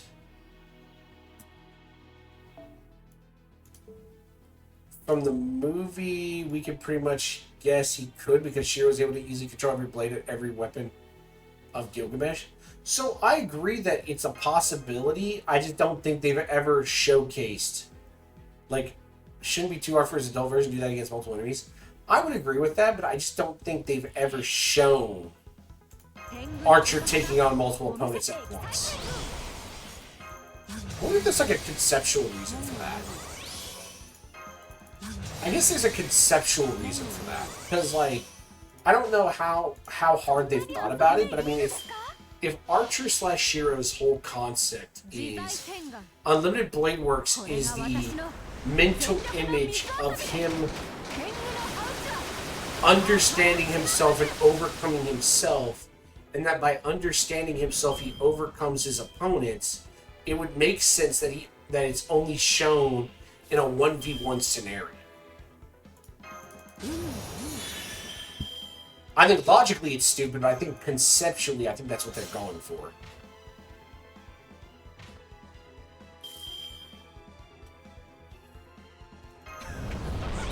Yeah, that might also be it too. It could just be part of the Hunt design. That would make sense, actually. Dude, honestly, I feel like as time goes on, Hunt characters feel worse and worse. Like, Hunt characters do not feel good right now. I'm curious if Archer actually changes that, but Hunt does not feel like a good path.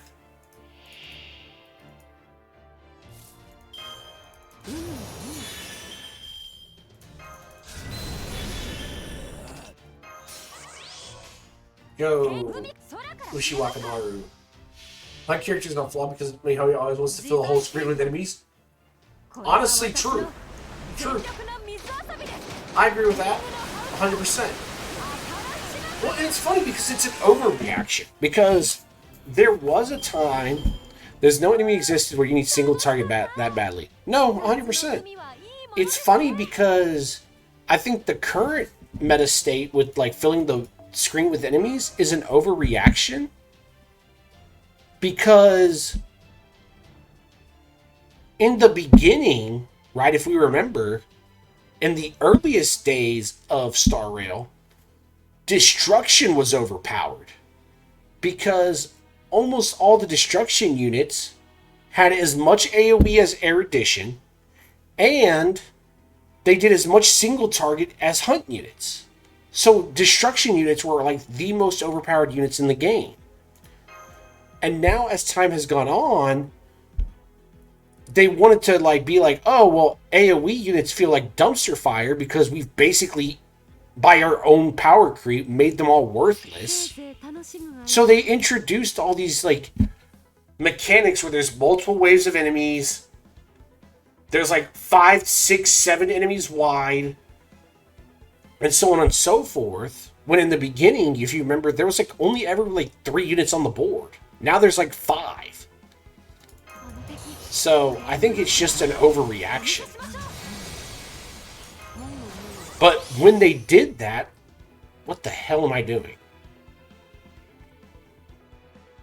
Wait, what the hell did I do? Why did I grab Koni and Skya? Am I stupid?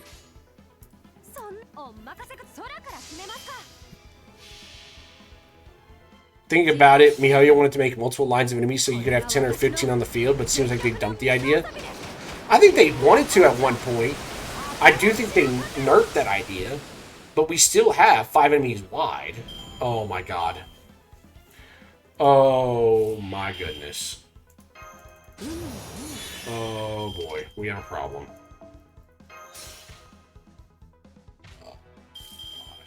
I screwed up. How do I get out of this? How do I fix this?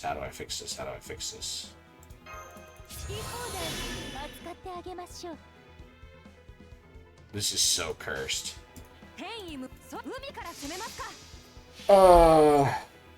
They talked about it at some point. I'm sure they did. I think it would have been a little too extreme.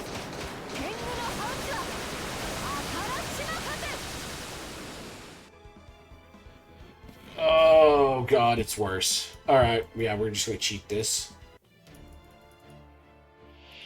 I was so busy reading chat that I, like, screwed up on my end. Hold on. Reach one servants. Wait, what the hell?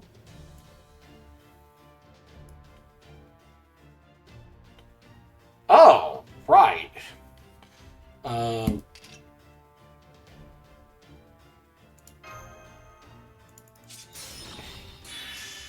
That's fine. We don't care.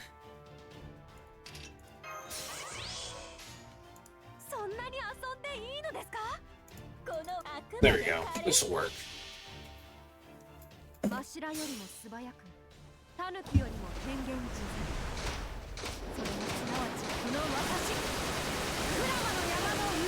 I gotta lock in just a little bit. Not really lock in, but just be a little bit more observant so I don't accidentally scuff myself on my fate run. Actually doing stupid stuff. No, I think if they did 10-15 enemies, it would skew it way too hard to erudition.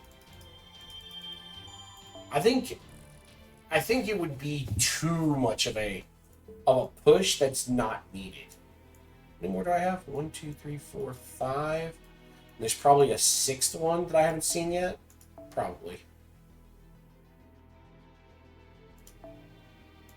Well, when in doubt.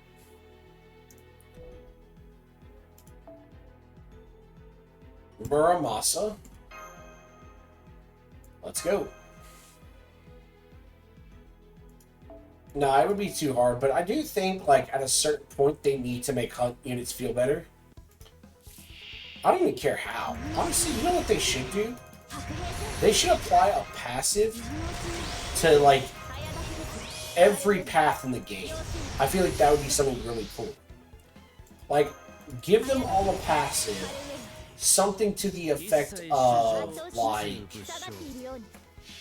if you have a hunt unit, increase your damage by, like, maybe increase your own single target damage by 10 to 15%, right?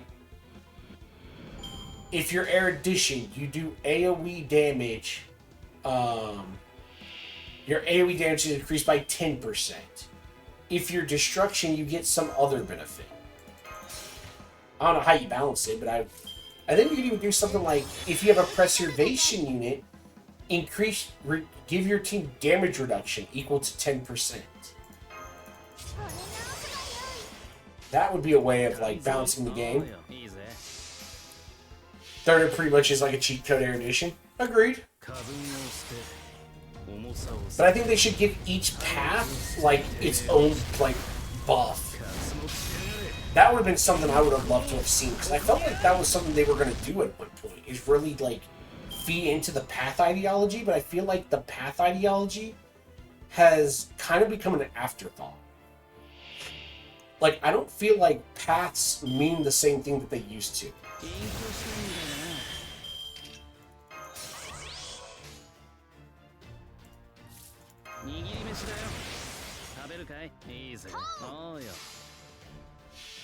The only downside of using her on single targets, her energy for not being good enough to get filled on one target. Yeah, that's something I've experienced.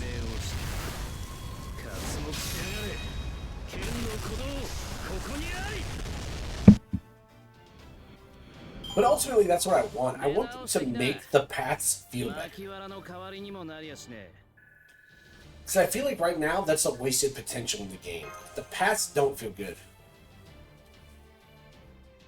Which may be a big downside. No, Therda does, like, crazy damage. Therda does ungodly damage.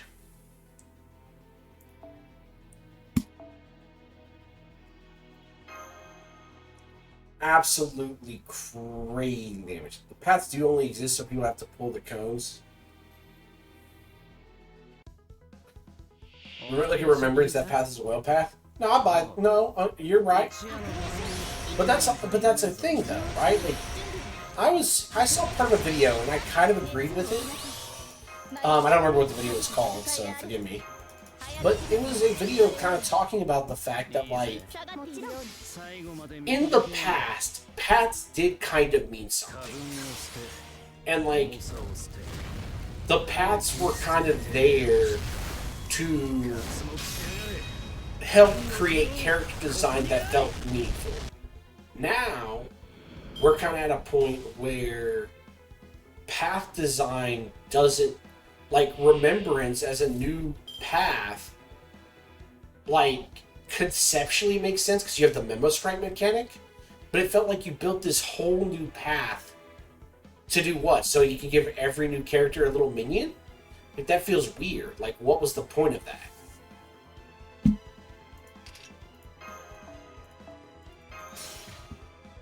Like, did that really necessarily need a whole path in itself?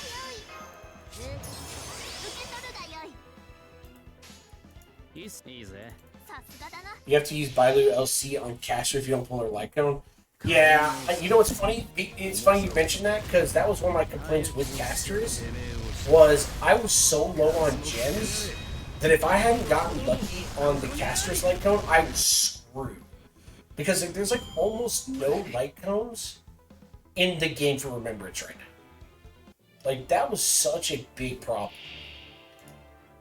Like, to me, that was such a stupid problem that didn't need to exist.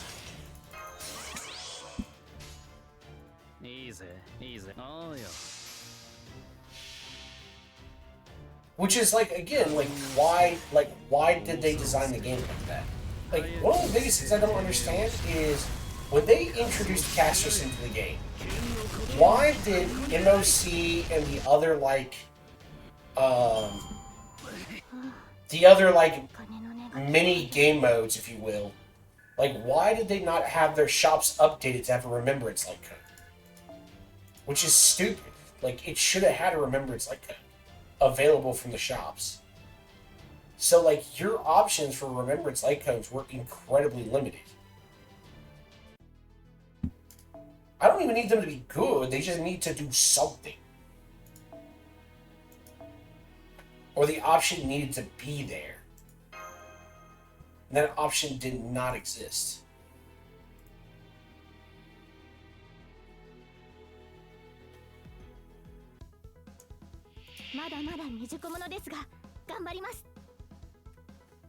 Right, but I think that's also the same thing though. Like, why is that? Like, so the Remembrance Path's whole gimmick is you have a pet, basically, right? But ultimately, like, what does that actually, like, how does that make sense conceptually? Like, why is that the gimmick? Like, here's what I think is weird to me. when I remember when the game first came out, I don't remember if you remember all the stuff, like, if you remember, like, OG Simulated Universe, the very first one we got, Remembrance was entirely freeze gimmicks. Like, I don't know if anyone, like, how many people still remember that. Like, all the original Remembrance traits were all freeze effects, basically. So, I think it's weird that, like, now that we have Remembrance as an actual legitimate path, the Remembrance path has become dump 2 or 3 other archetypes with a pet. Well, that feels fucking bizarre. Because in the grand scheme, it only exists for the aspect of money feels okay, man. Sure, I mean, yeah, that's ultimately the problem, right? But I think it's bad game design. Like, because it's... I get the game has to make money. The gacha mechanic itself is the money generator. So I guess I get confused why they need to engage in multiple forms of practices to encourage people to spend money when they would probably be just as successful making a well-balanced game with the option to roll gacha. No, I agree. If they add other paths later, I think that is going to be problematic. Like, I feel like paths should mean something. And I feel like Remembrance is the first one that feels like it's wrong. That it conceptually does not make sense with the way they originally designed the game. And I don't know why they did that. I actually still to this day do not understand why freeze is not a real mechanic in the game. It's just globally the players got less money nowadays, and as a result, gacha games are basically less. Okay. So I hear you, right? And I'm not, like, denying that. But I think that ultimately, and again, I know I'm very idealist, but I think that, like, still leads me into the same problem of, like, okay, we have less money, but what does that actually change, right? Like, if you just increase your predatory practice, you push away more players. But I guess maybe their idea is that by predatory practices are more effective on whales. Maybe that's the issue. I don't know. I think my initial knee-jerk reaction is that there would be way more effectiveness if they just focused. Mihoyo isn't the only game doing these kind of practices. No, they're not, right? No. And I don't want that to be I don't want to come off as being like Mihoyo's the only evil one, because that's disingenuous, right? Oh yeah. Well, and I think there's a meta game about like trying to get consumers to spend money. Oh my god, I'm stupid as hell.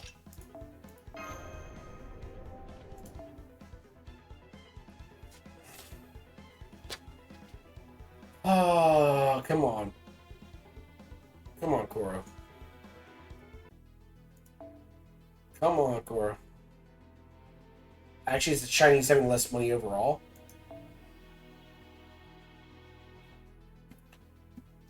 I could see that. I could see that. But even still, they don't probably give a fuck about global players. Sure, but and I think this is one thing I always argue, is that's 100% probably true, but ultimately at the end of the day, wouldn't it make, like, the problem that China has exists virtually everywhere else in the world, right? You have less money to spend. The economy worldwide is doing worse and people have less money. So, wouldn't it be easier to engage in practices that provide players options, and basically by reducing the cost of certain things in your game, more players engage with the monetary practice because you made the good more consumable. More people consume, you make more money. That's the way I always see it. And that's why I always get kind of confused.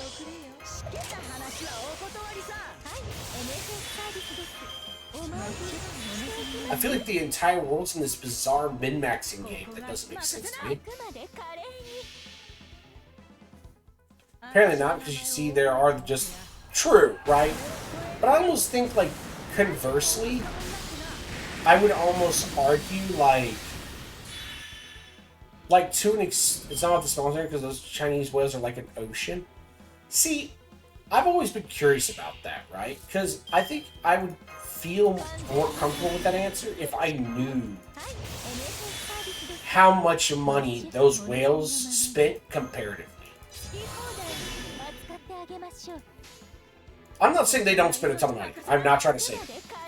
I just really wish I had some more numbers to, like, help my thought process a bit. Because you're basically saying, can one person outspend hundreds of thousands, if not millions, of players? Theoretically, yes, but pragmatically, are they doing so? And realistically, could you make more money if you diminish the cost, encouraging the whales to spend more? I don't know. Personally, I just think there's an ethical component to it as well, but I don't know.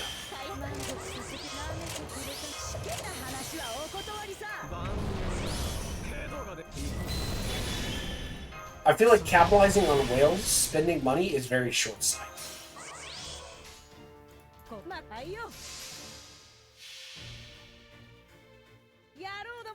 Yeah, I saw that guy. The guy that pulled a bunch of copies of casters. Yeah, I believe it. To me, that's crazy. Like, that sort of behavior is unreal to me. Like, I feel like at a certain point, like, should we even allow people to behave like that? That's just, to me, is crazy. Like, I get it. As the game developer, you're happy that somebody spent that much money, but come on, dude. Oh, I'm sure. But again, it kind of goes, like, ah, man. To me, that's just gross, though. Like, as a developer, you don't have pride enough in your game to go, like, hey, someone spent $20,000 in the stupidest way possible. Like, that feels super gross to me. Like, I get it, I'm very idealist, but, like, that just seems gross. Like, I almost feel like at a certain point, you as a game dev should be telling the player, like, please stop spending your money like that. Please. Like, we want to make money, but, like, at the same time, not like this. I don't know. This is why I'm not a game dev, I guess. Well, that and the fact that I don't know how to make a game. I really would love to make a game one day. But I don't have the knowledge. And for me to learn the knowledge would be very a large effort.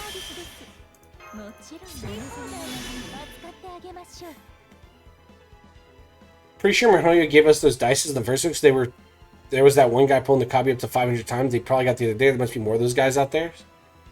Those reroll dices didn't come out of goodwill. Oh, I'm sure. Oh, I 100% agree. Yeah. No, they didn't. I don't know. Like, it's weird because, like, on the one hand, I get, like, it's weird because, like, my thought process is there is an argument that they do have real merit and purpose, but I do think any system can be abused. And I think that's just a version of a system being abused. But maybe I'm being charitable. No, I'm almost assuredly being charitable.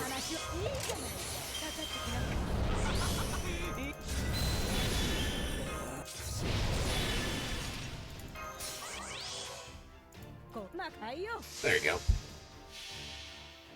No, ultimately, I think the reroll dice, I think, probably maybe came from a good place, but I don't know. I don't know. I wish I had a good answer on that. While it's a good outcome to us, it means on a larger scale it's bad for us in the end because they can just increase price, squeeze more, pushing away free to play. Sure. No. And I think that's ultimately the problem, right? It's like, I feel like gacha games, like, it's funny when a lot of these gacha games come out. I feel like there's a lot of them that have good practices, but then as time goes on, they engage in malicious practice, which ends up ultimately hurting the game. And I think that's ultimately the problem, though. It's like, even if you're able to make a short-term gain on a whale, right?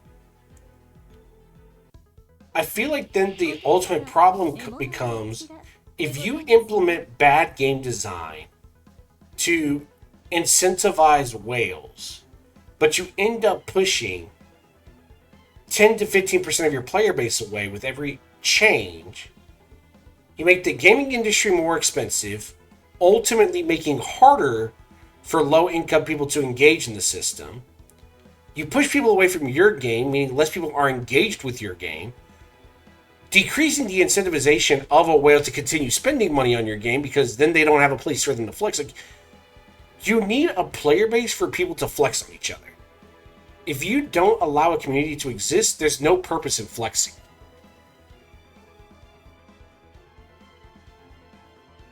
Back then, when I started playing gacha games, the user price was like 20 euros. Nowadays, you also almost get nothing for that. That sounds kind of sad, actually.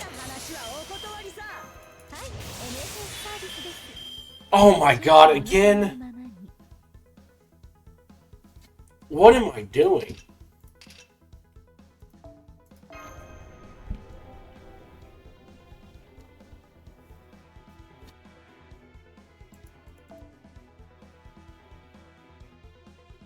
Oh, hey, Cast story on a Buster team. I know. I was like, it took me a minute to process it. I was like, wait a minute.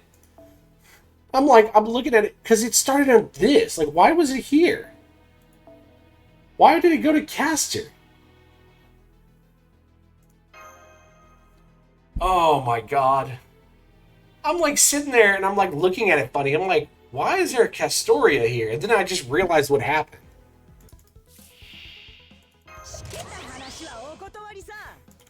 Happens to me sometimes as well. I want to cast Castoria, but I took a Scotty. Oh, man. And the funny thing is, I would love to play it through, but like, nah. At that point, you can't even play it out. And that's the one problem with Buster Comp, is like, Buster Comp is so designed that like, you have no wiggle room. At least like arts comps, you have some wiggle room. It won't be optimal, but you can get away with it.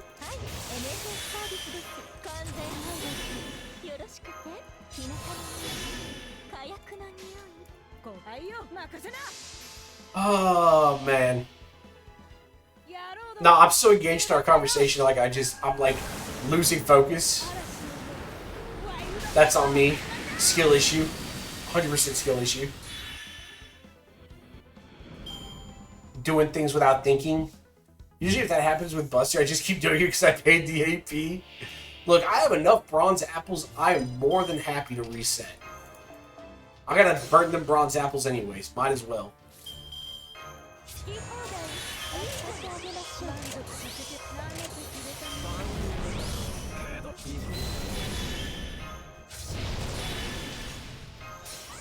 There we go. 1, 2, 3. You know what's crazy? Like, how strong Oberon is as, like, a support? But, man. To me, Oberon feels terribly bad if I have to use him as a DPS. I don't know how other people feel about him, but I know, like, if I try... Like, I'm never happy if I have to use Oberon as a DPS. Like, I've gotten to the point that if I have to use Oberon as a DPS, like, I'm just going to use somebody else and figure someone else out. I never feel good about it.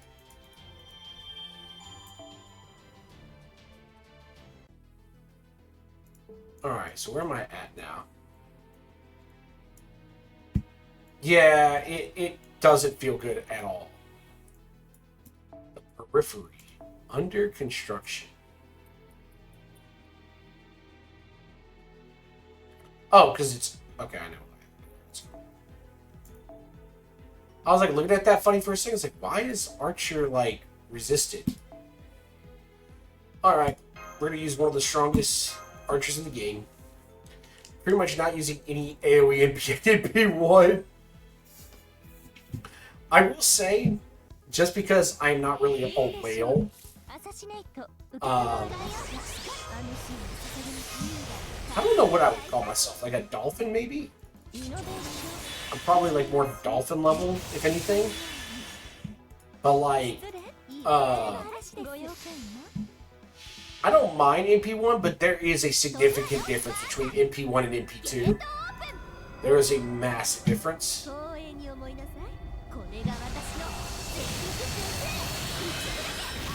Boom.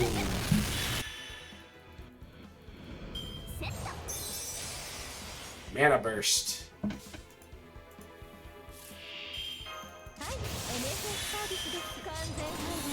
There you go, Ishtar. Up.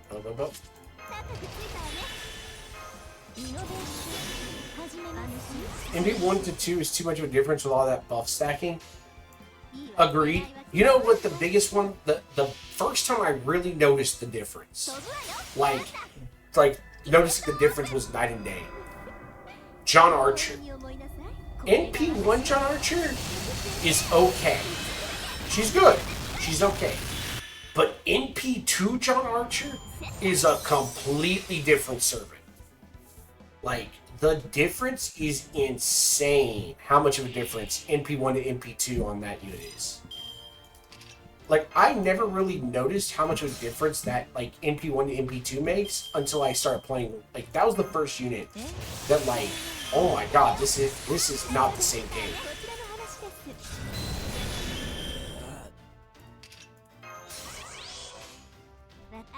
Honestly, all the nodes in this Paper Moon are pretty easy.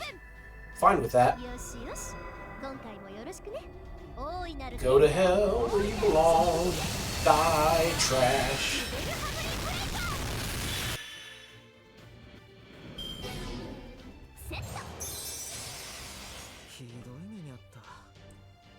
I almost wonder if it's worth using the, probably not. I feel like that's actually ironically slowing me down.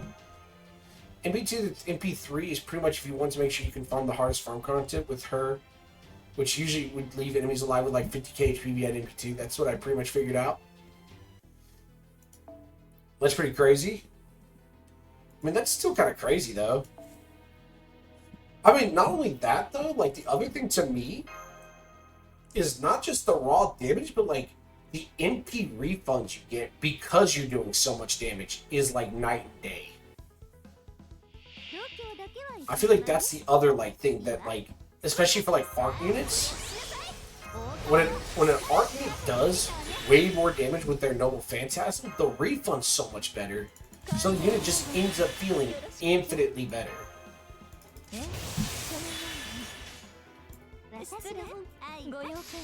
MP3 is pretty much if you are using a server that what doesn't hard carry the node but works well enough there. Honestly, I think the only servant I actually would like genuinely care about getting like MP3 at this point in the game, now that I have like a really like, I feel like I have a good list of servants for this game. Probably Melusine is like probably the biggest one I would even consider, like investing into like MP3 at this point, because Melusine is cracked.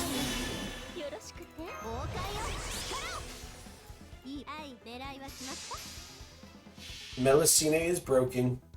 My mind cannot be changed, though I don't think anybody would attempt to change my mind on that. Get him red. Boom. Kukulkan became my farming machine for the super hard stuff. I don't have any hard counter for it. Can't feel bothered to make a complicated call. Valid. Dude, I actually wanted Kukulkan, but like, she just would not come. She would not come home. When in doubt, she almost always seems to work.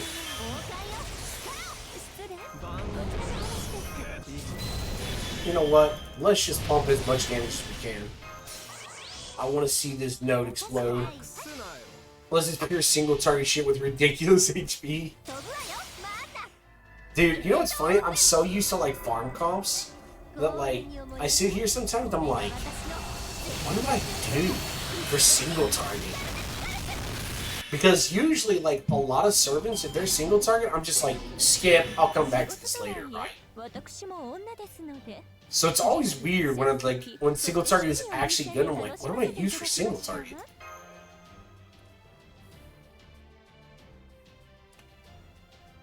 Some classes I have like good stuff for, but like other classes I'm like, That Kukulkan is 1980 with level 120 with MP3. Jesus.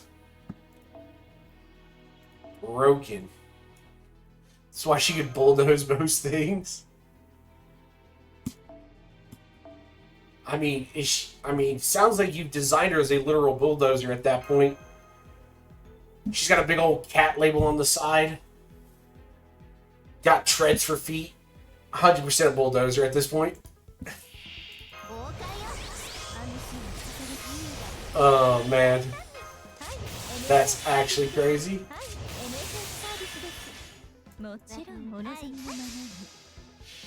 Get him! Get him, Ishtar!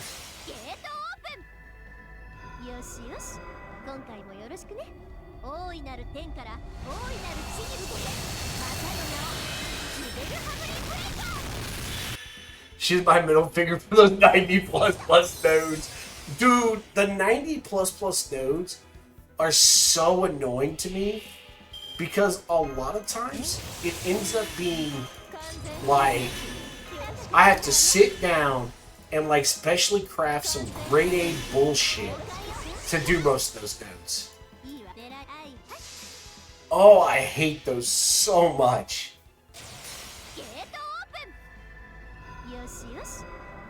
And some of the times I sit there, get done with them, and then I'm like, man, my comp, while it works, is inconsistent. I'm not dealing with this.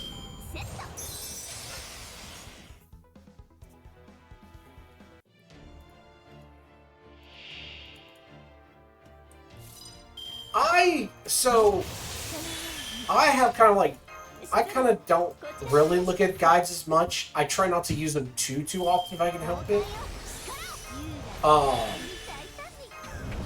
Just because I personally don't like to play that way. So I will say, like, that's probably where I struggle a little bit, is I actually do think Fate to some extent kind of knows people are looking at guides, so they kind of design the game around it.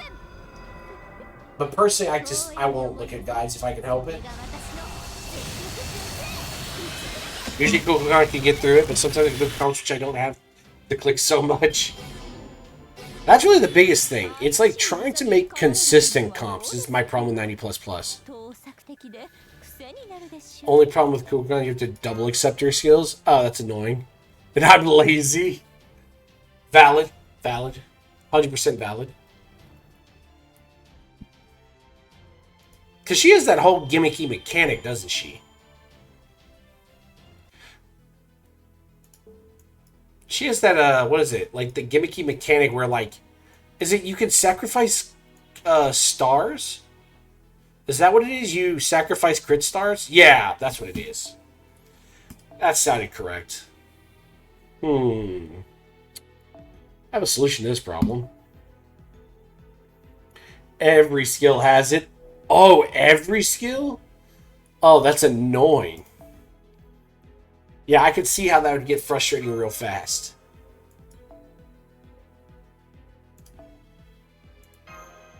What? No, not you. Where's my Sentai? Sentai. Senai, get XP. You want to use the first and third skill with extra buffs, but you don't care about the second skill extra buffs. But you still have to deny or accept all the time. Oh, man.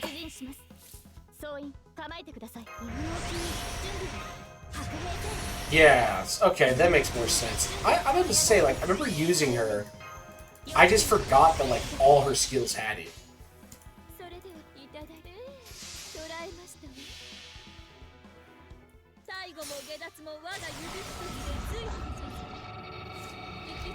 Get him, Kiara.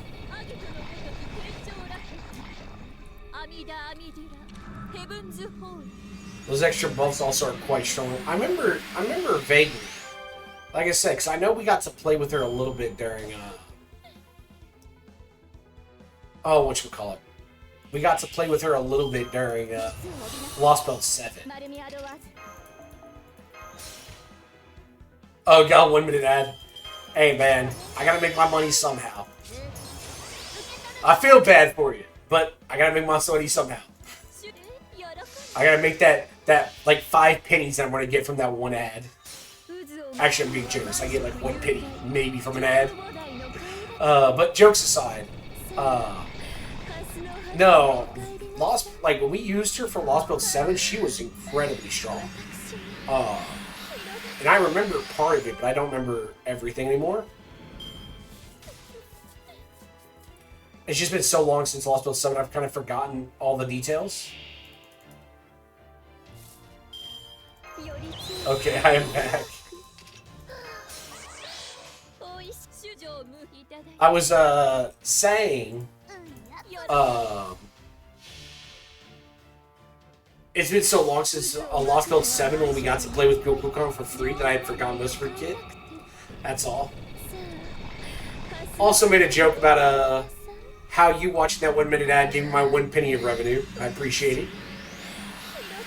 Need that money.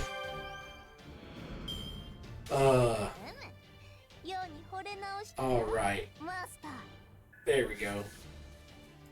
You know what's funny? As time has gone on, I've been using Kiara more and more.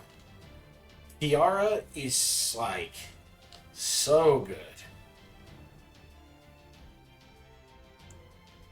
I honestly wish a little bit that, what's her name? I can see her face and I can't think of her name. Not Passion Lip. Where is she at? There we go. King Protea. I kind of wished, I wish King Protea was a slightly better unit. She is really strong, but I just don't like her for farming. She just is kind of clunky. If she was better for farming, I would use her way more.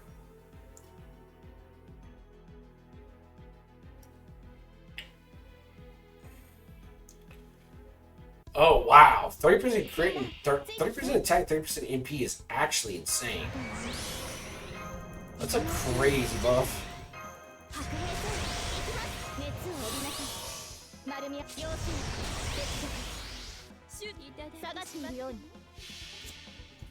That is a crazy buff.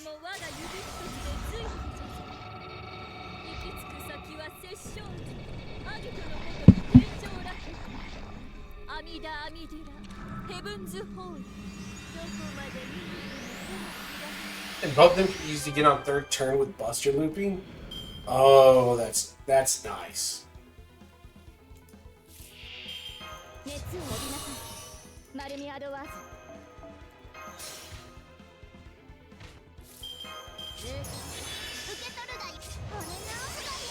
Honestly, as time has gone on, Umu Bride has been a major buff to my comps.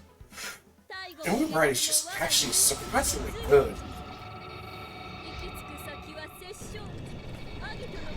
You know what I need to do one day? I need to, like, do some type of tier list for Fate one day. Maybe.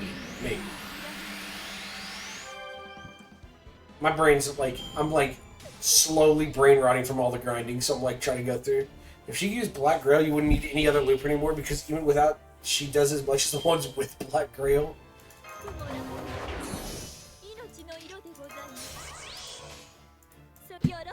That's kind of nuts.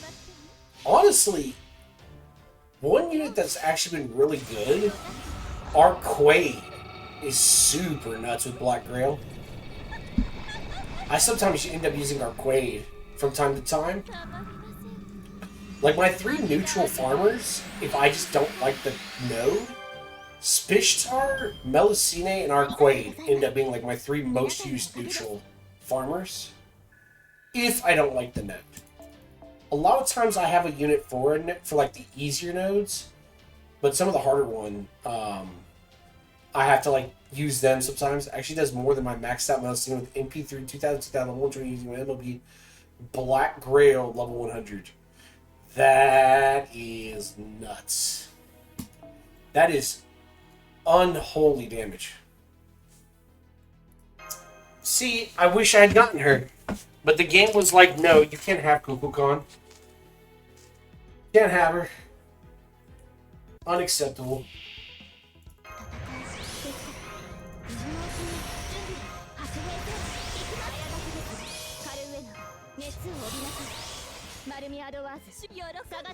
There we go. Come on. Boom. Irresistible. Heaven's holy. You know what's funny? I was like, I hope the summer event doesn't come soon. Yeah, the summer event's gonna be a wallet buster. I'm still dry from pulling on Tiamat. Dude, I went dry for Beast Nero. I did not get Tiamat. I wanted both of them. I'm sad they both came out the exact same time. But I prioritized Beast Nero over Tiamat, which I will not regret. But it hurt. It hurt to not get both the units. Like, I would have really loved to have had both. But you gotta take what I can get sometimes.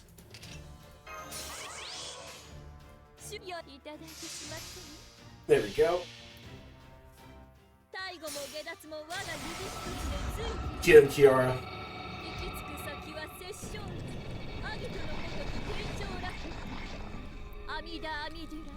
Heaven's Hole.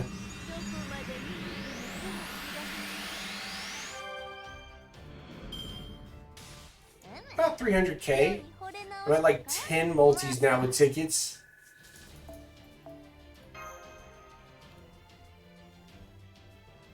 That's a good number. Yeah, seems like we are going to suffer. Yeah, probably. Because, is this the summer with, the summer, I forget what they're called, but the fairy nights? Is that what they're called? Is this your summer fairy nights? Or am I misremembering? Yes, it is, yeah. Yep, that sounds right. Yep, I cry. I cry. With the must-have 4-star on the Melusine banner. Oh, who's the one on her banner again? Because I think I've seen it, and I know I have. And I'm trying to think, because I agree with you, but I forget who it is. Who is it on the Melusine banner?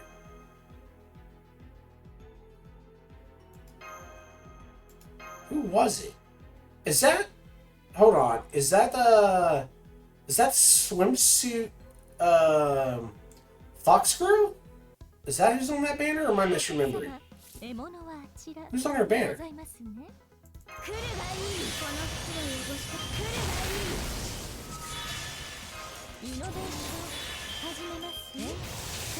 My brain literally cannot remember. Summer Chloe!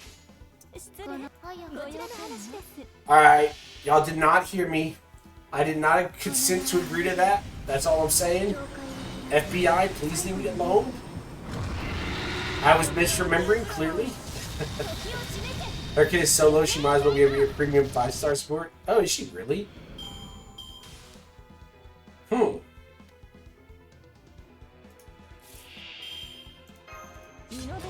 I haven't even looked at her kit. I just saw that she was on deal.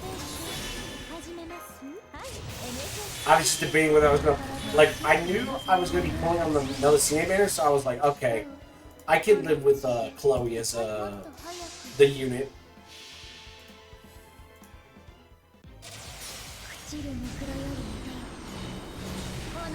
Because if I get a couple copies of Summer Chloe when I get a Melusine, I'll be happy.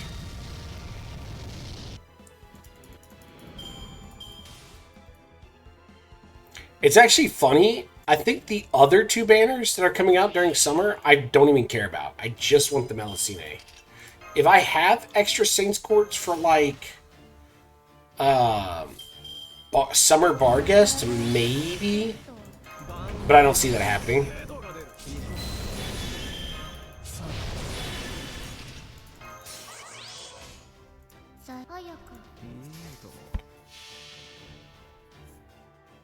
In the first place, I need her for the other suit. I really like a lot for bacon.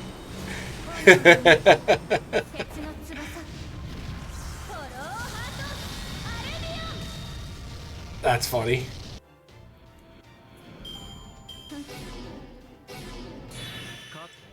The year is 2025, and Melusine will refuse to die.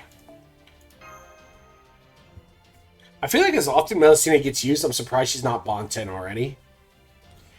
Like, honestly. Good thing is Melusine is also my target. And that works out very conveniently.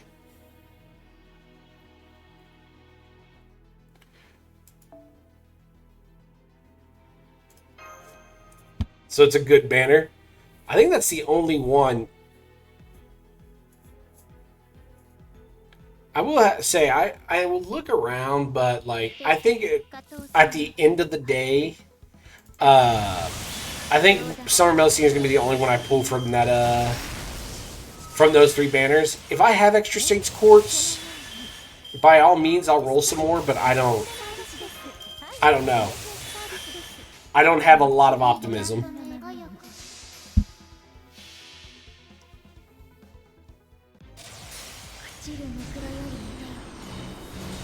But we'll see.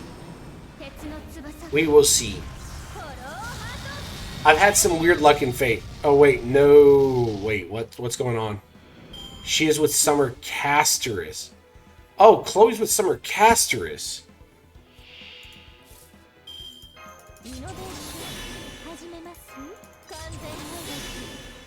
And Suzuka. Ah, see, you know what? That's another unit. Like, that would probably be the one reason I pull on that banner, is to get Summer Suzuka, not even shooting for the 5-star. I'm going to get my one copy of Summer Suzuka and be done with it. That is the goal.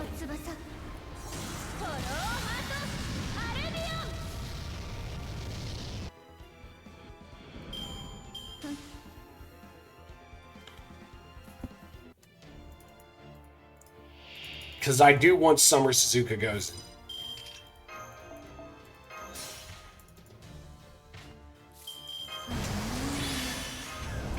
There we go.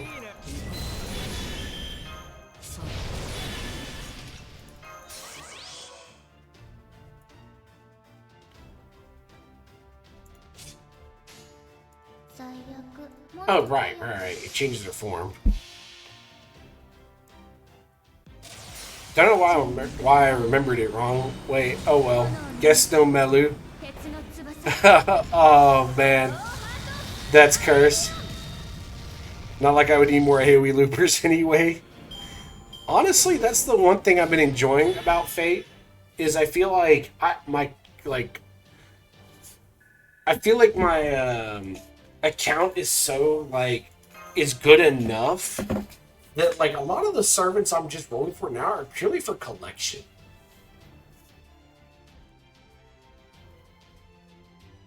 And I do have to do a little bit of picking and choosing from the collection purpose, but for the most part, I'm pretty satisfied. And I'm happy that I can just roll a lot of the times just for the purposes of collection.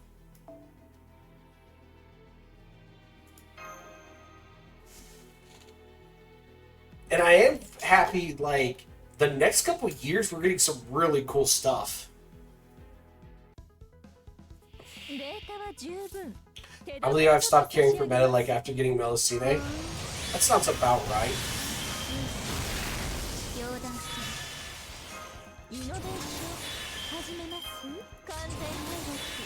Cool, cool, I just won because she's cool.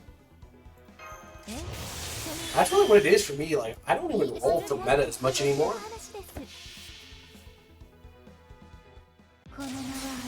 Like, I do a little bit of meta rolling, but for the most part, like, I'm just rolling for things I want.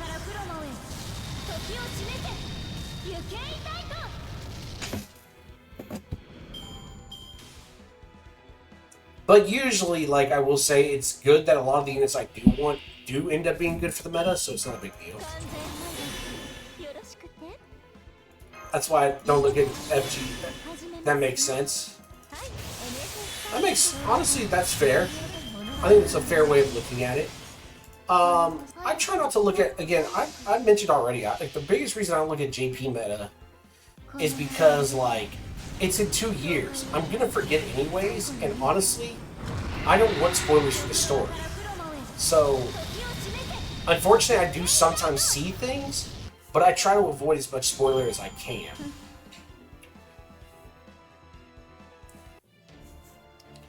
Yeah, Castorus, I think, is just... this may be a cringe take, but I think Castorus is just...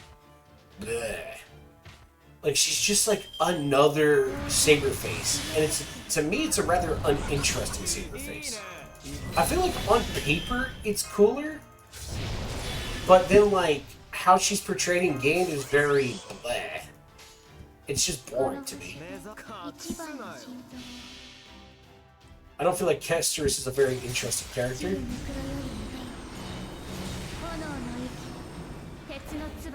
I feel like even when we had that prospect, Melusine had even a more interesting story than Castorus did. And Castorus was like the main character.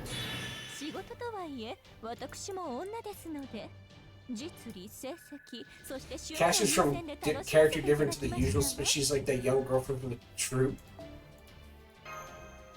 But, like, right, like, she's different. She's a different Castori. She's not the same.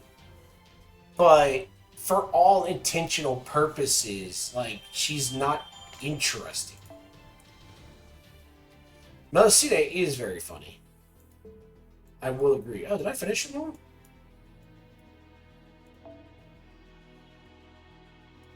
Nice.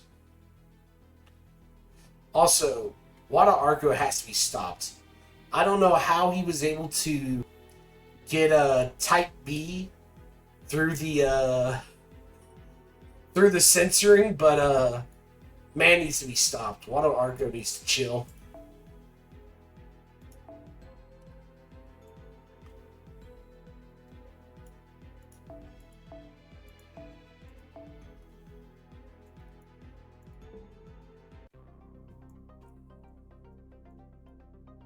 Alright.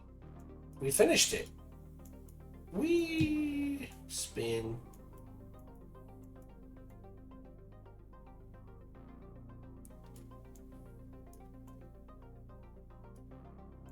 Seems like a topography thing.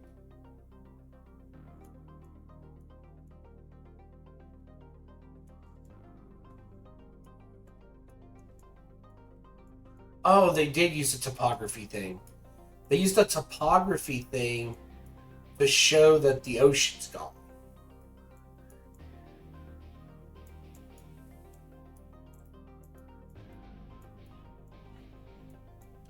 I think we're good.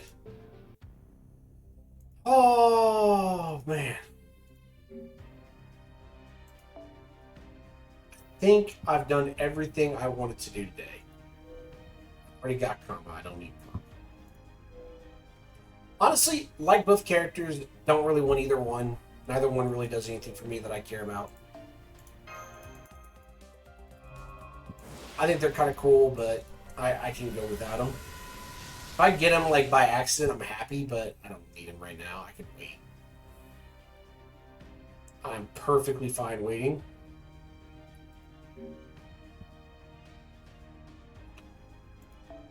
think I'm good for today. I did everything I wanted to do. I buffed up some servants. We got through the story. We finished all the extra nodes. I think we call it for today. Oh man, this was actually fun. I rather enjoyed it today. It was good. And honestly, this story ordeal call was really fun. I actually, like I said, I know I'm a little biased towards Fate Extra, but I do think this was a really good story. That was like a phenomenal way to end it.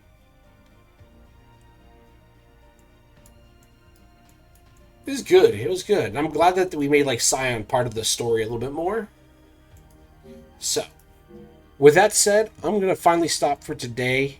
I appreciate everyone for watching the stream today. Definitely will do more. What is today? Saturday? So I'm off Monday because it's a school holiday. So probably do some more streaming tomorrow or Monday. Probably both, honestly. Probably we'll swap to a different game. I don't know if I'm going to do... We'll likely do Honkai Star Rail one of those 2 days. So, that said, everyone have a good rest of y'all's day, and I look forward to seeing y'all again. Peace.